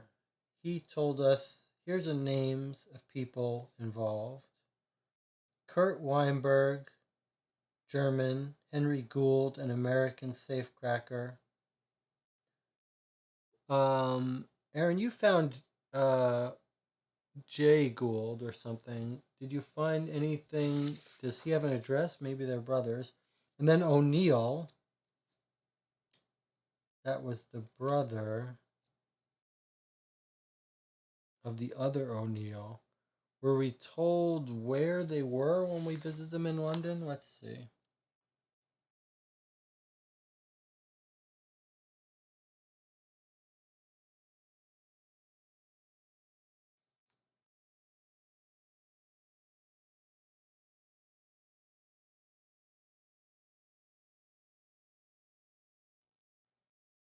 I can't remember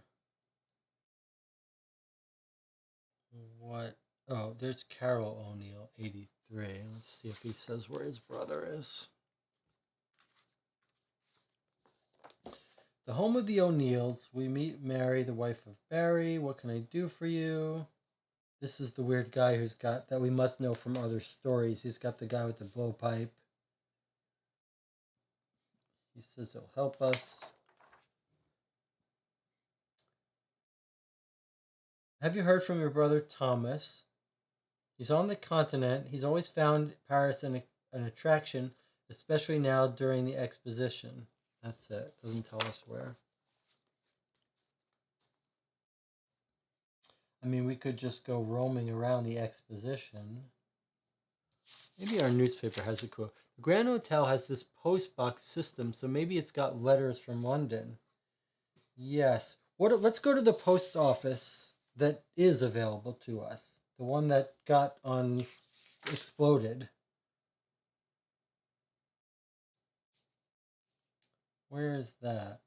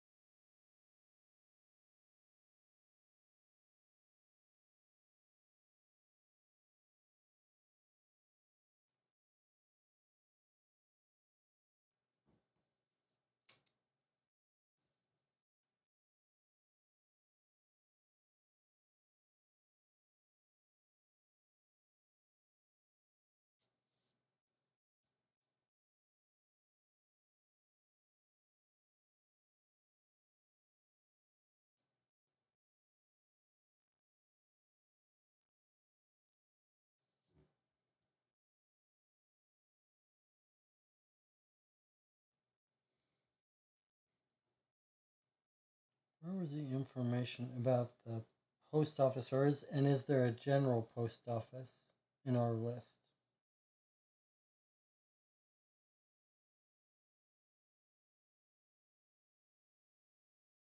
We should go to some of these sightseeing places just for fun.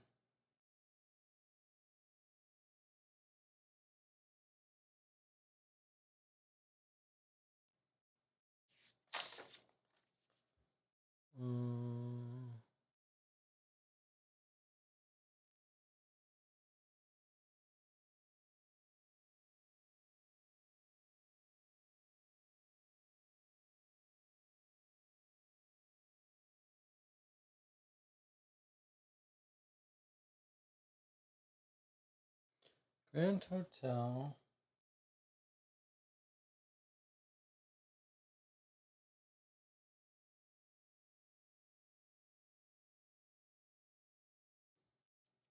Explosion at Charter. Central Post Office.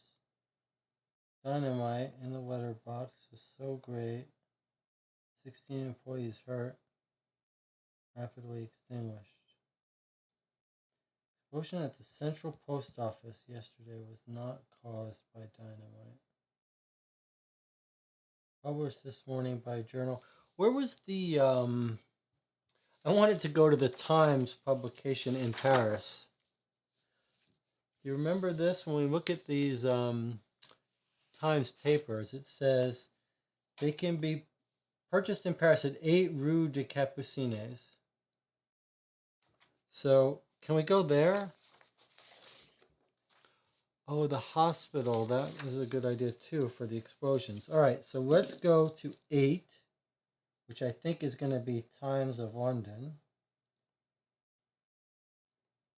And then Jonathan says, let's go to the hospital. Is not an entry, Jonathan. 55, the hospital on the clue list. 55 is not here, though. It's on the legend, but it's not in here. What about Figaro? Does it have a publication location? It looks like it does. 20 Rue Dravat. 20 Rue Dravat. Nope, not there. But we can go to the Times of London. All right, let's go to the Times of London. 8 PA. Published at 8 Rue des Capucines. Okay. Wait, does it say in Paris? Yes. Okay, we're going to go to the Times of London in Paris. Clue 100.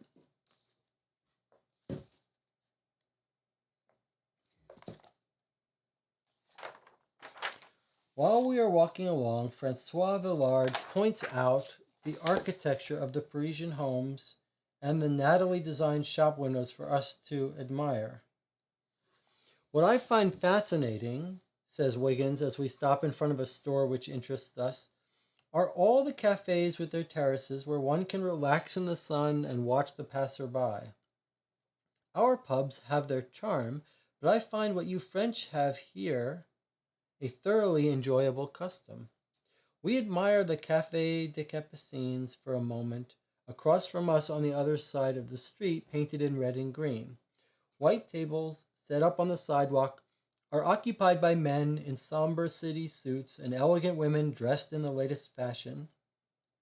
Glasses filled with drinks give this symphony of colors a final touch. Well, let's go, finally, says Francois Villard, for whom the spectacle of the streets of Paris do not have quite the same charm or appeal. We enter the bookstore, and a young saleswoman immediately approaches us, a copy of The Times in her hand. That's what we've come for. Hello, she says in English, addressing herself to Wiggins. Our surprise must be evident, for she blushes and looks confused. Oh, pardon me, sir. I mistook you for one of our customers who comes to get this paper every day. That's quite all right, replies Wiggins. We were coming to get a copy of the Times anyway. The girl blushes again. I'm sorry, sir, this is the last copy I have and it's reserved. Oh, well, it's not a matter of great importance, says Wiggins, with all the amiability he can muster for pretty young women. We will go without today. Okay, so we've just crossed paths again with this person that looks exactly like us.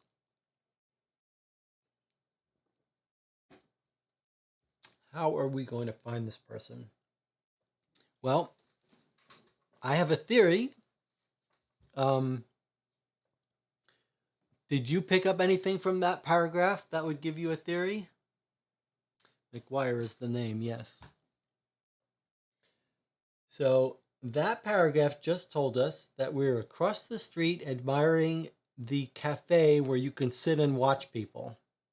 So perhaps we can go to that cafe, sit and watch the newsstand where this guy might come to get his newspaper. Maybe. Café des Capucines. Is that in our list here?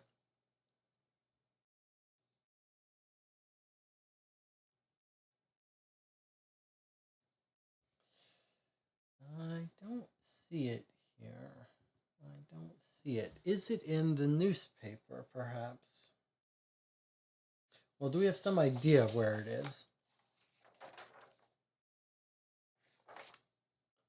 Architecture, Parisian houses, the shop windows. We admire the Café des Capucines. Across from us on the other side of the street, painted in red and green. White tables, drinks. Oh, well, we know. Wait a minute. We know it's at 8 Rue. We know the time. The place we just went is.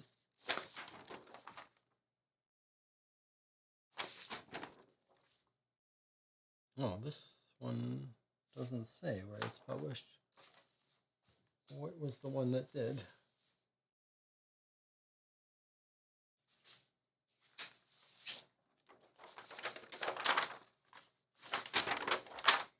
Eight Rue des Capucines. Okay, let's see if we can find Rue des Capucines and see if we can find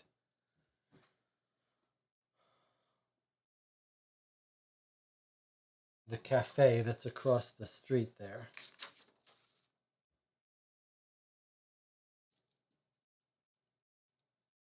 Near 28, the library.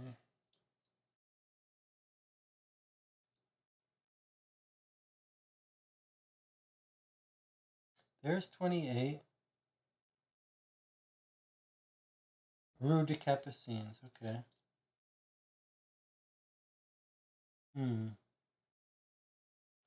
Looks like that theory is no good. That seemed like a good theory to me.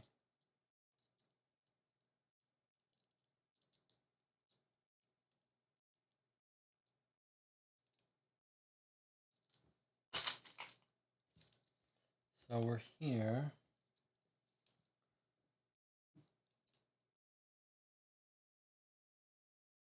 What's the description? That just felt like a good clue to me. Okay, so we're walking on.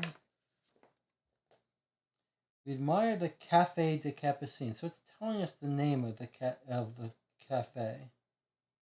Across from us on the other side of the street, painted in red and green, table set up. So is there a newspaper entry about this cafe that might let us get its address? Because just because it's on the map doesn't mean.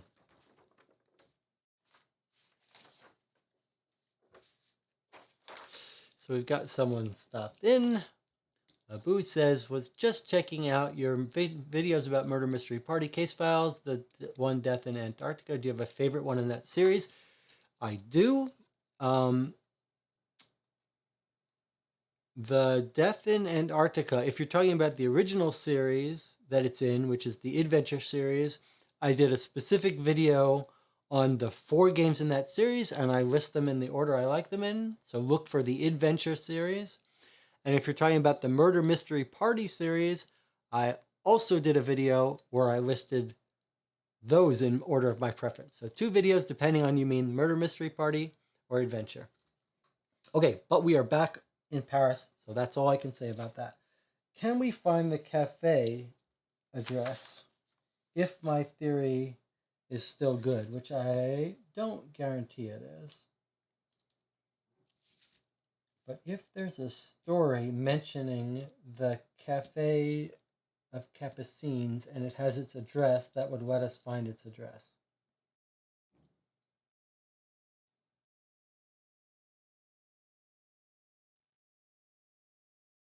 Otherwise, it's just a side comment and we'll have to find a different way to find them.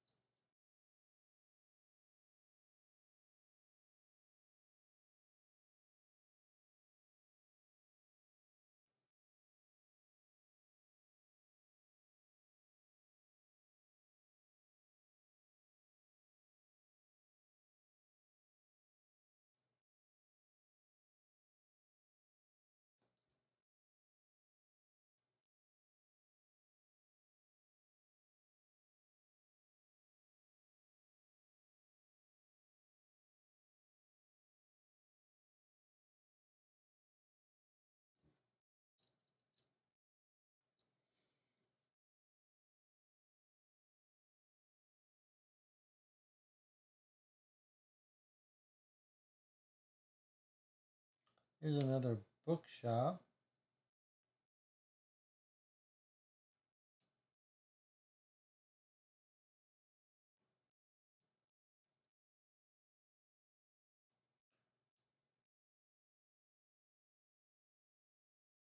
I really thought this was a good plan. Doesn't look like it though. It really seemed like a good idea though.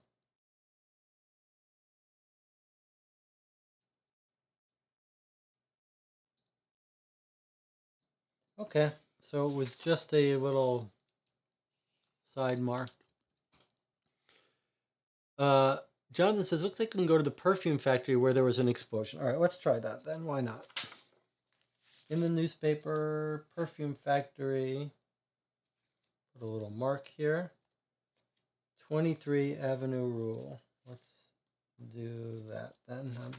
Is it because we've got a perfume factory explosion also at the postal factory? Do we think we're going to find the... Let's try it out. Why not? We're going to go to all these places anyway. We might as well.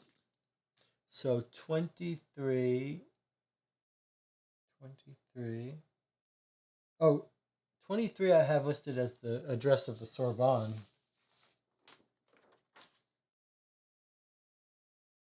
So 23 is already the Sorbonne. I guess this is probably not even Paris that the factory explosion was. So that's that. How about this? I noticed another one, Youth Club.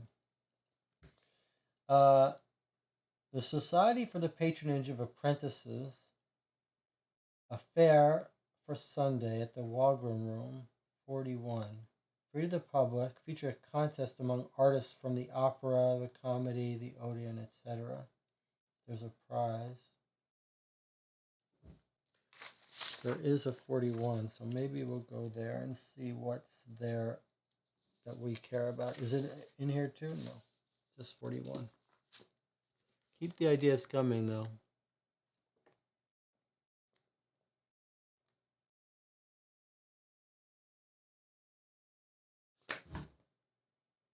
$41 is $123.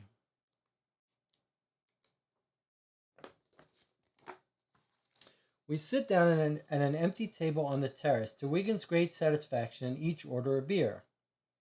How unfortunate that you serve the beer so cold, says Wiggins, putting down his glass. I like your coffee, but I prefer our stout to your beer. And why do you leave so much foam when you... Wait, where? I don't understand. Where are we?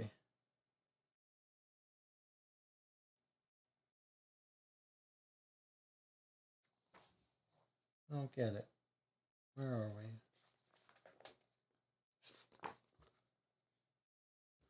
41 PA is clue 123. 41, the Society of Patronage, fair. 41 PA 123. We sit down at an empty terrace table on the terrace. I like your coffee.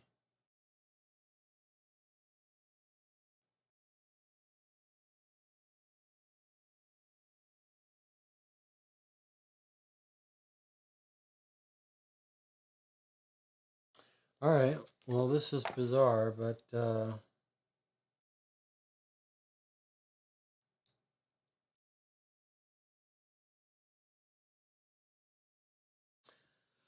right, I'm going to read this. This seems weird to me. I went to 41. 41 says clue 123. I'm going to read this to you. See what you make out of this.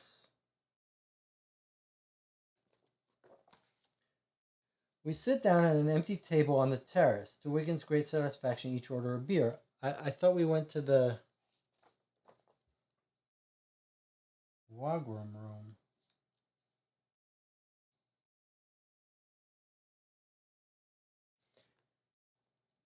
I like your coffee, but I prefer our stout. Why do you leave so much foam when you serve it? We continue to chat in this fashion, taking advantage of these few moments of reprieve to watch the spectacle of the street. We suddenly notice a young man carrying a bowler hat. Say, exclaims Wiggins, he looks rather like me, don't you agree? We nod our heads, watching the man as he enters a bookstore. He emerges a moment later with the Times in hand. It feels like we're at the cafe, even though we didn't go to the cafe because we couldn't find it. It might be worth our while to follow him, says Wiggins. We finish our beers and leave the cafe terrace. There's a mistake in this game. Somehow we stumbled on the cafe. Aaron says, how did we end up in 41?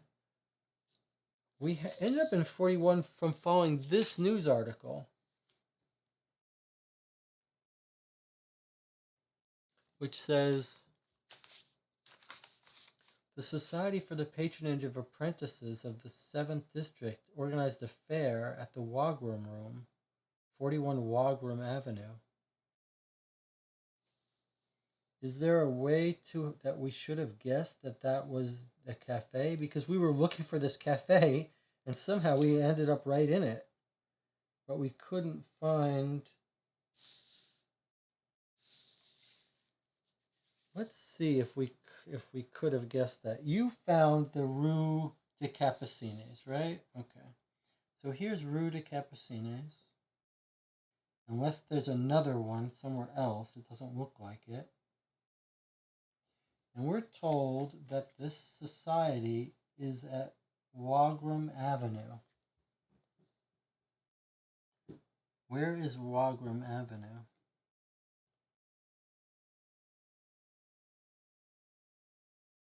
It's not here.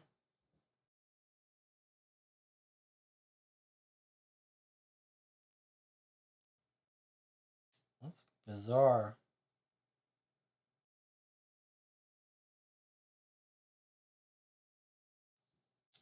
Does anyone see Wagram Avenue? Maybe it's not in Paris, and that's why it's the wrong address.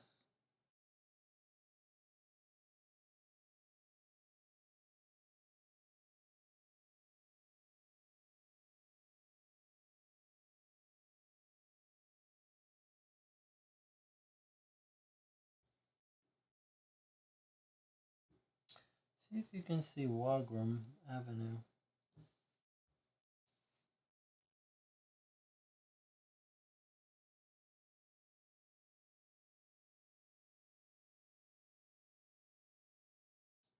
We've really found ourselves in a weird situation. I mean, on one hand, it seems completely fair that we should have found that cafe across from the bookstore. We did. It's just, how did we stumble on it? We just found a newspaper article that had a random place we went to.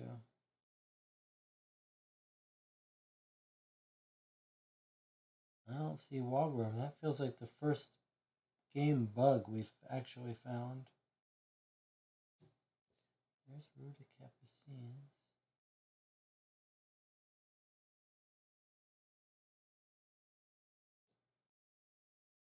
And there's no 41 here. Where's 40 and 42? Maybe that would give us some idea of where it was. There's 40. There's 42.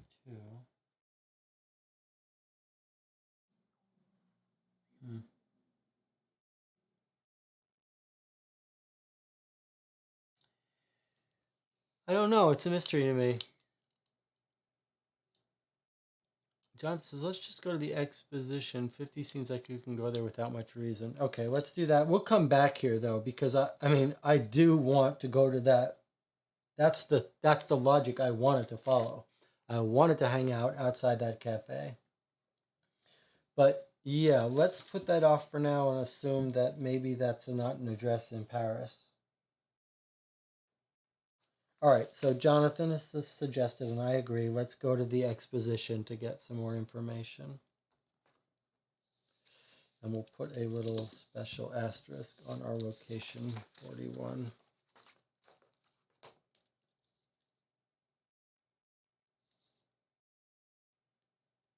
And I'm going to uncircle this because we haven't read it yet. All right, we're going to 50 now.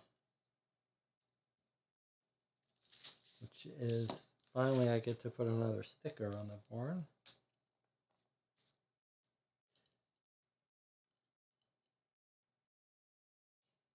This is the exposition. Is on the Champ de la Mars. That's where it is there. That's our exhibition that we're going to. Okay, 27. Let's read about this real thing, right? We think this is probably a real thing that happened in Paris in these days.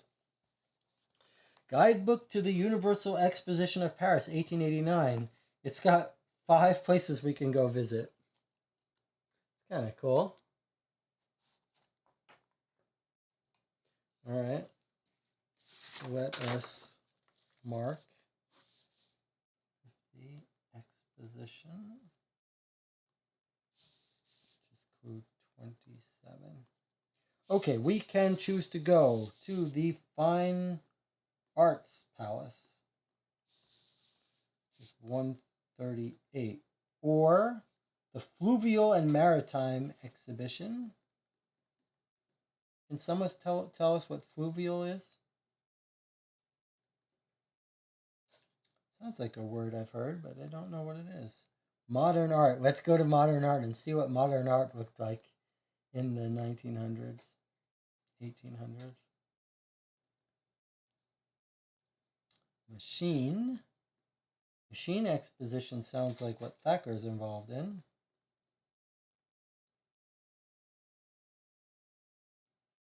And miscellaneous groups.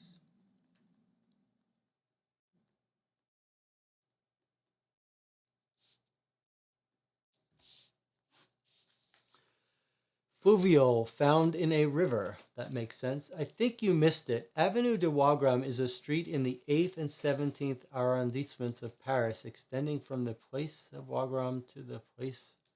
Are you saying on the map or you're finding in real Google? It is in Paris. We can read that. I think you missed it. Avenue Wagram is a street in the 8th and 17th. But how do I use that? That sounds like you're talking about Google. That's the extreme might of Google. Yes, but where is it on our map? All right. 8th and 17th arrondissements of Paris, extending from the Place de Wagram to the place of Charles de Gaulle. Well, Charles de Gaulle, I know. Charles de Gaulle, I know, but I don't know if he has an entry. Don't forget, this is Central Paris. We've got a map of Central Paris. So it's possible that you have things outside of Central Paris that are still in Paris. And maybe that's what we stumbled on. Although, why would you put that in the newspaper for us to find?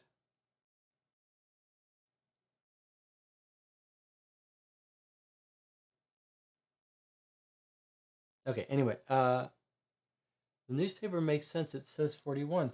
Well, yeah, it does. The problem is, when we went to the 41, it was describing us sitting at a cafe having a beer. But the newspaper says that 41, or at least this 41, is a society for the patronage of apprentices with a fair and a contest. So, like, it wouldn't make sense that it was talking about, it would be at the top of the map, Arc de Triomphe. Yeah, it's outside of Central Paris. So that's actually not something we should go to. I think that's what it is. There is Avenue of Warham, which almost sounds right. So I think you've solved the mystery. I think it's outside of Central Paris, but it does mean that we shouldn't go to it. And somehow we have to find something else. There are no cafes in this list, right? No, because we would see the number here. Unless it's 53. What's 53? Opera. We went there. There was nothing there.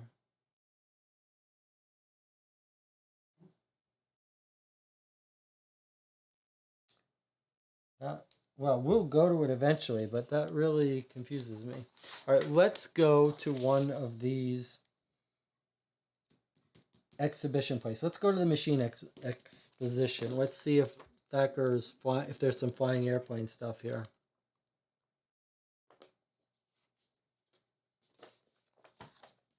This is just going to be historical stuff, probably. The machinery exhibit is housed in a huge building giving out onto a tree-lined square. The trams overflowing with passengers arrive in front of the building where the people disembark. Once we are inside, we are immediately struck by the architecture of the building. Enormous iron girders curve and join each other to form an arch supporting the glass above us. We wander around, viewing all manner of motors, machines, cables, pulleys, and driving belts for a while until we find ourselves drawn to a large crowd. A sign above us reads, Edison's phonograph. We manage to make our way between the men in top hats and the women in elegant dresses to the front of the crowd. A young man is seated alone behind a table on which is sitting a machine consisting of some sort of wooden rectangular box supporting a rotating cylinder. A small mechanism moves in parallel fashion to the axis of the cylinder. 4 tubes project from the table. Each tube is divided in 2, and those in turn are divided once again, forming a forked shape. 3 women and a man wearing a scarlet fez are leaning over the copper barrier separating them from Mr. Edison. Each holds an end of the tube and presses it firmly against his or her ear. This is the most popular exhibit at the exposition, says Le Villard. They can hear music or recorded voices on the cylinder you see there. We watch the demonstration for a few moments, but we are still too far away to attract the attention of the American inventor. In any case, says Wiggins finally, I don't think Mr. Edison would have been able to give us any information on Henry Thacker. We would do better to pursue our investigation elsewhere. Okay, so let's pause for a minute to appreciate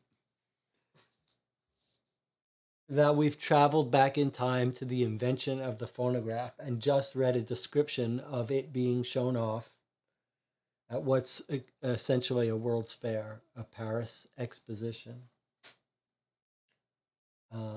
You can see why that would be the most popular exhibit, to hear for the first time recorded voices.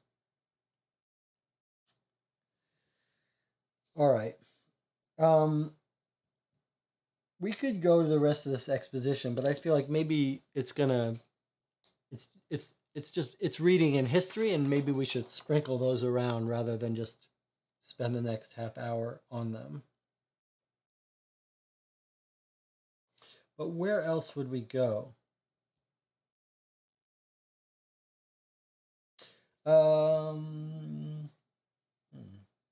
I do want to go to some of these sightseeing. I want to go to the Arc de Triomphe. I want to go to the Eiffel Tower, just for the fun of it. But at the Rue Capucines, what might have a view of that? 61 and 53. What are those? A statue of Madeleine, or a church of Madeleine. That's not on our list, so we can't go there. 53 is the opera. We tried and couldn't go there. 83 is a theater. We went there, or we couldn't go there.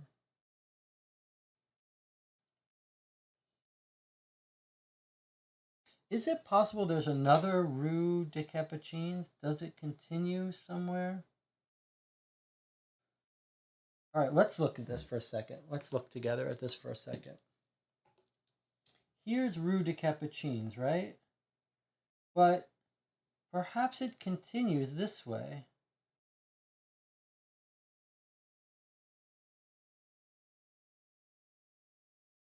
And if it does, perhaps it continues this way. And if it does,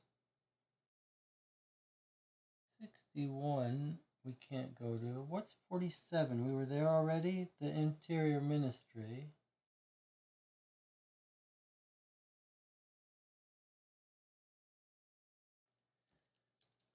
If we go this way, we see a bunch of stuff. What's 59? Another church or statue.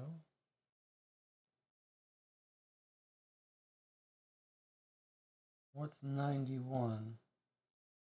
Credit Lyonnais.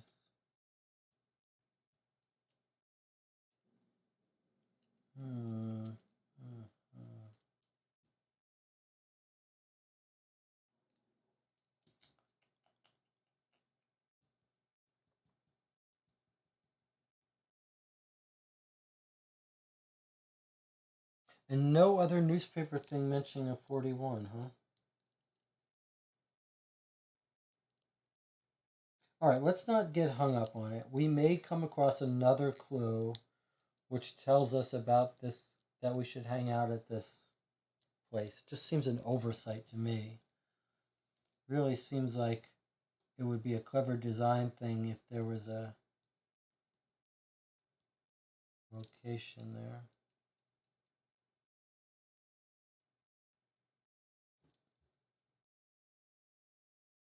No coffee shops listed on here.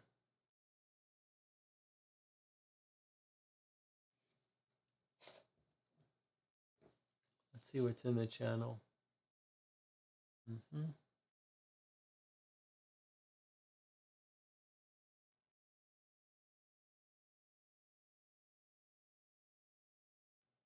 Where would you learn about coffee shops? When we got to 47, the Minister of the Interior, he wasn't telling us about a cafe that was next door, was he?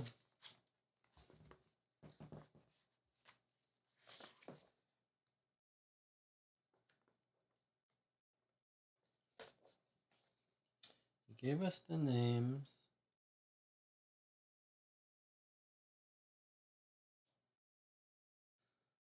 Suspicious of Gerard. Gives us names. Nope.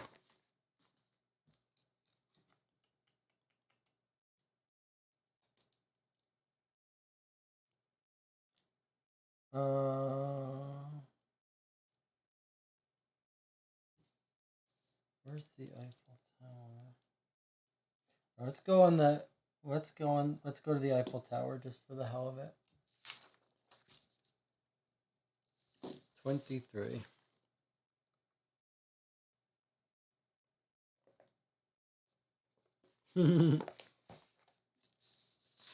Okay, at 23, at the Eiffel Tower. Wait. Oh yeah, at 23, which is Eiffel Tower. We've got two choices. First floor restaurant, second floor panorama.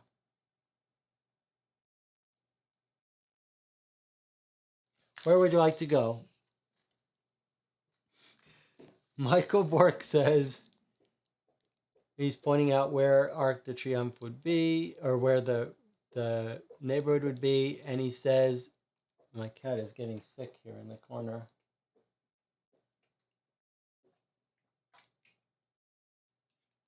All right, Sarah. Michael says, asking for a cafe in Paris is like asking for a pub in London. They're everywhere. Yes, they are. Okay, well, we're taking a tour. We are stepping inside the mirror of this game, and now we're not playing the game. We're taking a tour of the Eiffel Tower. So let's stop on the first floor, go to the restaurant first, and then we'll go upstairs and take a look. So first we're going to the restaurant of the Eiffel Tower. Just because we're doing some sightseeing.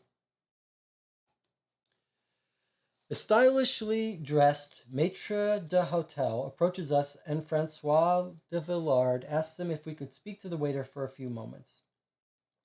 The maitre d' calls over a young man about 25 years old, dressed in black, who seems bright and sharp. Do you remember serving any particularly interesting or remarkable customers day before yesterday? The waiter thinks for a few moments, staring intently at Wiggins with a perplexed look. At lunchtime, there was a family, a couple with 3 children. I don't think they're the ones we're looking for, interrupts Villard. Again, the waiter appears to regard Wiggins with thoughtful curiosity. Well, that evening there were 2 Englishmen. I remember them perfectly well. They ordered a pair of woodcocks en jelly, I think. Woodcocks in jelly, which they complimented with a bottle of white Pulling Montrachet 1873, reflecting the refinement of a certain class. They proved themselves generous when it came time to pay the bill. We completely understand the allusion, and Villard discreetly slips a bill to the waiter. Can you describe them to us, we ask. One was fairly young. He looked a little like you, sir, if I may say so, he says, turning towards Wiggins. The other man was about 50 years old, tall and strong, well built, but he seemed to be quite tired. Do you remember what they were talking about? No, they only spoke in English, and they stopped talking when I approached the table. Perhaps you heard their names. Wait, no, I would have to look at the reservation list. Another bill discreetly changes hands. The waiter leaves us for a few moments and comes back with the register in his hand and a smile on his lips. The table was reserved under the name of Monsieur Attard. We found Charles Attard. That's the only name I know. Did your customers stay here long? No, they seemed to be in a hurry. They even asked me at the beginning of their meal if it was easy to find a cab in this area and if it was possible to have one waiting for them. Would you happen to know by any chance where they wanted to go? No, not really. You know, I don't spy on the customers. The waiter smiles at us once more. And Francois Levillard, who seems to have grasped the rules of the game perfectly, slips him yet a third bill. As I was saying, they asked for a carriage the minute they sat down. Customers who order such a Pouligny Montrachet can only be good customers for restaurants as well as cab drivers. I have a friend who is a hack. I told him he should wait for them. What is your friend's name? Leon Durbin. And where does he live? 7 Rue des Vieux Colombiers. Thank you very much, says Villard. But it is I who should thank you, answers the waiter graciously. I hope to have the pleasure of serving you in this establishment soon. All right, come on, that was kind of fun. And very informative. Okay, let's write down what we learned. At the Eiffel Tower restaurant,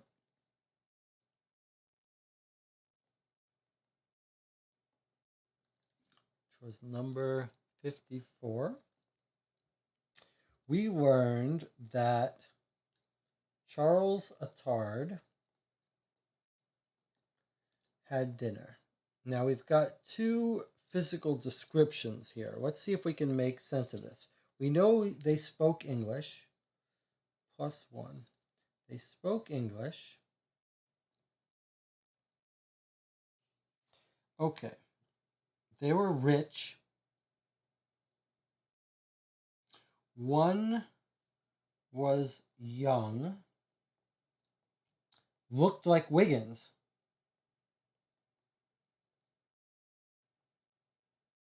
So is Charles Attard, who we know we think Emily met with.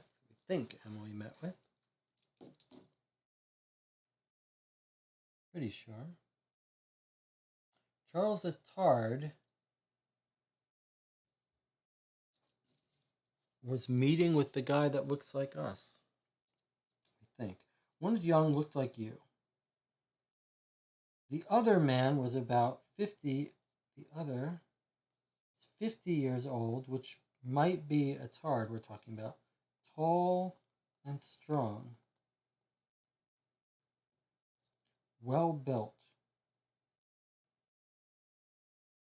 But tired. Does that mean he's tired from his trip because he just came over from London? And we know they're talking secretively.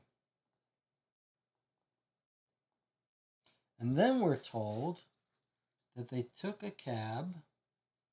We don't know where, but we know it was Leon Durbin, and we have his address. 7 Rue du Vieux Colombier. So now, let's take a look at the view from the Eiffel Tower. Then we'll visit this guy. We're not in a huge rush. We want to see the sights, right?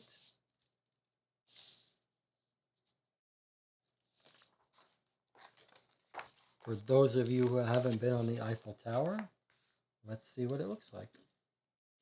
We arrive at the 2nd-story landing out of breath.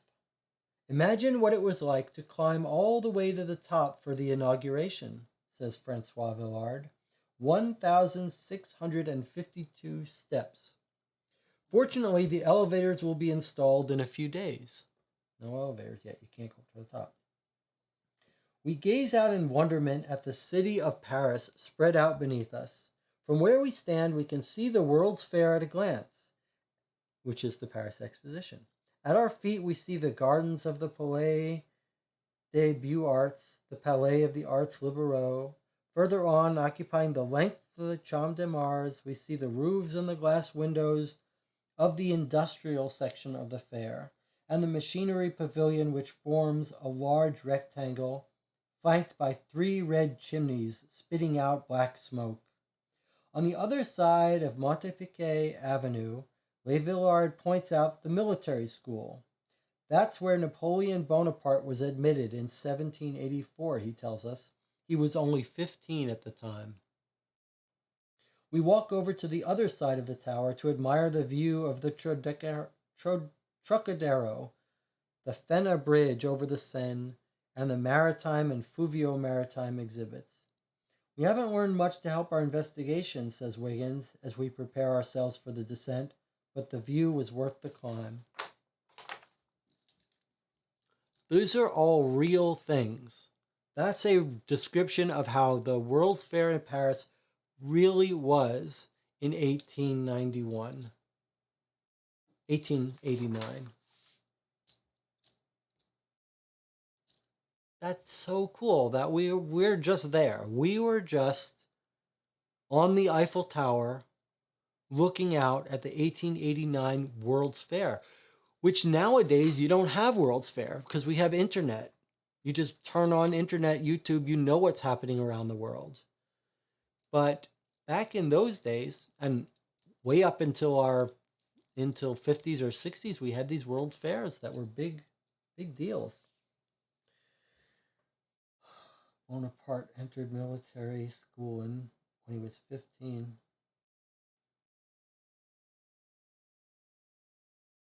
Elevators aren't running yet in the Eiffel Tower.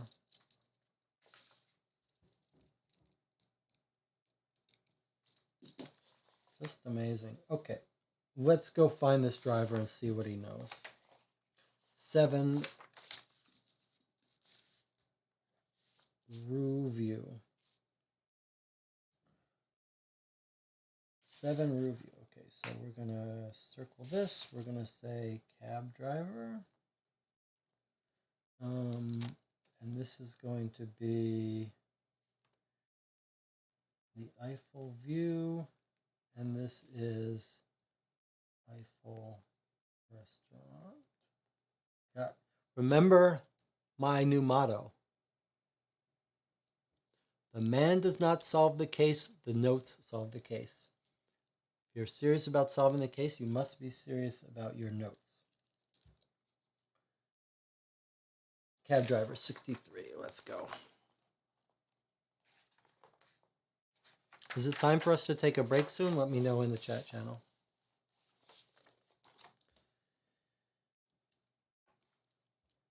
You are lucky to find me here, says Leon Durbin. Normally at this hour I wouldn't be here. We quickly sum up the object of our visit. Englishmen. I shuttle quite a lot of them these days. Englishmen and other foreigners as well. With the exposition we don't lie around. In that way, it's not so bad. It's certainly good for business. But the ones we are particularly interested in, insists Villard, do you remember them? I think so. You said that I picked them up Tuesday night at the Exposition Tower. Those my friend the waiter told me to wait for. That's exactly the pair we're looking for. Well, I first let one off at the Montaigne Hotel.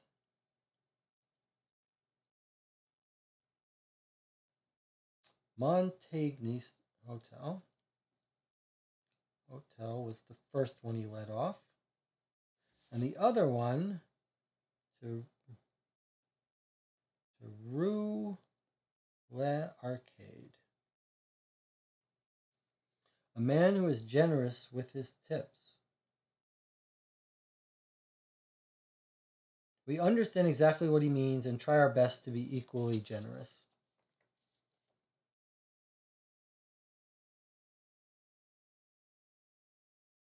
Okay, so we'd like to go to the Montaigne Hotel and then someplace on Rue Arcade. So let's find these locations. First of all, Hotel Montaigne. Let's find that.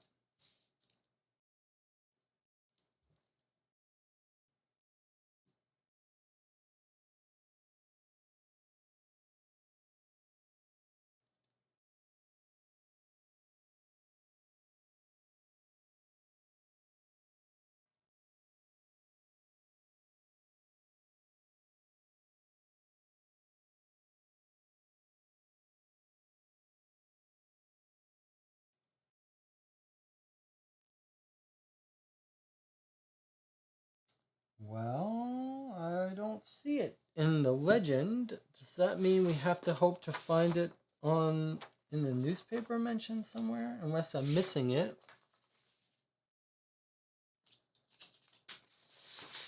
This is time for some help from the channel, guys.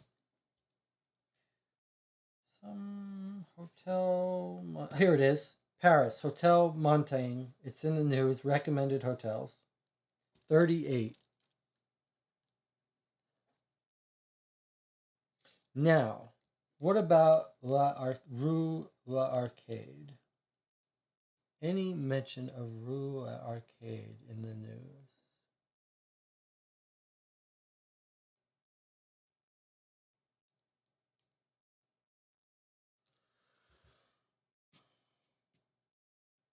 Where would he have gone at Rue La Arcade? Let's find Rue La Arcade.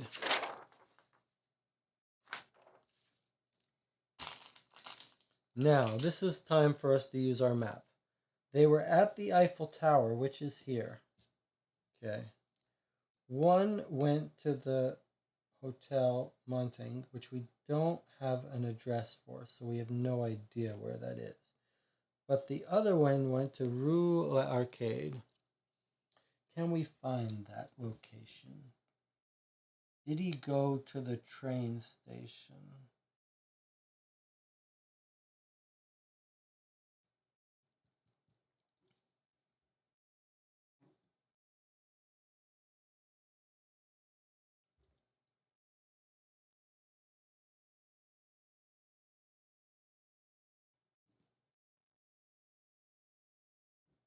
I'm assuming he stayed in Paris, and that the other guy was first. So we don't know where he went.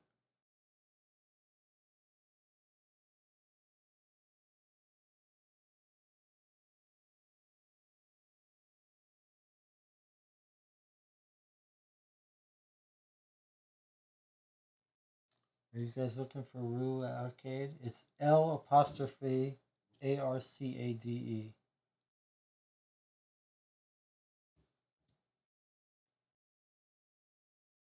Or, of course, if you find it in a newspaper, even better.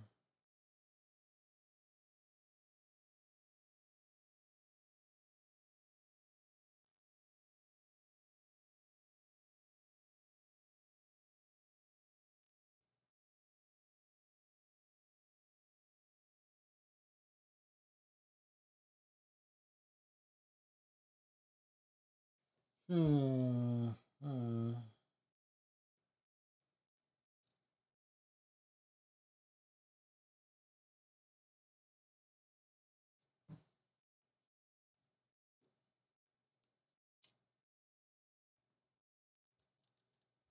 They go on the Eiffel Tower. They get a cab. There it is. Okay. So there is Rue Arcade, which is a small street. So I wonder if 61. No, 61 is a statue. All right, so we have no place that we know anyone would live here unless we find them, unless we find something in the newspaper or something else. So we can't look that person up. But we know where the Montaigne Hotel is at 38. It was in the newspaper. What does it say? Recommended hotel, Montaigne, 38 Montaigne Avenue. Oh, so let's find where that is. Should be on the way. There it is. Okay, so They eat dinner at the Eiffel Tower. They take a cab here, stops here, drops someone off at the hotel, continues through and drops someone off here, which the only place that we know of is here, is this statue or church, whatever, which is not an entry on our list to go to. So probably insignificant. But let's go to this hotel. That person got dropped out first and see if we can find Charles Attard and have a word with this gentleman and find out what he is up to. If we get to meet and talk to Charles Attard, I am going to be excited. Michael Bork says, have fun and good luck. All right, Michael, we'll see you. Okay, here we go. 38. We see before us the long walls. We see before us the long walls made of red brick with large openings of the Smith. I read 38, but it's not 38 I'm supposed to read. That's a little confusing.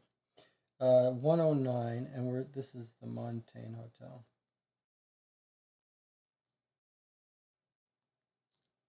38. Sorry, 38, which is 109. This is the same problem I had with Gumshoe. You've got two numbers, and it's easy to read the first. A small sign on the counter indicates the desk clerk speaks English, so it is Wiggins who speaks to them. We'd like to know if a certain Monsieur Attard stayed here recently.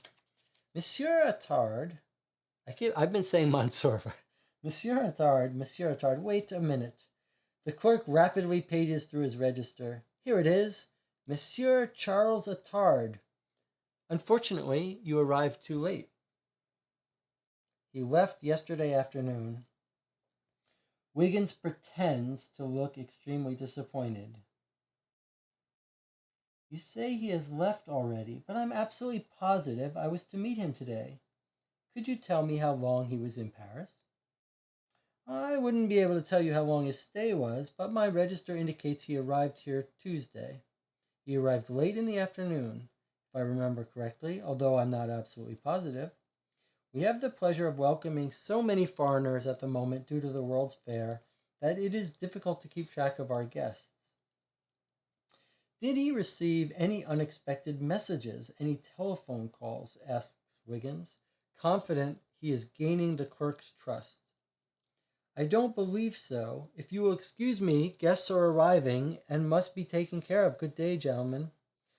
We leave the hotel as the receptionist turns away and engages himself in an animated discussion with a group of Germans, demonstrating a good grasp of that language as well. Wow, it's frustrating that we couldn't get to, that we've missed him. However, he meets with Our Lady, Thacker, at the bar at the Georgian Vulture on Monday evening at 7:30. He immediately he immediately takes boat and train to Paris, where he meets up with the guy that looks like us. They meet and have dinner together. A celebratory rich dinner. Then he goes back. And our guy is in the wind. Charles Attard is gone, probably to London. We're probably not going to ever see him. He's a mystery person. But we still have hope to catch up with our equivalent. But where are we going to find him? Well, we kind of know he's picking up that newspaper, but we don't know how to get there yet.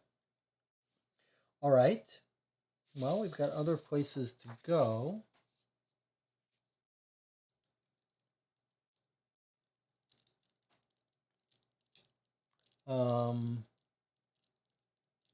Any ideas? You can always go to the exposition and see more of the World's Fair. What about, let us read how he describes these people that we're trying to look out for, these underworld people. We don't have anything on Gerard. Nothing could be held against him. Are there many foreign spies? Here's a list. All right, he gives us the list. Who is the person that told us? Someone told us about a different list of people. Like that guy just gives us a list of spies.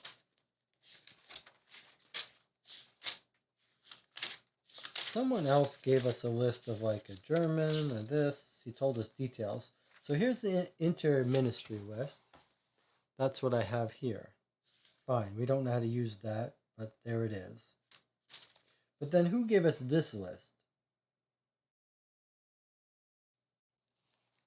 50.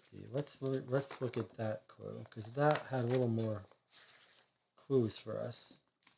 Alphonse Bertrand, man, this is the guy who knows, he says he can tell people apart. He says, go to the Minister of the Interior. Okay. Then we talk to him. He says, the expedition has attracted all sorts of people. Could you put us on the trail of some of these individuals that are out to commit crimes? He said, okay, Kurt Weinberg, a German, has been verified. Henry Gould, an American, has been spotted. He has the reputation as a safe cracker. Could he have cracked the safe? Then there's Vladimir Pojarsky, who met up with Jules Ramberg, an accomplice of Pierre Matin and Thomas O'Neill. Thomas O'Neill was one of the O'Neill brothers, but we don't know where he is. Ministry of Interior Police Station, Eugene Dewestang. Yes. Yes, that's what I've got. Okay. The only... Aaron, you found the note about the other Gould. Did it have an address for him? It feels like we might want to find places in our other newspapers that mention things in France. Especially if they have addresses.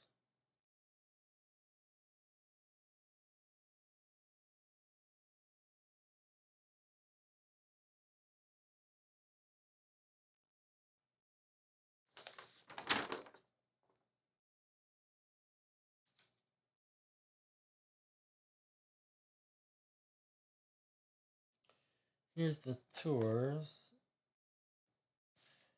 Héritiers. That's not in our thing, is it?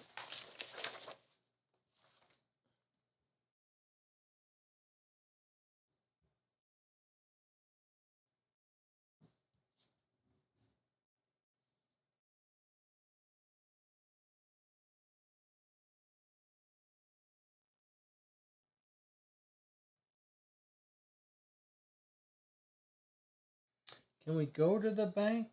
Maybe they'll have records on this person who does stuff.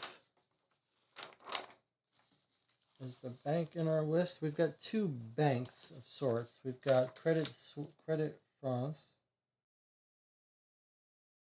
Credit Lyonnais, 91. We can go to that. Maybe someone has bank records of our guy. We know the name of the guy we're trying to find. Maybe if we find out about the guy, it'll be like he hangs out at this cafe, and then we'll go to that cafe. Where was the French bank?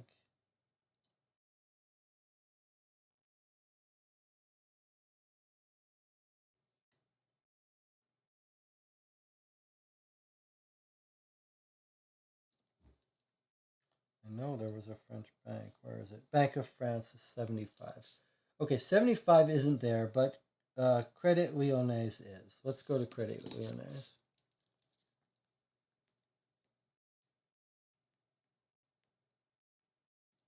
see if that's someplace worth going to, or if we're even allowed to.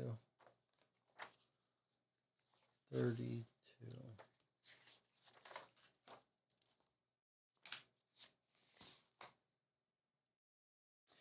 Francois Villard joins us after a long wait.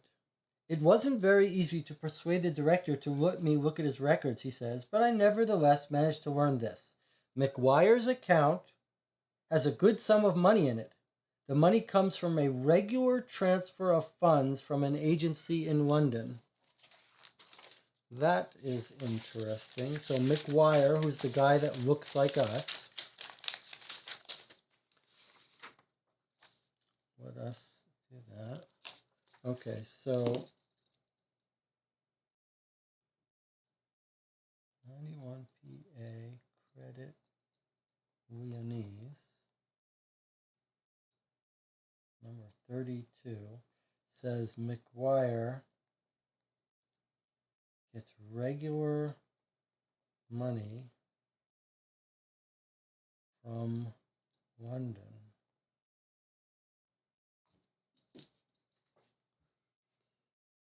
Can we get a quick look at the full annotated clue list? Do you mean the London one or the Paris one?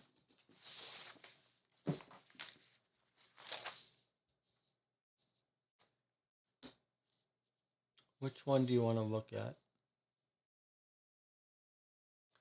Jonathan, Paris. Here's Paris.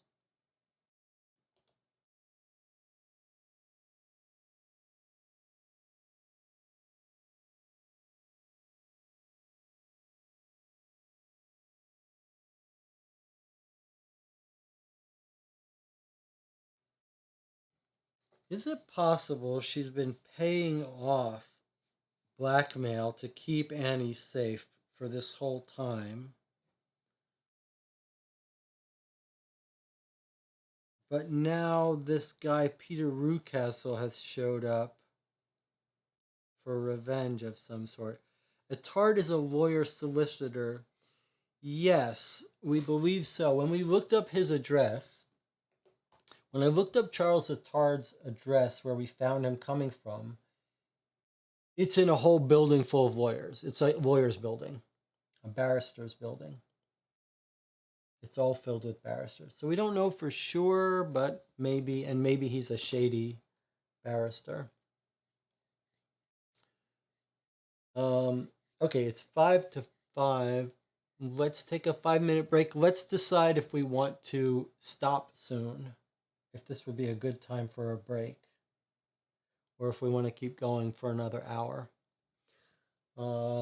Erin, you can tell us how long you can stay around for, if you're going to be around tomorrow. Jonathan, you can think about whether you're okay with starting tomorrow at 11. And I'll see you guys in 5 minutes.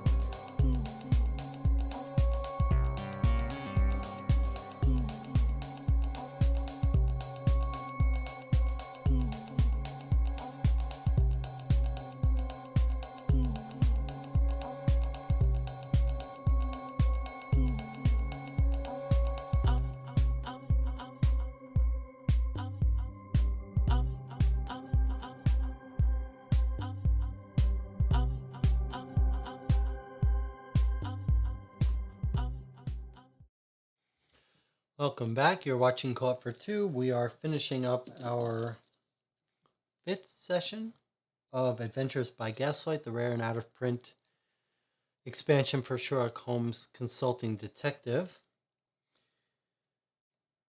We're gonna stop here. We've been playing almost 6 hours. This is a perfect time to stop. We will continue again tomorrow night at 11 p.m. Central, wherein we will certainly finish up Paris, and then we'll have to think. There's a lot to think about after today's mission. I'm just going to write up this last character here. And then we're going to have a lot to talk about. I'd like to hear your opinions, Jonathan and Aaron, in the time that we have left. I'd like to hear your thoughts on the Paris experience, because it has been an interesting game. It has been an interesting change of tone. And I'm curious what you think about it.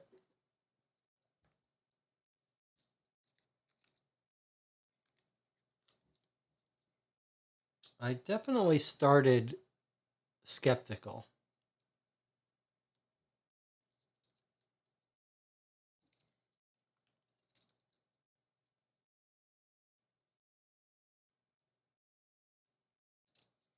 So here are our new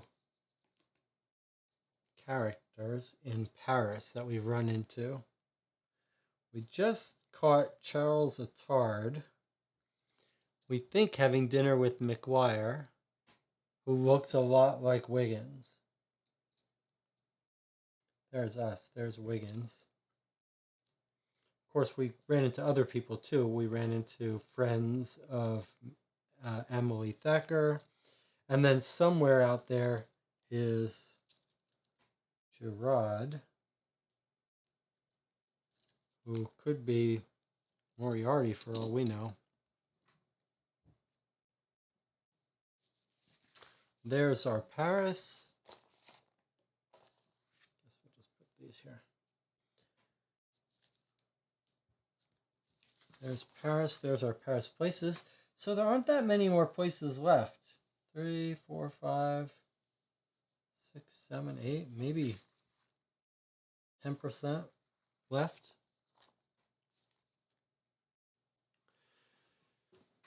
Things are getting more clearer, but not entirely. Yes, for sure. Oh, sorry. Let's go to this. Jonathan says, I like that it's mainly focused on finding business and places.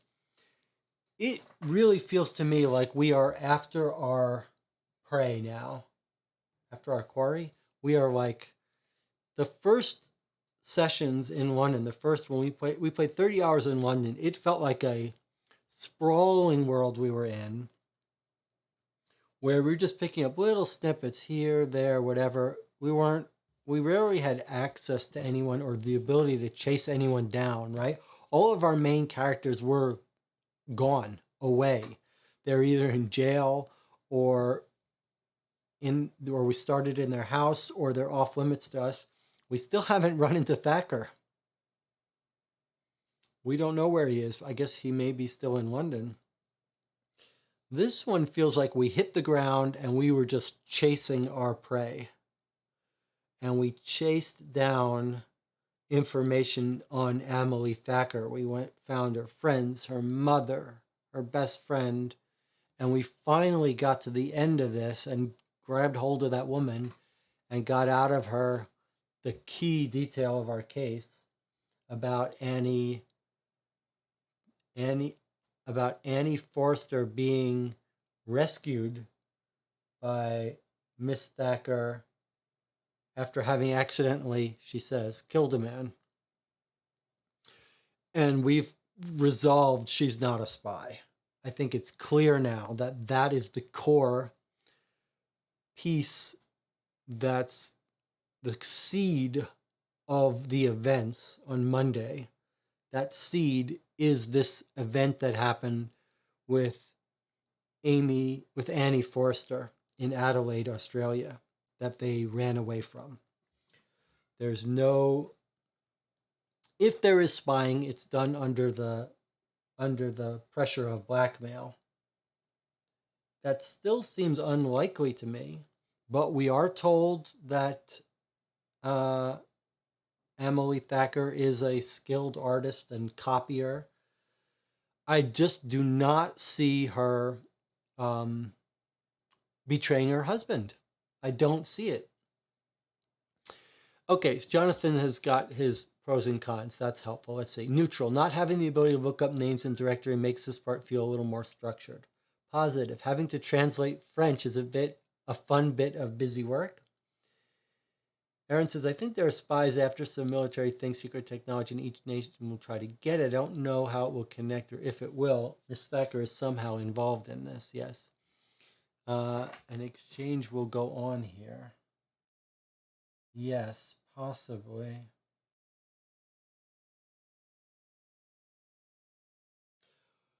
Would she betray her husband to protect Annie? That does not make sense to me. Okay. Our whole first 30 hours in London, we're going back and forth about Miss Thacker. Is she this super religious, super kind woman that is her public face? She's helping the poor, everything. Everyone says she's lovely, she's wonderful, in addition to being beautiful. Or is that just a cover for being a spy?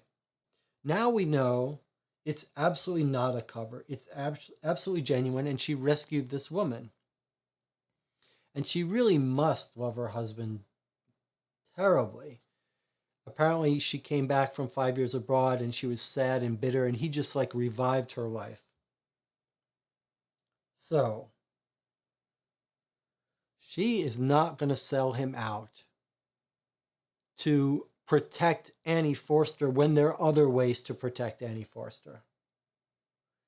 As Jonathan said, she could go to her husband and say, use your contacts in the military to protect her, whatever.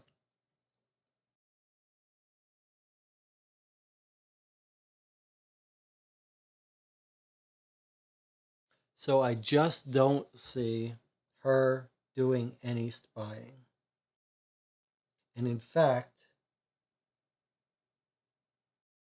I don't think there's any evidence now that any of his documents were stolen, copied, etc.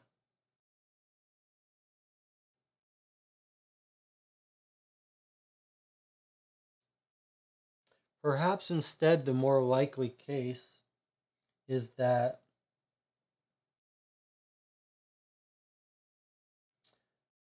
Emily Thacker is trying to buy an escape for Annie Forster. And that's the bird who's going to fly away. But maybe she messed up and Annie got arrested.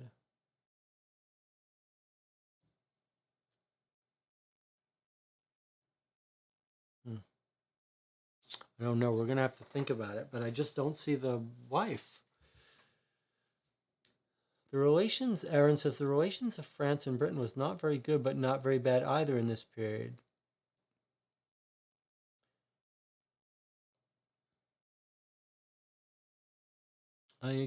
That was my inclination too. It's not like they were terribly against each other, but in spycraft, even friendly nations spy on each other and steal stuff.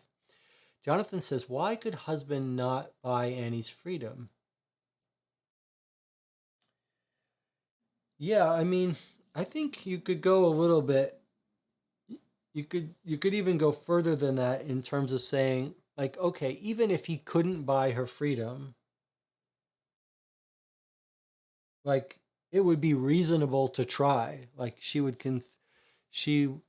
surely would tell her husband. She's not going to betray her husband and give up his secrets for the chance of paying off a blackmailer. She would at least try to get the husband to pay for it or to help.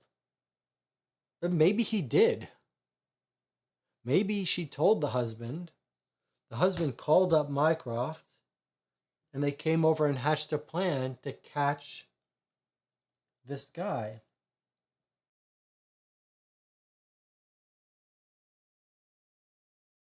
If if Miss Thacker did hand over something to the guy, to Altard, who now goes to Paris and gives it to this underworld figure, is it possible that she's buying the freedom of Annie Forster? Like she's paying the underworld guy to put a stop to the people who are trying to blackmail her or something. Rather than, in other words, rather than meeting to give secrets, rather than meeting to give military secrets, is she meeting to pay off someone? But why would the guy have to fly from London to Paris for this? And we read something about someone getting regular payments. I forget who it was now. Jonathan says, it's still unclear why even report this crime publicly instead of calling the War Office. Yeah, the crime and the reporting the crime are bizarre.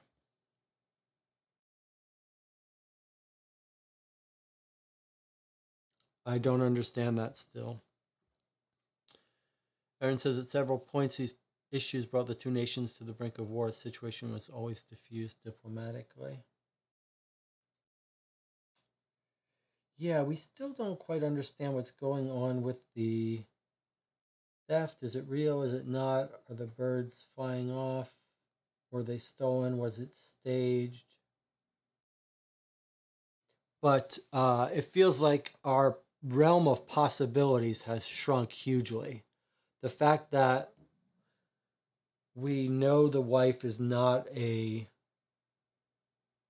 It's possible she could be giving away secrets, selling secrets, but it's not... it's certainly not because she's a natural spy.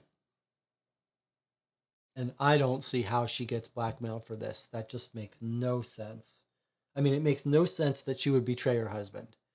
It may make sense that they were trying to blackmail her, but no, it makes no sense that she would betray her husband for this friend. I thought it was going to be her daughter or something. Although Jonathan points out she could have slept with the jailer, but... And we still don't understand how Rucastle fits in. Although I think he might be the father of the sailor that was killed, going for revenge.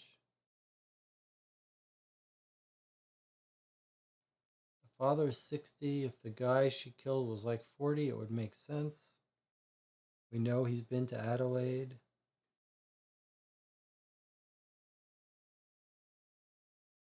I don't know. We'll have to think about it more. But we'll be back tomorrow at 11 p.m. Anything else? Did everyone have a nice Christmas? If you celebrate Christmas or just have a nice relaxing couple of days. We are very close to finishing this. I wouldn't say that well, maybe we shouldn't spend too much time talking about the experience of this since we'll finish it soon. We can talk about it. I wouldn't say I thought that this Paris, France experience was any better or worse. I mean, maybe I would say it's worse in terms of totality without the directory or whatever. But I do enjoy the change of pace and the change of mechanic and just it feeling different. And I really want to catch people. I feel like we're just almost catching. We almost got Charles Attard. And I can't wait till we catch the guy that looks like Wiggins and find out what's going on there.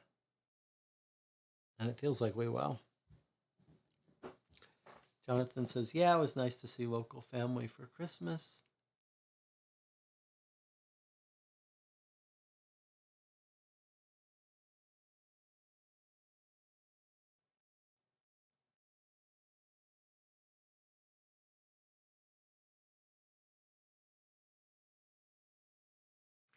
The one part about this mystery that sort of scratches away at me has been the switching of identities during that first trip to South London. That's the detail that nags at me.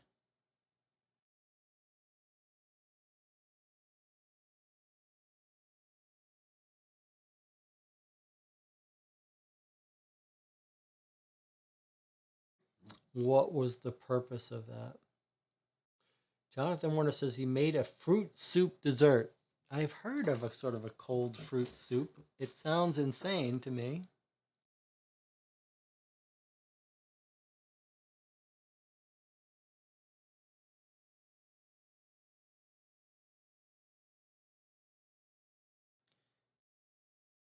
Over Christmas, I worried and paced about this mystery. That's what I did. I took my pipe into the shower as I pondered the mystery. I had trouble sleeping last night thinking about it. I am completely enthralled by this case, by this experience, by how it's drawing out this one single case.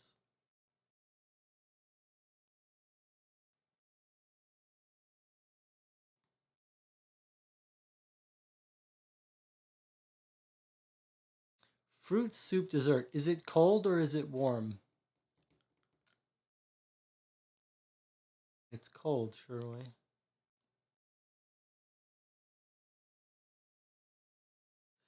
I've got some ice cream. Aaron says, have to go now. Class starts in 10 minutes. This change of pace was nice. Had fun. See you tomorrow. All right, Aaron, we will see you tomorrow.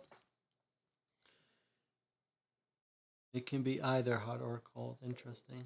I was saying I've been making ice cream lately with a compressor ice cream machine, and I'm making fruit ice cream. And the secret, apparently, it turns out the fruit ice cream. I made the first set of fruit ice cream, just put some fruit in, and it was horrible. I made peach ice cream and black cherry ice cream. It was just tasteless. And then I bothered to read some recipes. But the secret is you must macerate the fruit with lemon juice.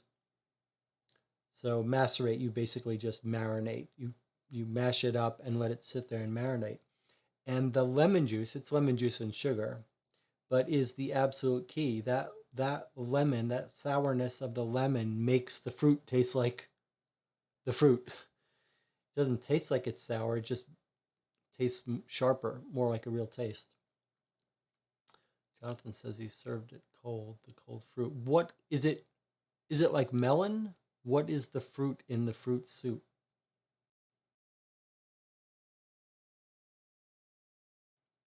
You do something similar with the soup too, with lemon juice, huh? Interesting.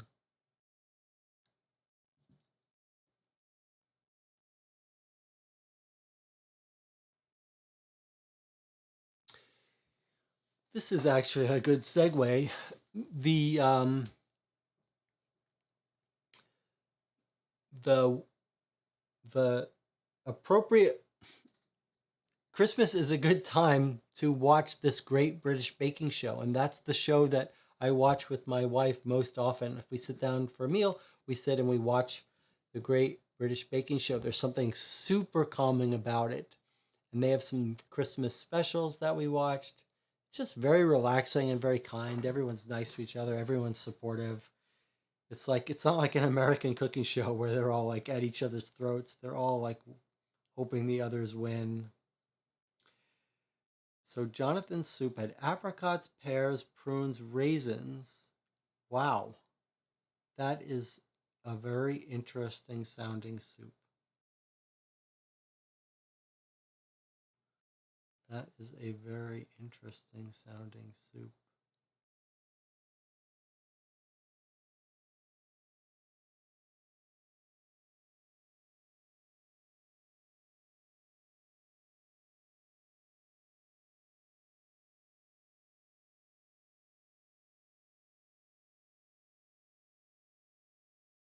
All right. Let's call it a night here.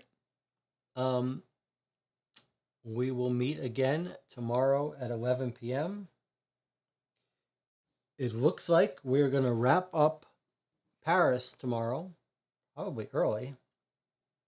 And then we're going to have to decide how to do it, what to do about the end.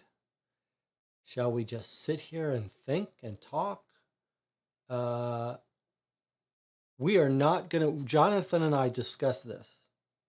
We are not going to make the mistake that I have made before after a long session, getting to the questions and then just being like, okay, here's our guess and be done. So we're going to have to take our time coming up with a solution that is at least plausible. I don't even have to, it doesn't even have to be a good solution. It just has to be somewhat consistent with the facts. So we'll have to decide whether we want to like finish Paris tomorrow and then take a couple days to chew on it, to cogitate on it, and then meet back. Like I could see a scenario where we play tomorrow, are left with lots of questions, and then agree to meet up after New Year's and check the answers and try to solve it. I'm not sure. I'm not going to be rushed with this game, though. This has been too enjoyable to give up trying to come up with a somewhat plausible solution. And then we'll decide whether we want to play that that file on Bolitho Blaine 1936 dossier game, which looked pretty serious to me, but I don't think anything's going to compare to this. But we'll have to decide when we want to play that. All right. And with that, Jonathan, it's been a pleasure. Aaron, a pleasure as well. I will see you both tomorrow at 11 p.m. for the conclusion, at least of the clue parts of the case, though perhaps not our conclusion for the game. And we'll see you tomorrow.